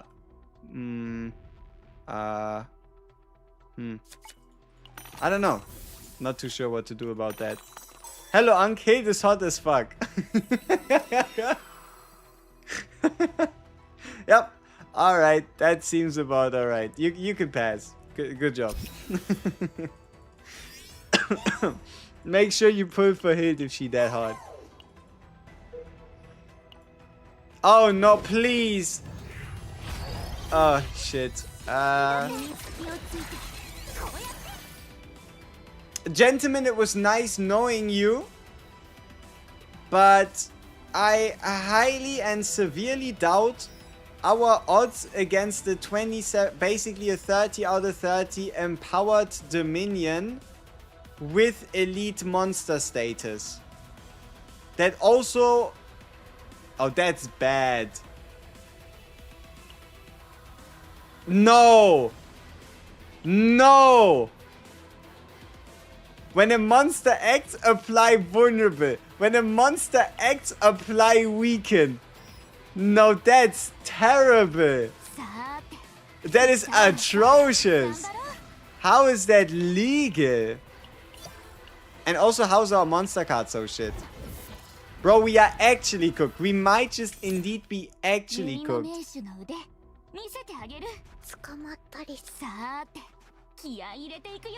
Yeah, this is gonna be... Oof.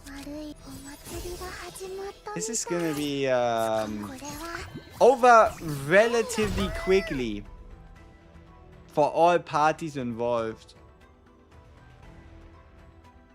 Even our start hand is ass.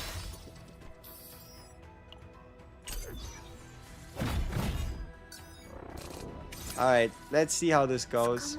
Yeah, and obviously we have a double discard. One from the sortie perk, and one because he just decides that he discards at the start of the turn. What? 弓の名手の腕 Oh no. And the fate? Even the fate let us down. At the start of the battle, we create a garbage card. Thank you. さあ隙をついて Even the fate let us down. Like, お父さんクマなの is this fight even winnable?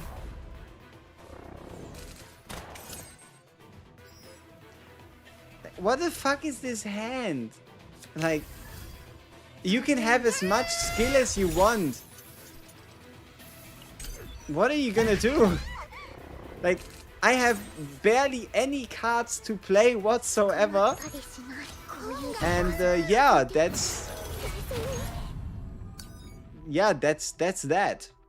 物語が終わったらみんな幸せになるの Oh yeah, and for reference, we've barely scratched my guy. He has like 20k health, and yeah, you see our damage per turn, right? I mean, and that's on a good turn, really good turn.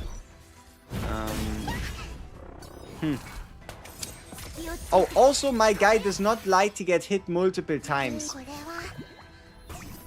I don't think we could have encountered anybody worse. 山 Like, seriously, I don't think it could have gone any worse. Like, if we found the elite later, maybe we had more teammates, maybe we had more chances, maybe we had more fates. But like, I don't think it gets much worse than this. Hugo can kill him in one turn. Shh. Whatever you say, whatever you like to tell yourself to sleep better at night.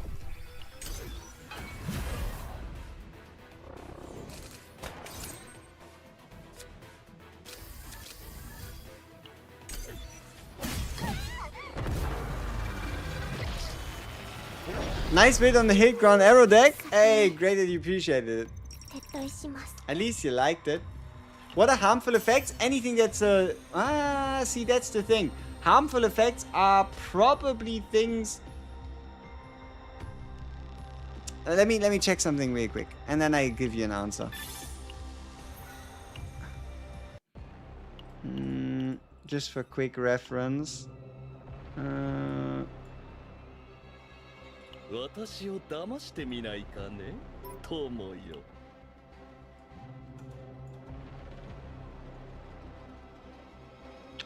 Any debuff. Any debuff whatsoever. No. Anything that's a debuff. Be it negative fortitude, negative morale, increased damage taken, vulnerable, weaken, agony, fracture, scorched. Yeah. Yeah. Which also means that, yeah, this is indeed also for debuffs. Yeah. Joined the stream to me dying. Oh, so you killed me? Well, how do you feel about that? Huh? How do you feel about that? Third, 3899, huh? Any thoughts? Like, maybe like a, oh, I'm sorry? Or something like that? I mean, regrets? No? Maybe? 今回はどのようなご意見 Now would be で the しょうか time, because I'm like, dead. Yeah, it's kind of time we take off the kid gloves and we just get done with it. Okay, thanks a lot, no problem. Certified cuffing baby moments. Shut up. Next one will be a success. You know, if you said that before I selected E6 Hyde Mary, I actually would have been impressed. You know, I actually would have been impressed in the level of confidence you had in me. I might have even been a little touched. Now it just feels a little slimy, I'll be honest, you know? Now it just feels a little suspicious. You was on delay? Oh, good man, don't you worry about it. Don't you worry about it, all good. Why am I not using Tenebria? Because I'm a peasant. I have an E0 Tenebria. What would I rather use? E6 Hyde Mary or E0 Tenebria? Bum bum bum bum bum bum bum bum bum bum bum bum. Wait, he is using to hide Mary. What? That's crazy. So yeah. Hope that helps clarify a few things. Your E6 height is E0 Tenebria. Whatever. Not gonna lie, E0 Tenebria slaps better, maybe, lol. Do you even know what you're talking about? Like I know you can make hot takes, and they can be fun, right? But comparing E0 Tenebria to E6 height Mary is just supremely disrespectful. Like, saying that an E0 Tenebria is gonna give you... Nah. Like, you're just rage baiting. And what even is this? Not gonna lie, E0 Tenebria slaps better. High chance. Can an E0 Tenebria clear stage 30? Yeah, I think so. But, she's not gonna do it more reliable than a fucking height Mary. 次の曲はビシッと決めるね。さて気になるな。お守りします。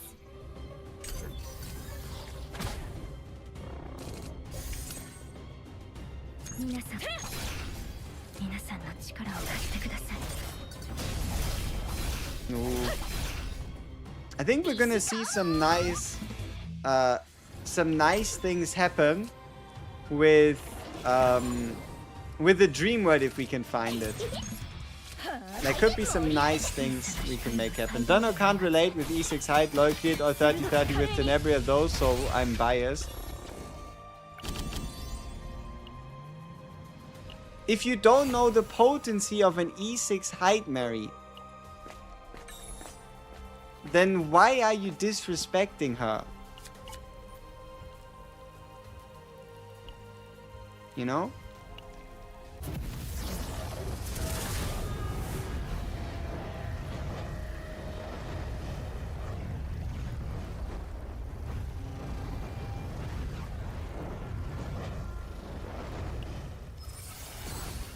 Over 80 pulls and no hit? Aww. But at least you are now guaranteed on the next, so you could either guarantee hit or you can wait until we get Arabella's kit and then you can see how many resources you have and then you can make a very dedicated decision.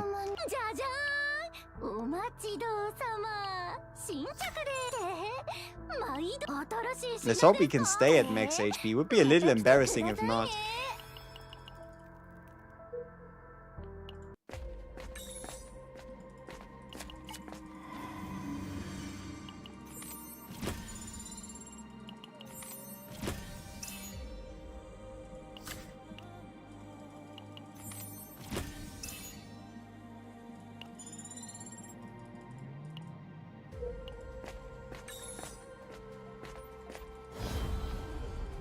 Honest truth, who's better, E0 height mirror or E0 Tenebria? Depends on what you want to achieve.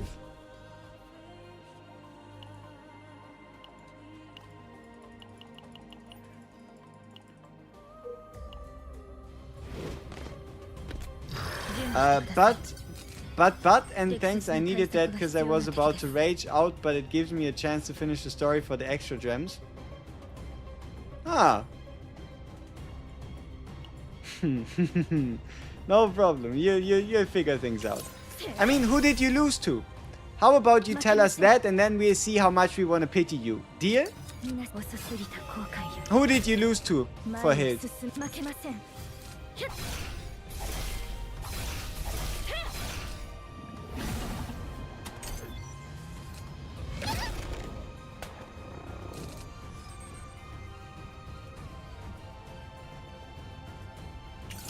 Is there an encounter to get the vines in this season?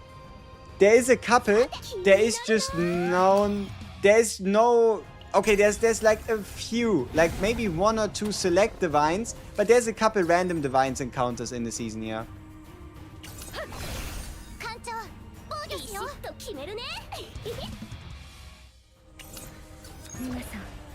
準備はいいですね。まき小さな光を最大限に集めて鋭く華麗に。さてギターはダメ。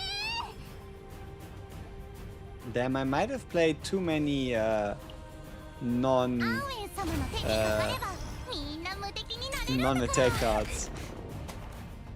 We are only in turn 3. But hey, at least we got rid of the curse. Man, our hand is looking kind of tough, I'm not gonna lie. 誰も死なせません。ビシッと気になる遅すぎた後悔より前へ進む力を負けません。せっ I should try to hold on to more AP. Not too sure how I do that, but I should somehow try to make it happen. Like, let's be real here. I have not played this well, like, at all. Whatsoever. な。ギターはダメ。 That's an important clarification. We have pretty much done nothing right and quite a few things wrong.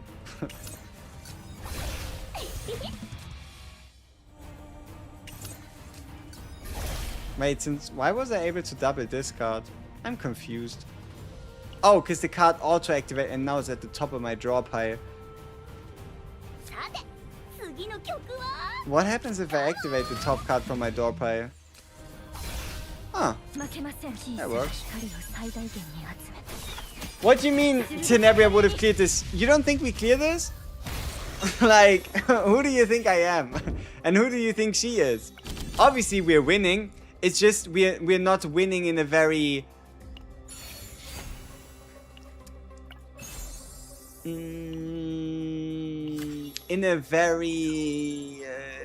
clean looking fashion. There we go. いらっしゃい。所持クレジットは新しい品ですか。 We have 12 refreshes. Holy shit though. じゃじゃ It's time we find some more card creations for Hyde Mary. 新しい品ですか。新しい品ですか。 There we go. That was what we were looking for.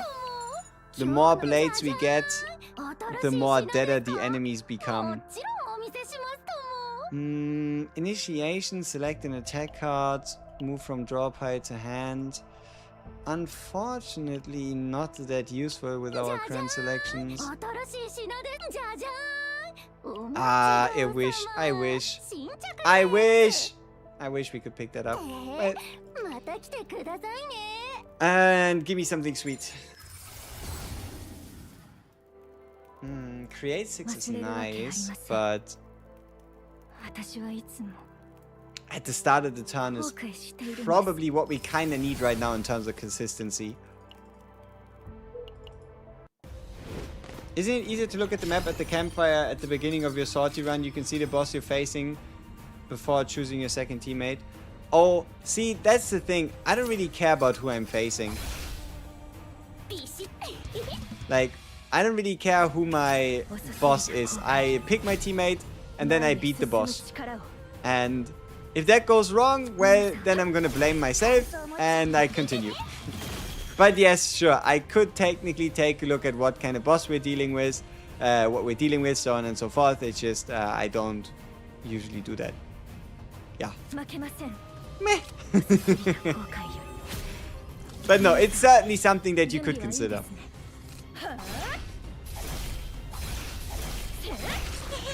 負けません。なめないでよね。 Alright, now we're talking. Turn 1, enemies completely annihilated. We are him. Sometimes yes, but sometimes you also dupe an Orlea and wonder what exactly is going on, right? Like it's a... アーウェン様の手にかかれば。 I wouldn't say it's 50-50, but I have my moments, you know? I have my moments. That's a big heal. さて次の曲は。ビシッ気になるな。 Hey, invade Cthulhu. How much HP do you got after the buff? 23,000 health Cthulhu. See, if we had anybody else here, my knees might just be shaking. But I think we're gonna be alright. I think we're gonna be alright. Now the question is, how do we make it alright?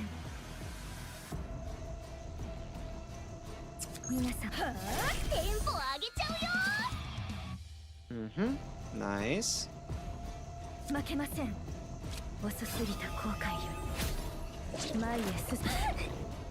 Whoops.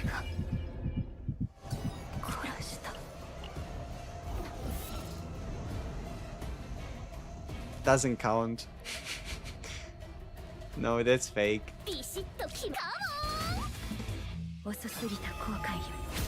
See, this is way better. That's way better.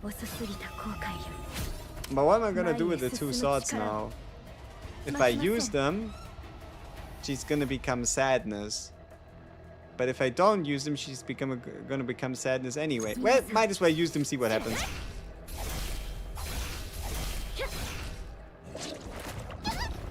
Ah, she's not as sad yet, which is good.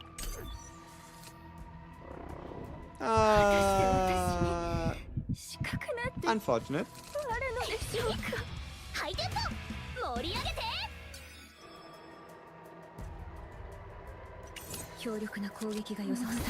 Yay! Let's go! Welcome back. So we have the ego skill a little cheaper. I mean, healing never hurt nobody. And who needs this fear card anyway? You can just discard it. But I can't play this, because otherwise he's gonna move. He's gonna touch me. Bro's throwing. Relax, relax. We're still not dead yet, I'd like to say. But yeah, we are playing Sortie, indeed. We are playing Sortie, and the reason why we're playing Sortie is because we need some currency. And the currency we need to build a Cassius deck.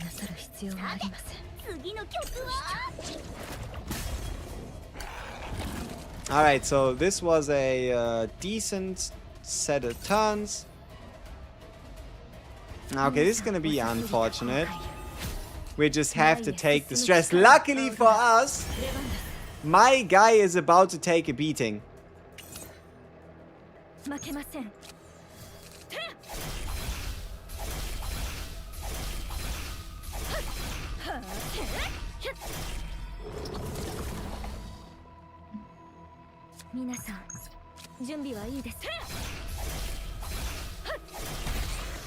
See, that's the thing, right? You can make a bunch of shit out of bumfuck nowhere with the Hyde Murray. Like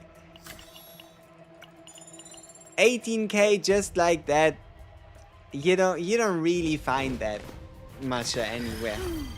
Could have used the ult later. Could have used the ult sooner. We have one, and that is for the moment all that counts.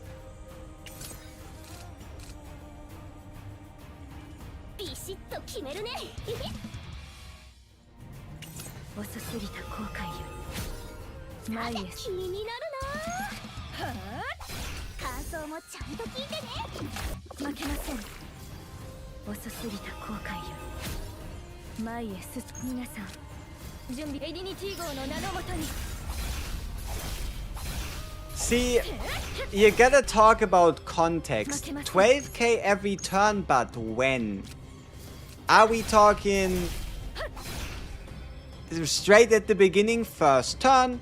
Are we talking before the first boss? Is it before the second boss? Is it against the Chaos Core? You gotta give some context.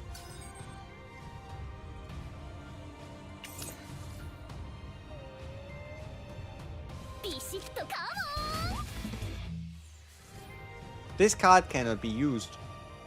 Huh. Unlucky!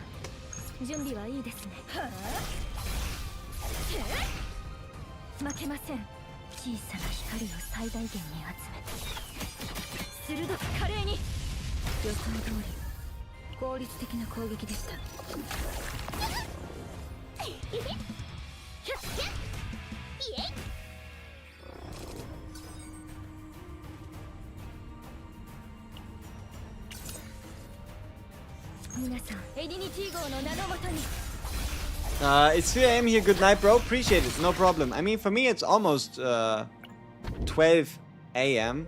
p.m.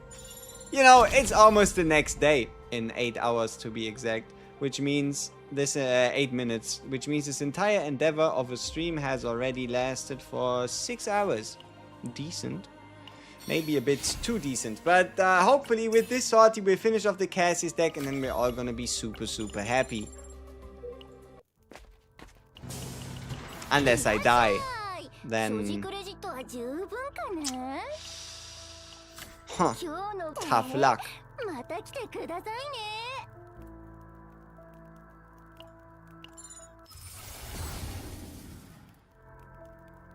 忘れるわけありません。私はいつも後悔しているんです。 You prefer to play no rhythms? I like the rhythms. Yeah, I like the standard rhythms. 艦長、全力で行こう。 I like him as well.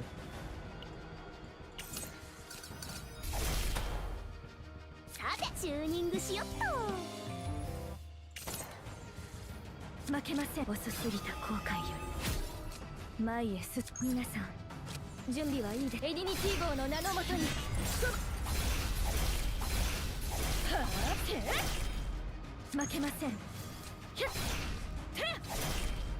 皆さん小さな光を最大限に集め、鋭く華麗に。Yeah, pretty relaxed turn 1.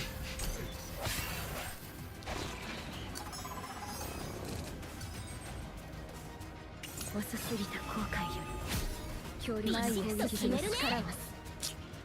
See, another combatant unfortunately does not have a card.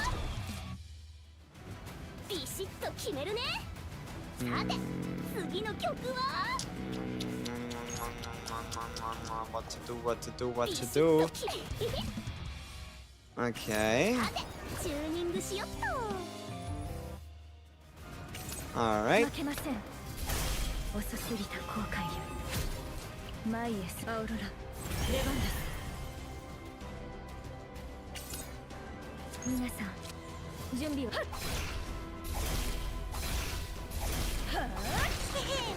負けません。なめないでよね。小さな光を最大限に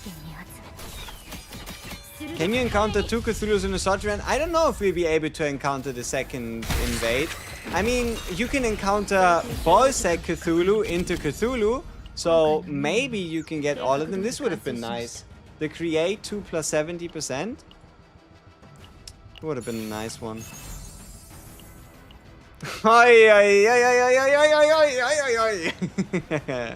Card discard damage stack. Say less. Okay, give me Hugo. Let's do Nihilium. And we should have probably done the lady, because Nihilium is a little bit more dangerous. It's gonna be fine. Ah, the cube of damage. Indeed. The cube of damage. So, let's see. Ooh, that's nice. Yeah, that's probably a good idea. So, give me that. Give me that. Give me that shit. 0 cost. Create 2. Draw 1 of this unit. That's nice. That's nice.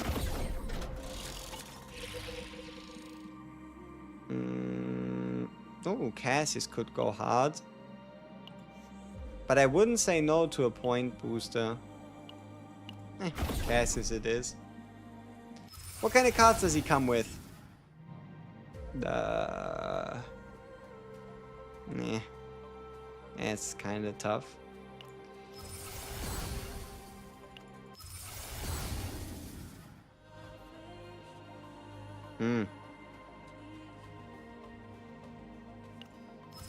I guess we're doing random quests. Let's see what happens.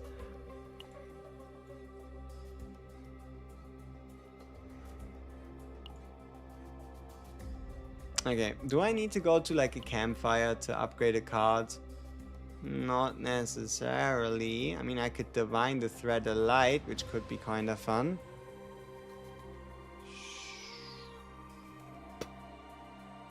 Let's fight.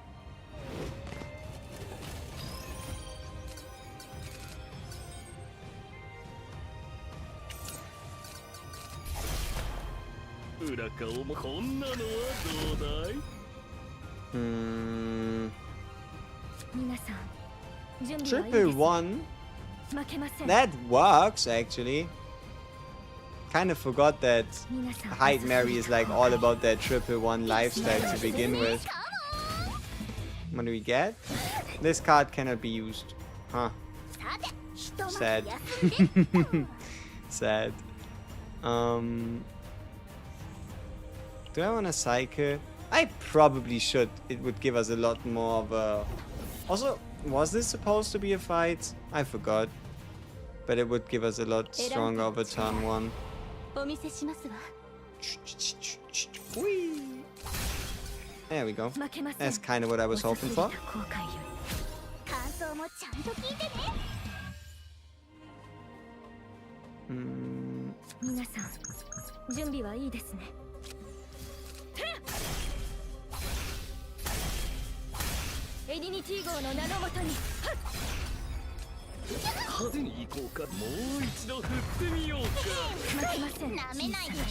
Did you see that? They didn't have any attack actions, but they attacked me anyway. Scammers.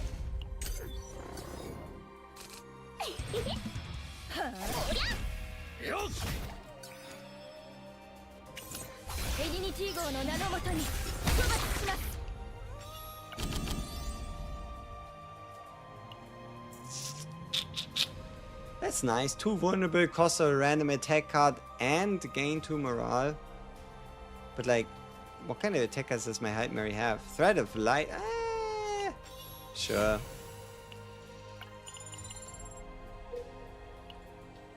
Oh, and it could allow me to start a chain, like a discard chain earlier. Sure. Another fight, man.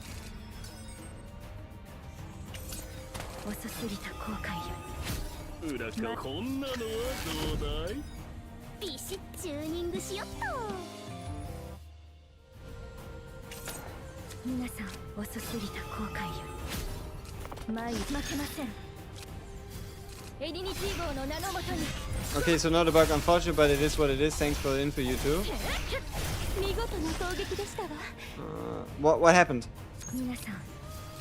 What bug? Why that much damage? Exactly. Sortie upgrades. Sortie upgrade remakes you do big numbers. Very important.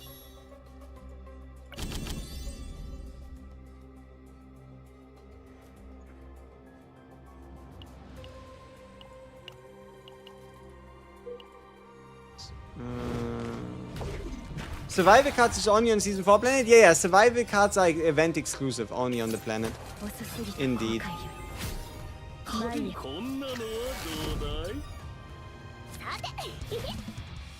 I don't know, it feels like this is not as random as they would like you to believe.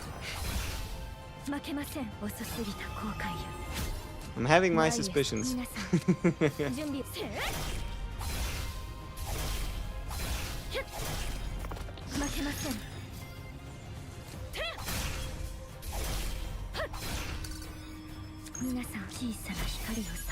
Yo, what's cracking, my guy? I'm just stepping by, but I wanted to say thanks for all the videos, man. They're very nice and helping me a lot. I'm kind of new and enjoying the content. Much love, keep going. Hey, appreciate it. Thank you for stepping in. And yeah, means a lot. And yeah, I keep trying. I have my whiteboard full of things I'm supposed to do.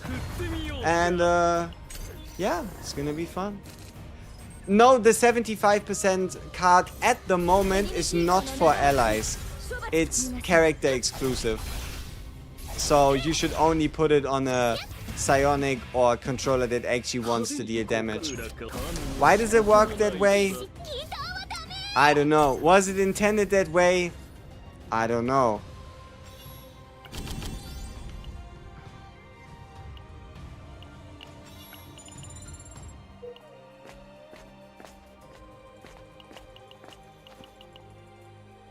I hope we can get a Hugo as like our final card character. So that we can get, come on. What the fuck, please? Thank you. The percentage bonus. Could I ask a dumb question? Yeah, sure. I mean, if you consider it dumb, why not? But chances are it might not be a dumb question. Sometimes. Ask away. Ask first, ask for forgiveness later. It's always easier to ask for forgiveness than permission. Olga will have to carry me since I lost the 50-50. There you go.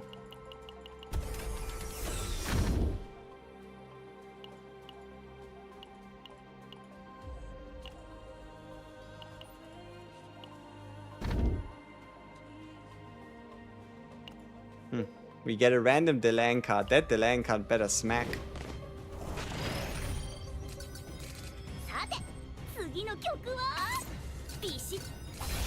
Huh. It does smack. In fact, quite a lot. Extra morale for the enemy. You love to see it. Also, has anybody noticed the suspicious absence of randomness in the start 1 random out of 4 quests? We seem to see a excess of 1-1-1s. But, you know, you let me know if you think I'm imagining things, alright?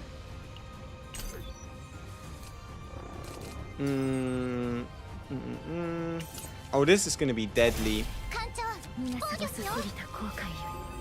I get Hilde, Hugo, Veronica, Faye, but they have no dupes in it. Should I take a dupe for them, or would you recommend somebody else? I would recommend always taking a character you do not own rather than taking a dupe.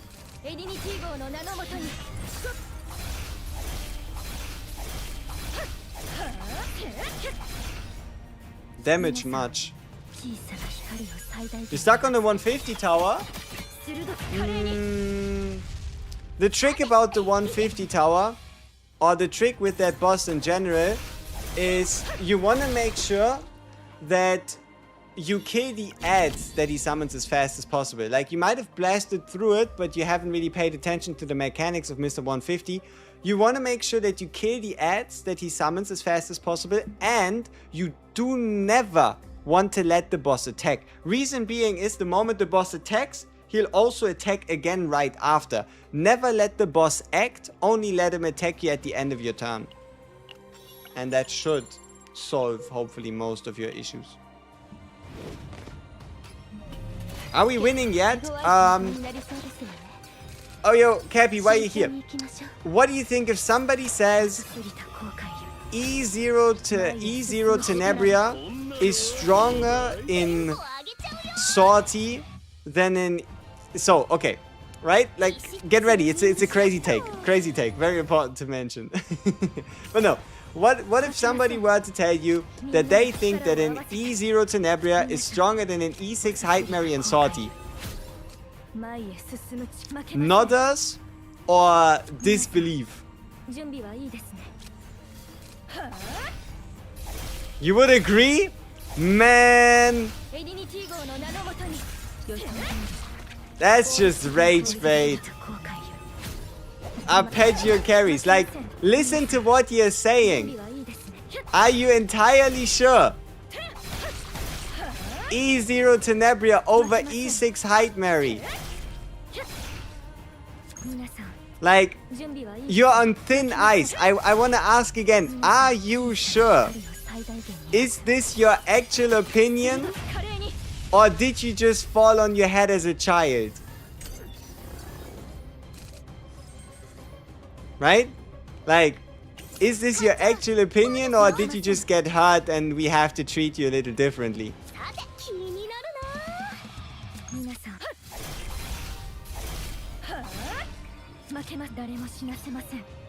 E0 Yuki over E6 Heightmare. See, now we're actually having a proper discussion. Like, now we actually are finally starting to make some sense in here.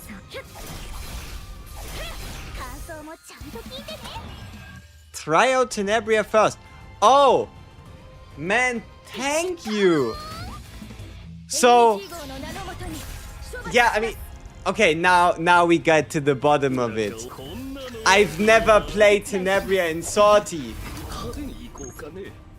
Oh. Shit! Yeah, I should have thought of that.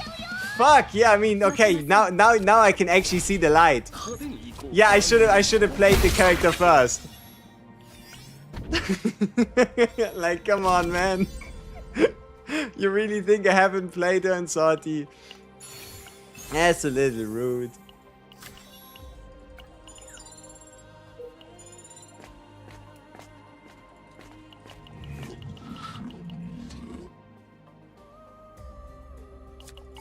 Now, see, the problem is, you gotta put at least some, right?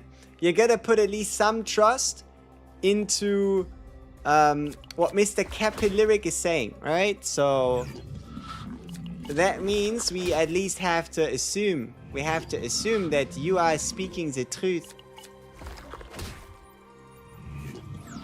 I am going so deep into the void. Let's hope he restores my HP like he does usually. If he does not, things are gonna be a little tough. Thank you. We got our HP back. A worthwhile gamble.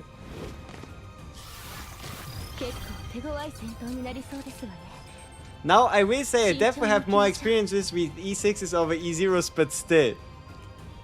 What do you mean, but still? There is no but still to a statement like that. Like, but still what?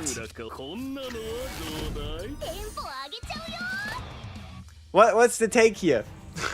I have no idea about the power level of E0, so I'm just gonna judge based on my experience on E6s. Right? I don't know, man. Seems hella suspicious to me, but you know, could just be it could just be something else. You never know. You never know.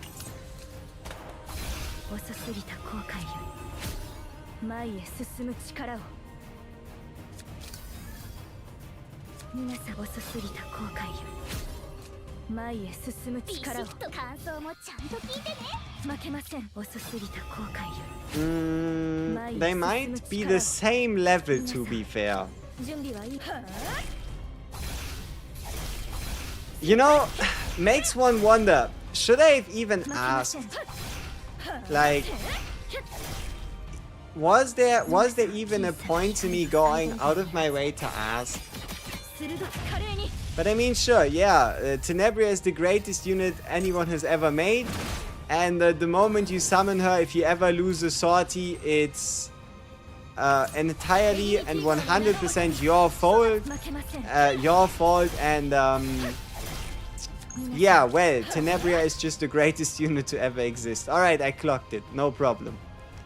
Now we finally see the vision. Sleeping on the gold E6 Owen. Why have you not been using Sorith first before discarding? Because we are healing enough.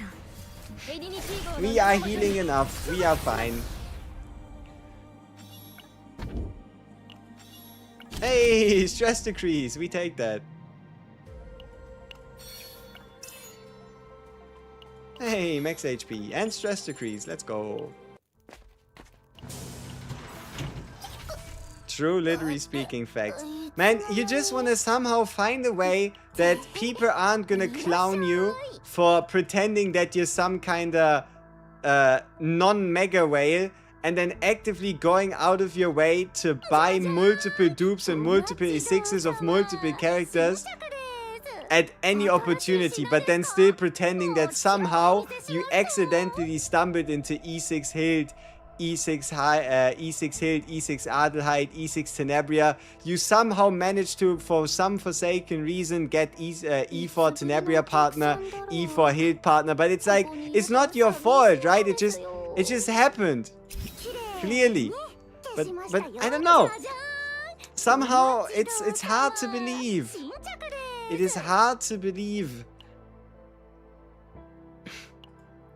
Things are getting a little suspicious.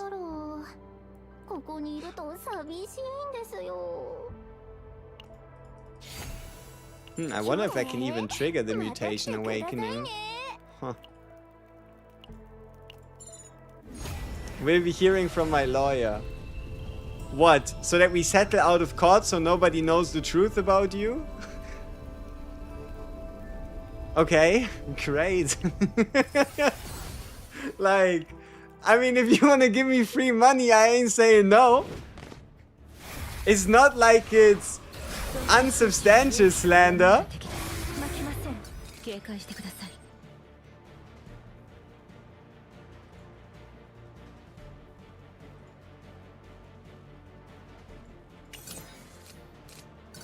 エディニティ号の名のもとに処罰します。派手にこんなのはどうだい？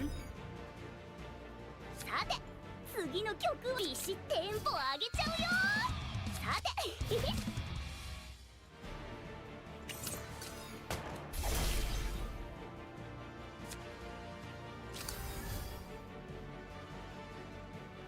皆さん。 I don't actually want to use the card, but テンポ上げちゃうよ。 it doesn't really look like ビ there's シッと決めるね。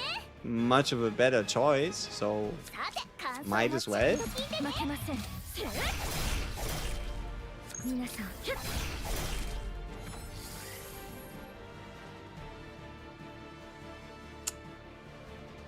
ビシッと決めるね。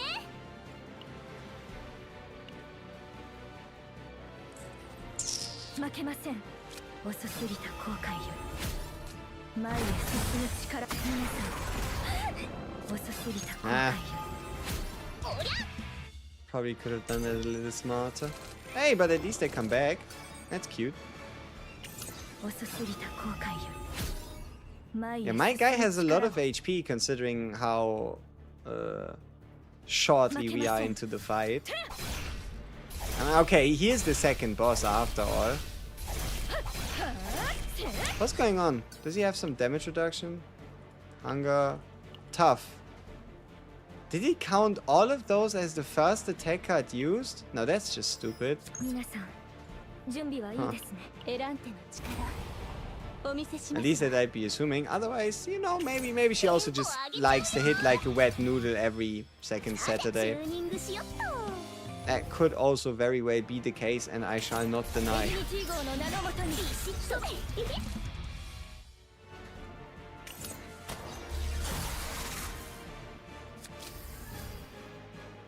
さて感想もちゃんと聞いてね。負けません。テンポ上げちゃうよ。 Come on, why are we not drawing into anything of value? 仕掛けもないさ。 What a waste. Luckily, nobody saw that. Do we have the discard equals 3? Yeah, turned off? No, turned on. We are on 27 out of 30. But the thing is, each time a card is discarded, one weaken only happens 2 times a turn. 皆さん準備小さな光を最大限に集めて鋭く華麗に That could have crit.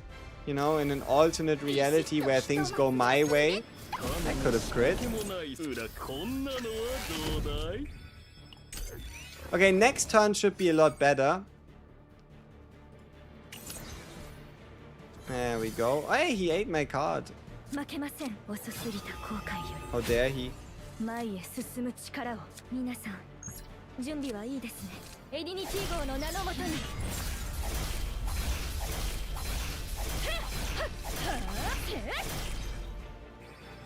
And remember, she currently has no buffs as well, right? Like, obviously, the same would be true if you were to play Tenebria right now. But there is no crit chance increase, there is no attack stat increase, there is no, like, super fancy, mega fancy, whatever the hell. But, yeah, I mean, I think we're winning, right? I think it's going well enough. Our stress levels, you know? Some might say, have you looked at your stress levels? ビシッと決めるね。 Luckily for you, I have not. ビシッと決める And ね。 I shall pretend for the rest of this fight that my stress is in a very, very good spot. So, all good. We are fine. Stress is fine, we are fine, everybody's fine. It's alright.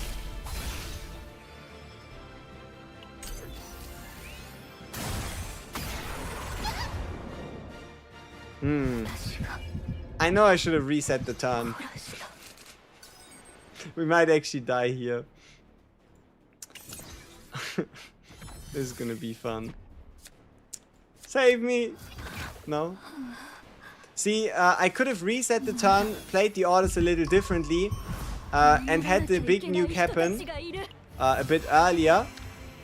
But luckily for us, looks like we don't die yet. Looks like we don't die yet. My guy is hitting. But he's not hitting on us, he's hitting us, which is severely more disrespectful. But we should also get some cards back, so I'm not too worried. Like, we could also just cast his morale away, but this should be enough.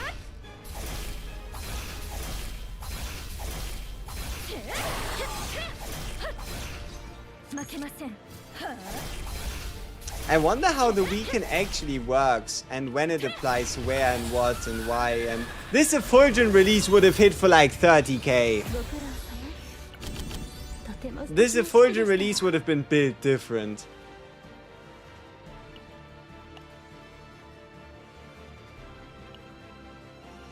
Okay. Come on, give me something nice. Oh, at the start of the battle discard. Say less. Alright. Come on, give me Hugo. Not because I want to play Hugo, but like for the percentages. Hidden boss, suppressed servant. Yeah,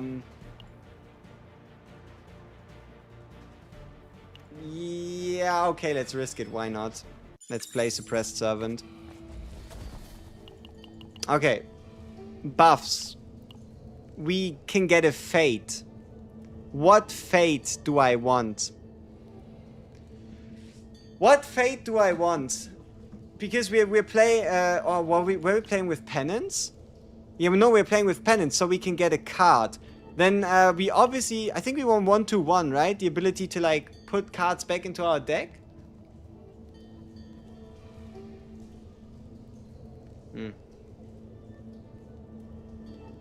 Fate that removes the basic cards.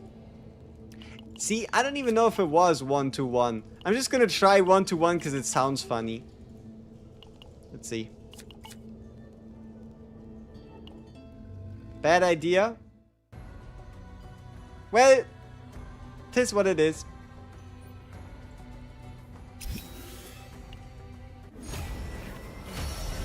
Yay! Yeah, I think that's fine. Ooh, 21. How many cards do I have? 21! Coincidence? I think not. Problem is we're about to get a teammate. Nia didn't look happy there. Yeah, not just generic draw, but it also disables the draw pile, the discard, the used pile, sorry. It disables the used pile. Come on, give me Hugo. I mean, that works. No. Nope. Okay. Hilde, welcome to the gang. 0 in on start, unique initiation, and when the start of the turn, first card used. How many turn 1 cards do we need? How many records can a turn 1 break? More records. Like, come on. Like, I don't even know what's happening for our turn 1 anymore. It's too much. Like, look at the amount of discards, the amount of draw, the amount of shit we have in our hand.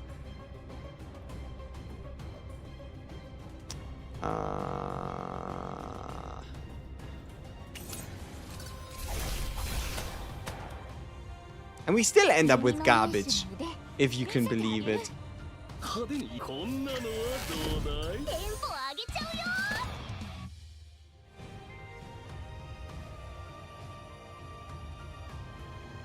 Wow, our hand is severely full.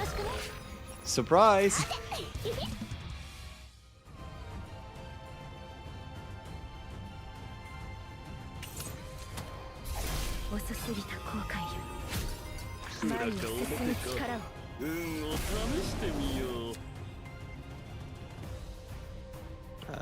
I don't want to move any of them onto the top of the deck, if that's possible.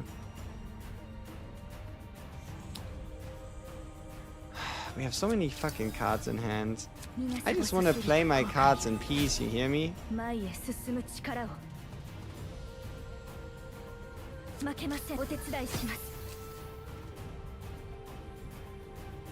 皆さん準備はいいですね。負けません。皆さん遅すぎた後悔より前へ進む力を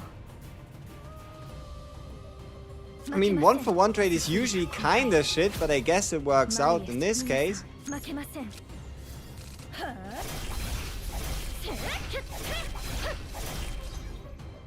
皆さん準備はいい That's です not a ね。 lot of damage. 負けません。 Well, gotta be enough. 鋭く華麗に Alright, nice. I appreciate the follow. Discard, what did I discard? This one. 弓の目 Arrows! Let's go! Pew! 感想もちゃんと聞いてねビシッ強と力な攻撃が予測されます。警戒してください。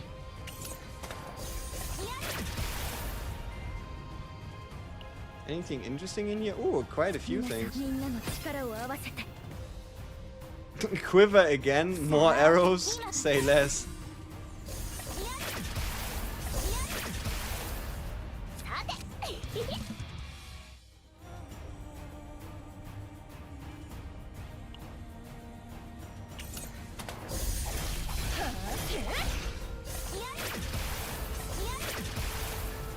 負けません。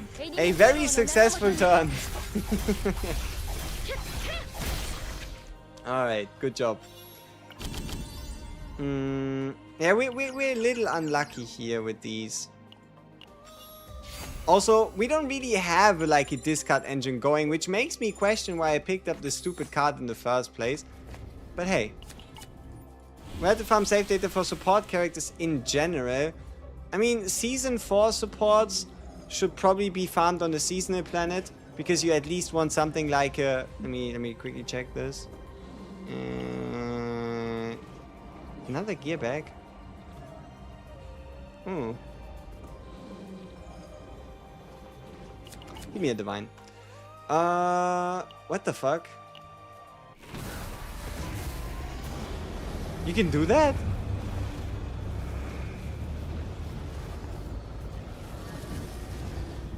Huh.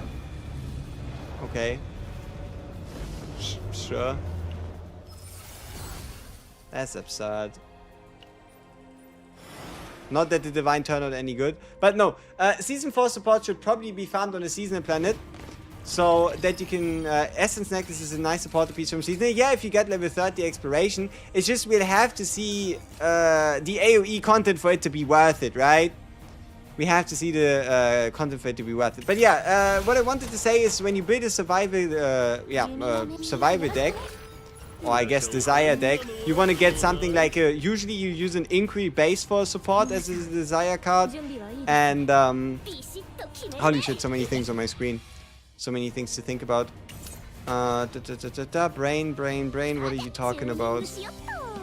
Yeah, you want to go something like a survival one, claim one, inquiry, because that's the base. Split, because it makes deck building around it a lot easier.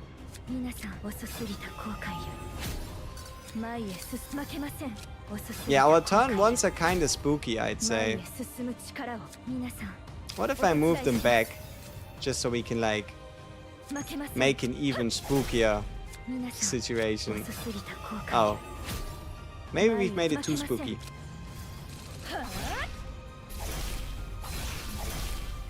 Where are my crits? Oh yeah, because we're not at max health anymore. Well, we're gonna get there. Look at all these shields.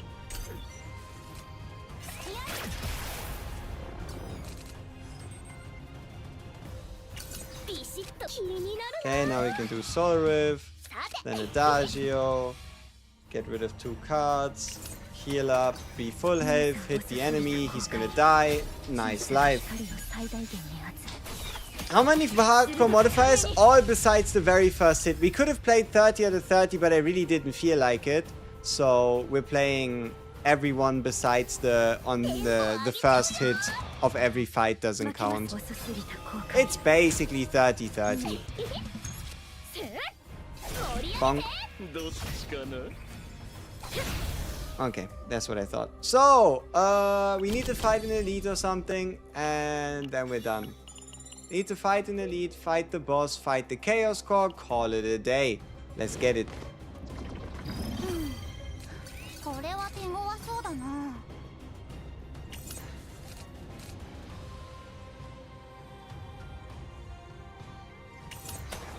遅すぎた後悔よ The amount of shit that is happening in our turn 1 is disgusting. Like, who's meant to look and see through all of this garbage? テンポ上げちゃうよ。 Who's meant to understand, like, the fuck's even happening at this point? さて、やっみんなよろしくね。さあ、今がチャンス。裏か表かもう一度振ってみようかビシッとカ No. 負けません That usually happens. I don't know exactly what we draw, but we draw something that says cannot be used, and then モンギターはダメ。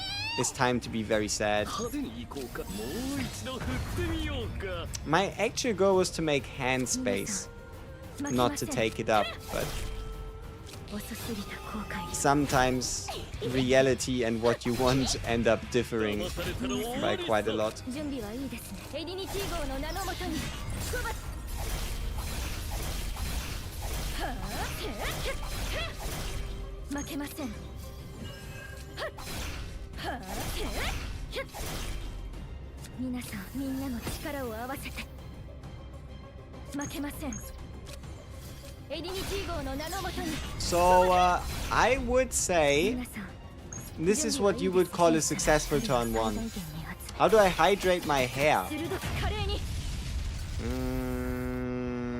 My hair doesn't drink very much. ビシッひとまず休んで気になるな。裏か Yeah, it doesn't need that many fluids. 負けます遅すぎた後悔よ前へ進む力を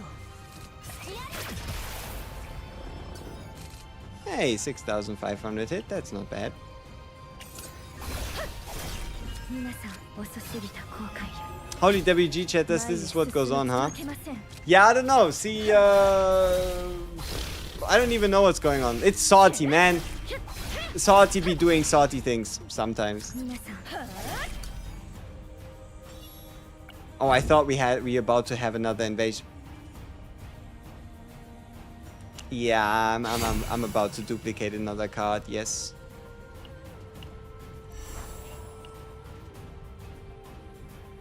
And then obviously we're gonna remove one of the stupid stickinesses. Not really too bothered about the rest of my deck. I like the shield. Did I complete a high risk with Yuki once? I think I did.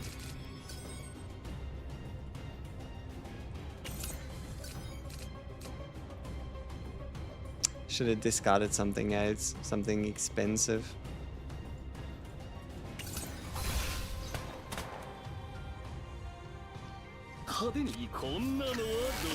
Gecko Yuki. Mm-hmm. 弓の名手の腕見せてあげる。さてチューニングしよっと。 Our turns are so long. おりゃ。みんなよろしくね。 But then again, if you compare it to like having to play 5 turns, I think we still get the more favorable outcome, all things considered. Like enemies just tend to die quicker.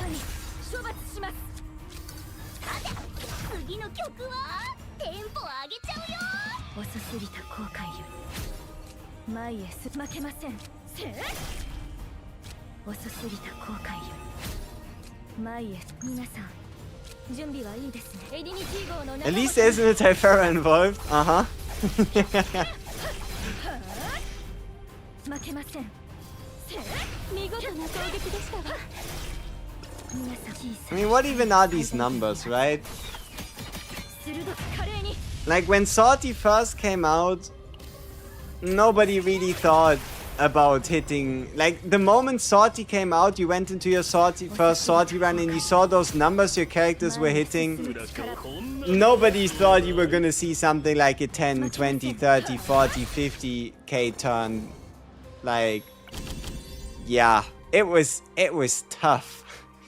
It was a tough time.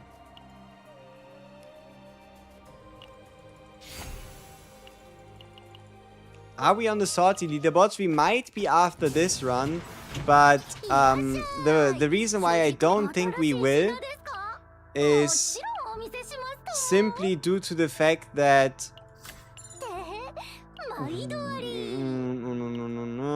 simply due to the fact that we don't use a bunch of the featured characters.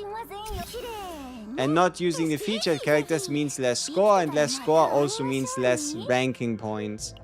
And that's, to some degree, just bad luck. But also, I mean, we are, I guess, using 2 featured characters. We shall see. 返してください。 We shall see where it takes us. A belligerence. Ew. Yeah, let's get rid of it. So many cards in my hand. こんなのはどうだい Oh yeah, what? 91,700 and... No, is it 97 or 91,000? I can't see. 91,318. Okay, yeah, that's a nice HP amount. That's pretty casual. Remnants of Thoughts. Let's hope we can actually hit him enough times to the point where he doesn't send us to, I don't know, somewhere. Yeah. He could certainly do that, you know, send us somewhere.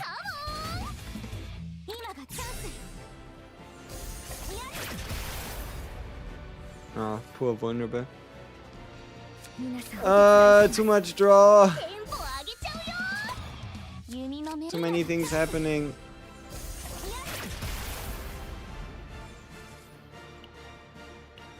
Didn't even really get to like play most of my cards here. ビシッと I just want an empty hand, please. してみよう裏かをこんなのはどうだい種も仕掛けもないさ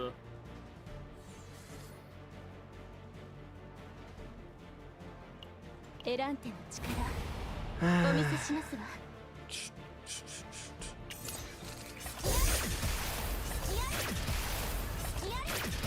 遅すぎた後悔より前へす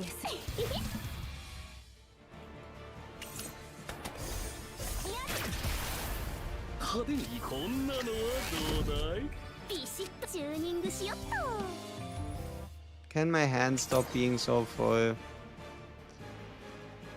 Probably not. 負けません遅すぎた後悔より前へハイテンポよっ皆さん遅すぎた後悔よ What a waste. We're only creating a singular sword.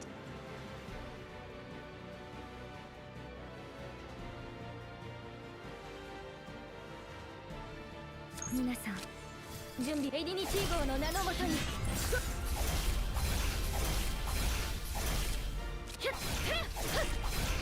Hey, I mean, I don't know how we did it, but we somehow put 32,000 damage on the table. That's pretty good. And we apparently hit him enough times to the point where he's very happy with our performance. 盛り上げて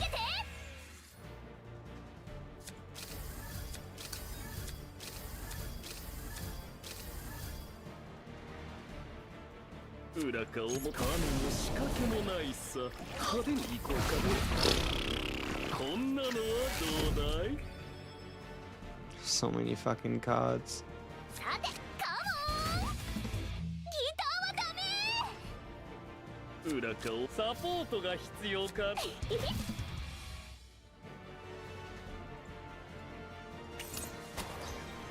ビシッとチューニングしよっと。さて次の曲テンポ上 I げ could have activated that earlier. I'd consider that a misplay.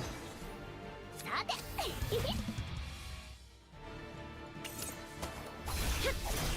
負けません。遅すぎた後悔よ感想もちゃんと聞いてね。テンポ上げちゃうよ。こんなのはどうだい。さあ今がチャンス。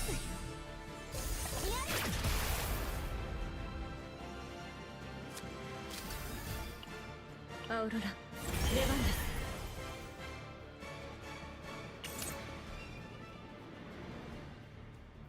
皆さん、遅すぎた後悔より前へ進む力を。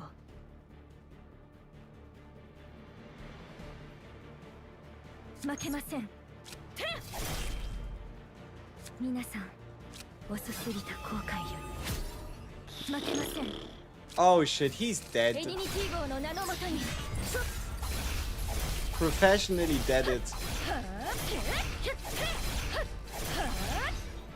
Yeah, that wasn't even close. Bye bye. Is negative fortitude literally morale? Pretty much, yes. Though you gotta keep in mind, yeah, no, basic, yeah, indeed, it is literally morale. みんな見たか。 Well, my guy held on long.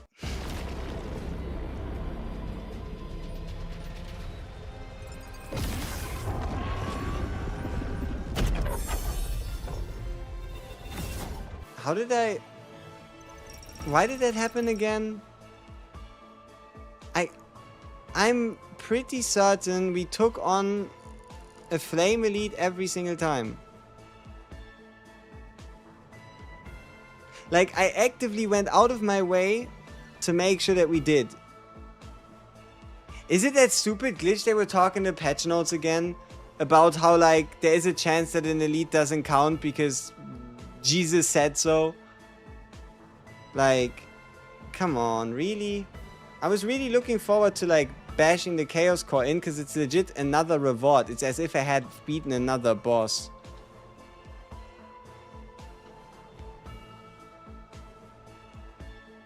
And also with full multipliers and everything, you know? That's sad. I feel betrayed. Unless I betrayed myself. Currently checking the timeline.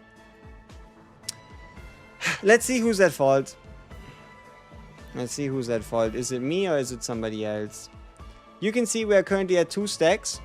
Right? You see the 2 stacks at the top.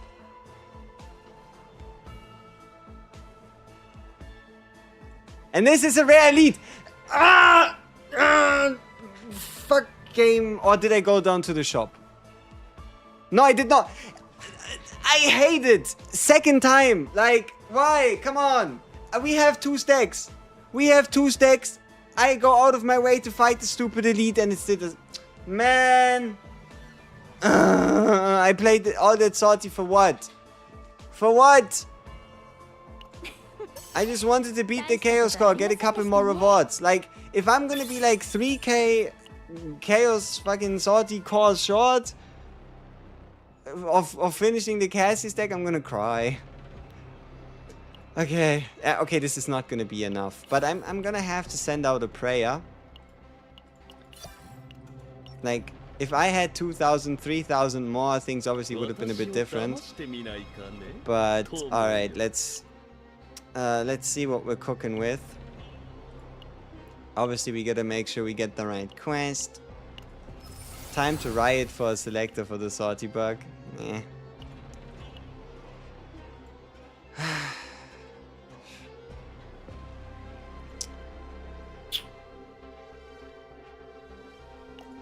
Do I have a couple neutral cores still left? I don't. Huh, well, where did they all go? I don't know. Okay. Cost reduction divine. Thank you.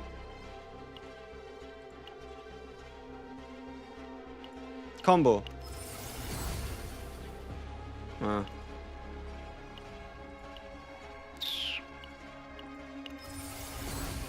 Tenacity damage. Yay! Woohoo! 2 more cores. Let's see if we can make it happen. Yes! Yes! Yes! Okay, nice. We have 1 more divine. Morale. We're gonna change it at some point. But alright, cool. This took us like, what, 10 cores? Could be a lot worse. RNG's on our side today. It was helpful. So basically finished. Only need a little touch up on the Popeye Popper and a couple neutral. Like I think the idea here is to give 1 morale to shuffle, if I'm not wrong, like a 1 morale neutral epiphany. Let me check if that's even possible. Like I'm quite certain it's possible, but yeah, we can give a 1 morale neutral. So idea here is give 1 morale neutral to shuffle, give 1 morale to Popeye Popper, and that means we're gonna get 1, 2, 5, 7, 9, 12. 12 morale from 1 Cassius. And then, listen to this, listen closely. We are going to get 5 morale from survival. And we're going to get 3 morale from survival. 4 morale from claim. That together makes 7. Which means we are at 19 morale. We are at 19.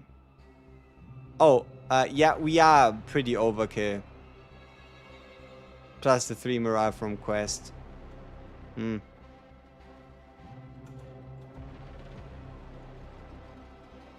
Hmm. Hmm. Hmm.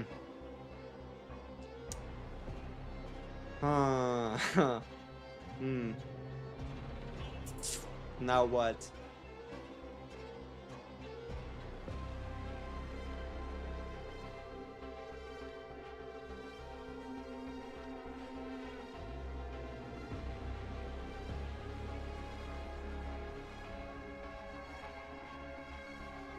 Yeah, I don't know.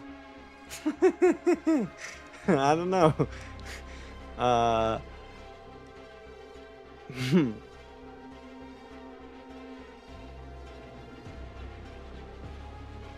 We could change a dice trick into a devil dice, which would reduce our morale output by 1. But that doesn't really help. Okay, let's see again. Okay, what is our current morale gain? Right? Current morale gain is gonna be 2, 6, 9, 2, 6. Then here it's gonna be 9 morale. Okay, I mean currently we're not going over. Currently we're not going over, right? Seeing as how this is 6, this is 9. Then we get the 7 from the effect, so we're on 16. And then potential is going to give us 3 more. So we're going to be at 19. Okay, kind of debating.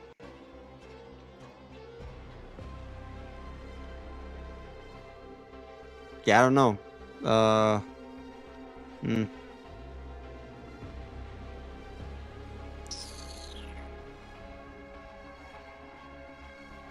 We could put something funny like initiation on this one. See, I'm thinking, what if we remove this dice trick? Right, we're obviously going to lose 3 morale, so it would put us back down to 19, even if these are full of morale. So what could we do then? We could obviously apply a morale to a divine to dice trick. But that's still only gonna put us at 160 faint memory.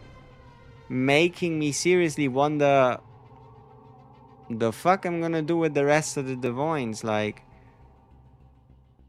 calculation wise, we have 2, 4, 6. Then this would be 7, 8, 9. No, we would be below. Any draw neutrals? Now, if you could tell me how I... Ah, you mean... Oh! Fuck these cards!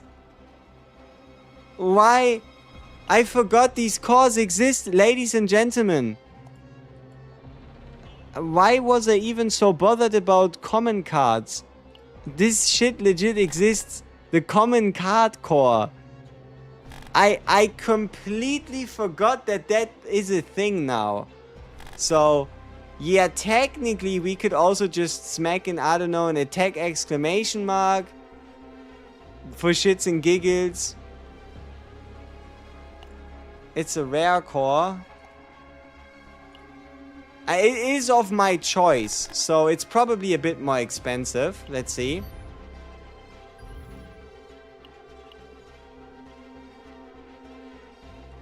$4,000 and we can buy 4 of them. We could certainly fix that deck up, but attack exclamation mark with AP? How about attack exclamation mark with draw? No, that doesn't work, right? Yeah, that doesn't work, right? Because it also draws already. Yeah, so... Yeah, I mean, we could do attack exclamation mark with an AP. It's a weird-ass deck. Like, in general.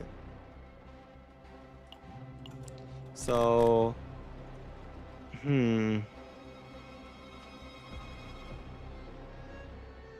Yeah, having a card like attack exclamation mark, a card that replaces itself, and you can look for whatever kind of attack card you want. Like, you could just use this to turn it into a devil dice so that you can get the morale faster. I think it's kind of cool. It would also offset the sample collection cost.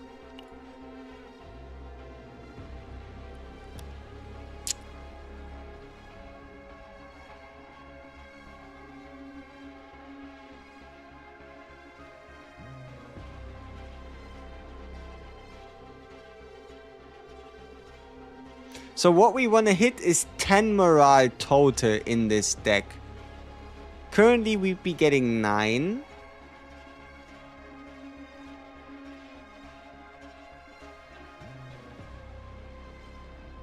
But this still doesn't answer the 1 morale that's then left open, right? And the reason why we want 10 is because we get 3 from the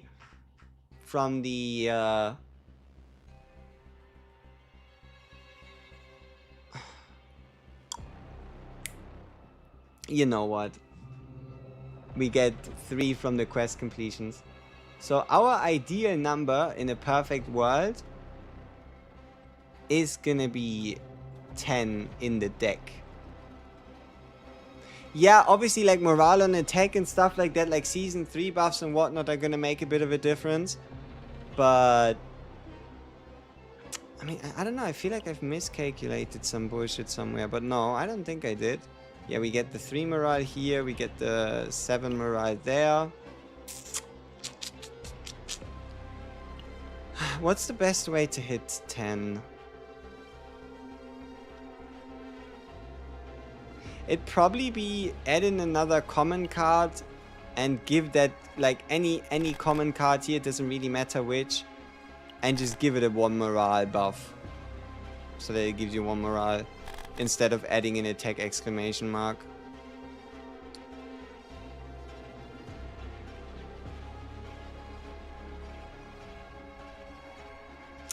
Though the math is still not mathing.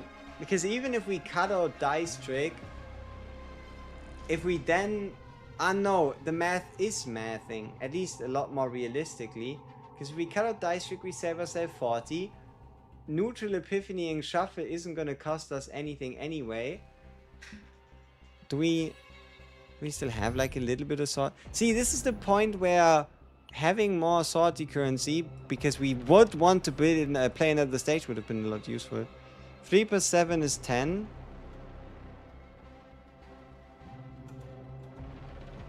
No. What we're looking what we're looking for is the fact that Cassius gets 3 morale from the quest card. Also, this stupid submarine sound, I hate it. Or not just even the swordy sound. I cannot stand looking at a deck with swordy. It just breaks your mind. Like, this music is just so atrocious. So, let's get back to the core things. Because we're using cores. What can we do with this to get like a comfortable 10? We could change... Okay, what happens if I change out the dice trick for a divine devil dice? That means we'd have to remove the divine on pop by popper, which we can't. So that's not an option.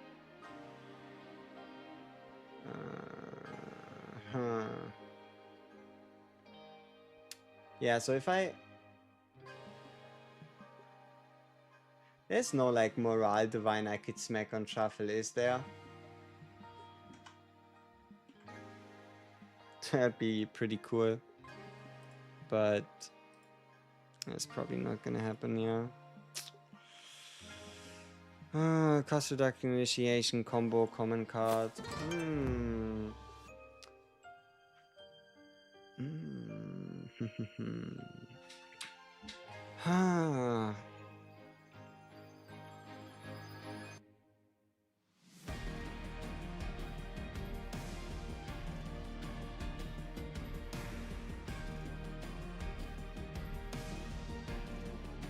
Yeah, I guess the easiest is to just add in a common card. Have that common card be...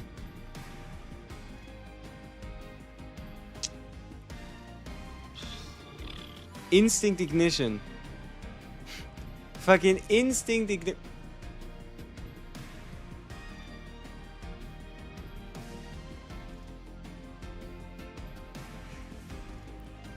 The problem is, I mean, okay, there's not a problem with Instinct Ignition, but we can absolutely put in an Instinct Ignition and give it 1 morale. I'm just thinking, why has nobody done that before? Like, put an Instinct Ignition on a Cassius. Because Instinct Ignition should apply to his quest cards, allowing you to Epiphany a Cassius quest card? Which sounds kind of stupid. Which is kind of stupid, but it would work. Okay, so idea here is Mikado dice trick. And then, yeah, we even only need to neutral Epiphany it. Okay, so... Yeah, it looks like this dice trick is just too much. Anyway, so... Alright. Let's get rid of it. Okay, let's... Wait.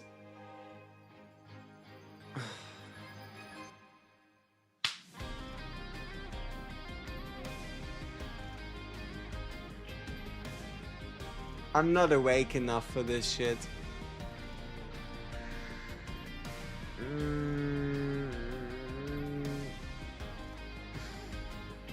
This is a lot more complicated. Now I need to add the common card back in. So this also needs to go. Now it's gonna cost me 2 removal cores.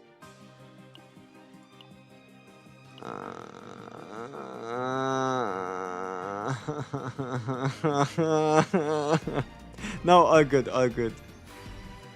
A remove is 20? What do you mean? No, a remove isn't 20.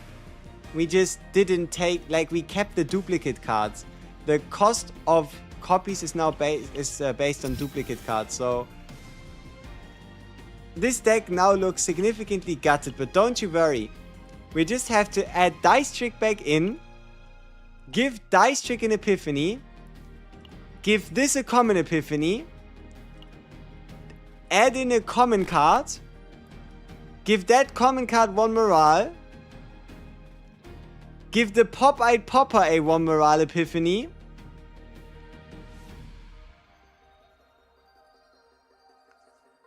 Yeah.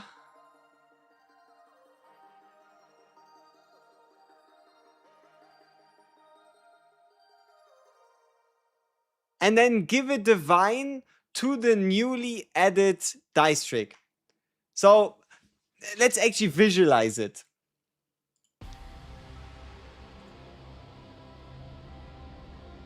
So let's visualize it together.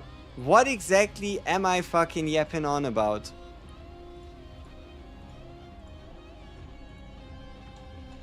Instinct Ignition. I did not think I was gonna say myself playing Instinct Ignition anytime soon. But here we go. 1, 2, 3, 4, 6, 8, 10 morale. There we go. That is how we can get the maximum amount of morale stacks.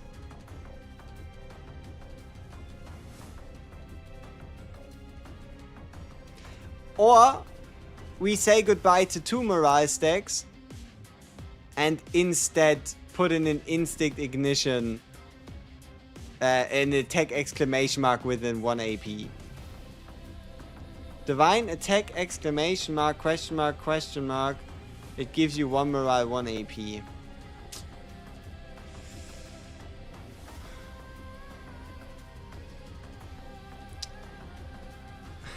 Are we really going to just indeed play attack exclamation mark? Because obviously attack exclamation mark we can epiphany for 1 AP a turn.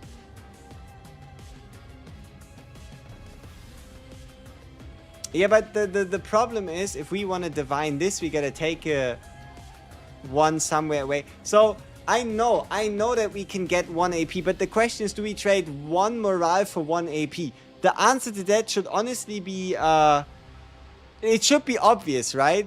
Like, fuck 1 AP, fuck 1 morale. We're probably gonna get the 1 morale from somebody else somewhere anyway. Might as well just get 1 AP. I feel like in the grand scheme of things, 1 AP ends up being more valuable than 1 morale.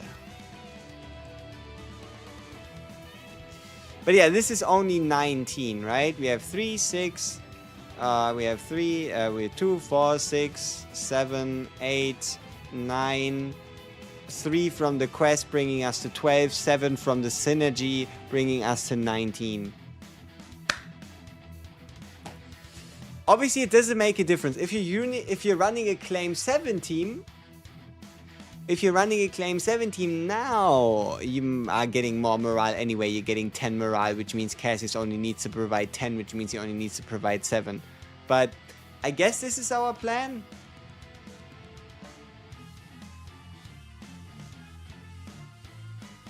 Or maybe just go attack exclamation mark for no reason. Just because we can. I don't know, I like Instinct Ignition. I like Instinct Ignition and the idea of running it in a deck. Just because I can.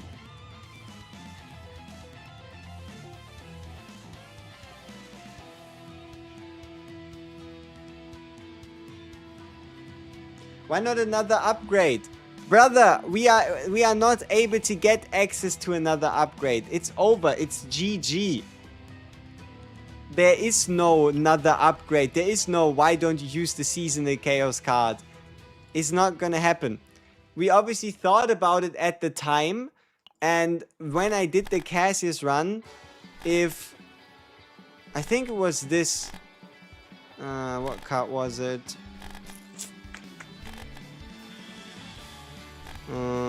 Where's the 2 cost?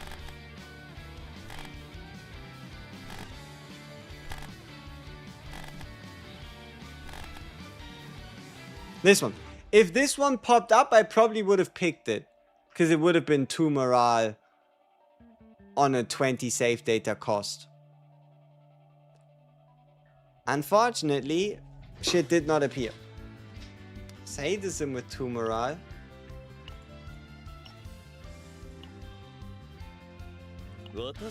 Yeah, but sadism costs 1 AP. But it also gives 1 AP. Do we really have to make things that complicated? I mean, I guess, but like... I mean, sure, maybe a vulnerable could be quite cute every once in a while. What was the name? Sadism, huh?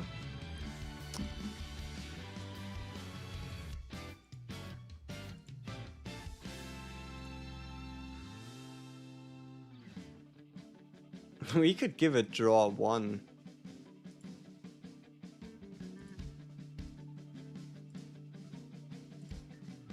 Now that's a deck. Yeah, we get 3 morale for completing the quest, but that's already calculated into it. Now that's a Cassius deck, wouldn't you agree?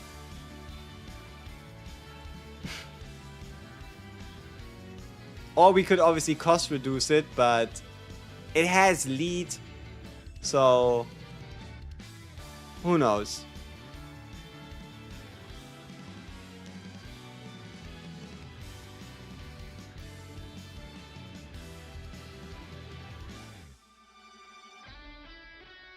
Okay. Now, what do I need to get there? Right? What do I need to get there and make this happen? So I need to buy a common card core. Ah, fuck.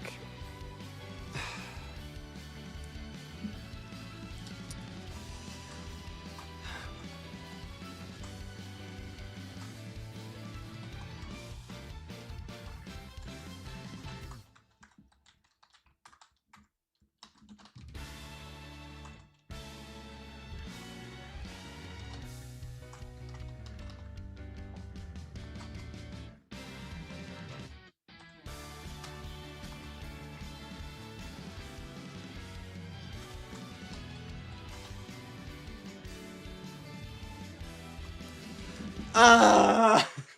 I don't want to play more Sorty. If you had 4 copies of Draw and Release, would you discard your hand 4 times and draw 4 new hands? Yes, you would do that.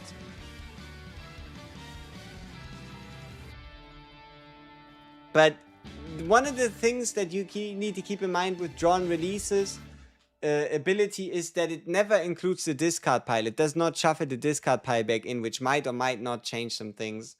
But okay, so this is what we need to do for the Cassius to fix him. We need to buy a common core, need to buy a re-epiphany core, need to buy an unacquired core, which is alone 8,650. Does the build preset do? A build preset allows you to get an idea of what kind of deck you want to build and then follow somebody else's deck. So, for example, I can now go into a chaos run. Let's do it seasonal, just so we can get there quicker. So I could go into a chaos, and here with Cassius, I can now pin the deck. Pinning this deck now means that not only can I watch the deck at any time during a run, right, by checking out these presets to see, hey, is my deck still making sense? But we are also going to get tips in regards to what do I need to do to achieve this deck. Like, when the specific epiphany that you're looking for pops up, you're gonna get a notification. You're gonna get this like arrow to it. When you are at a removal event, it's gonna show you what do you want to remove. When you are at a copy event, it's gonna show you what do you want to copy. And when you find a neutral card or anything that you have in the deck, it's also gonna show you, hey, you want to get this card, it's part of your build preset.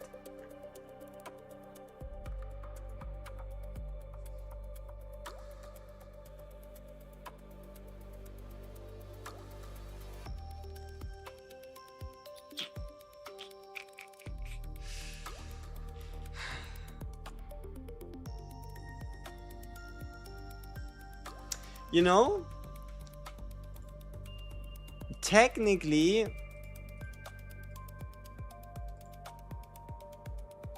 this is also gain 1 AP because of the way it works. But unfortunately, it's no draw, so it does not replace itself. But it does have the benefit of giving us that additional 1 morale that we kind of need to get the 20 out of 20.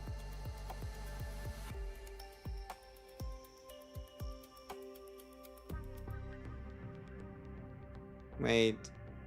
The third Devil Dice didn't get the 1 cost. The patch note says something about duplicate removal actually reduce duplicate count and stuff. So you can delete a duplicate, the third Devil Dice. Yeah, you can delete the Devil Dice that you have and turn it into one of the Devil Dice that you already have that you want to copy. So, simply, if I had this deck right here and I could not be asked to get another Devil Dice, I could delete one that doesn't have it and just copy this one instead. Yes. Okay, gentlemen. Thank you so much for joining. I did not intend to stream for... what the fuck? 7 hours. Shit happens. I hope you enjoyed the videos. There probably is going to be more videos to enjoy tomorrow. Appreciate you tuning in. I think we had some fun. But you know what the craziest part is? We haven't really finished the singular build somehow. My offline, off-stream building experiences were a lot more successful. Man, the most frustrating was not getting anything done for Rin. That really hurt.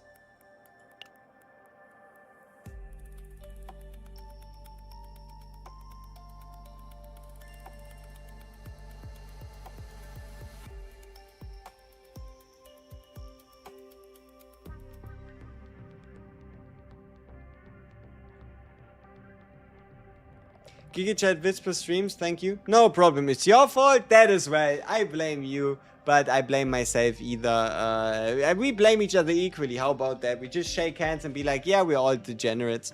So, thank you so much, been a pleasure. Probably gonna read a book or something. Get myself maybe some food if I feel like it. Then brush my teeth, go to sleep. And yeah. I don't know, figure out what I want to do tomorrow. The whiteboard is a bit more full. We still kind of have to do an E0 Hilde showcase. Give me a quick question before any of you all just magically disappear. Do I need to make a deck preset guide video that like explains how it works for people that like just as like how it works? And then maybe just sprinkle in all the deck presets I've currently already built just as like a goodie for people that click on the video. You think something like that's actually gonna work? Or is that more like a, well, who would want that? No? Awesome. I guess, yeah, I should have probably posted it a few days ago. Like a deck preset guide. Because there's always people that are wondering, how does it work? Why doesn't it apply? But, yeah.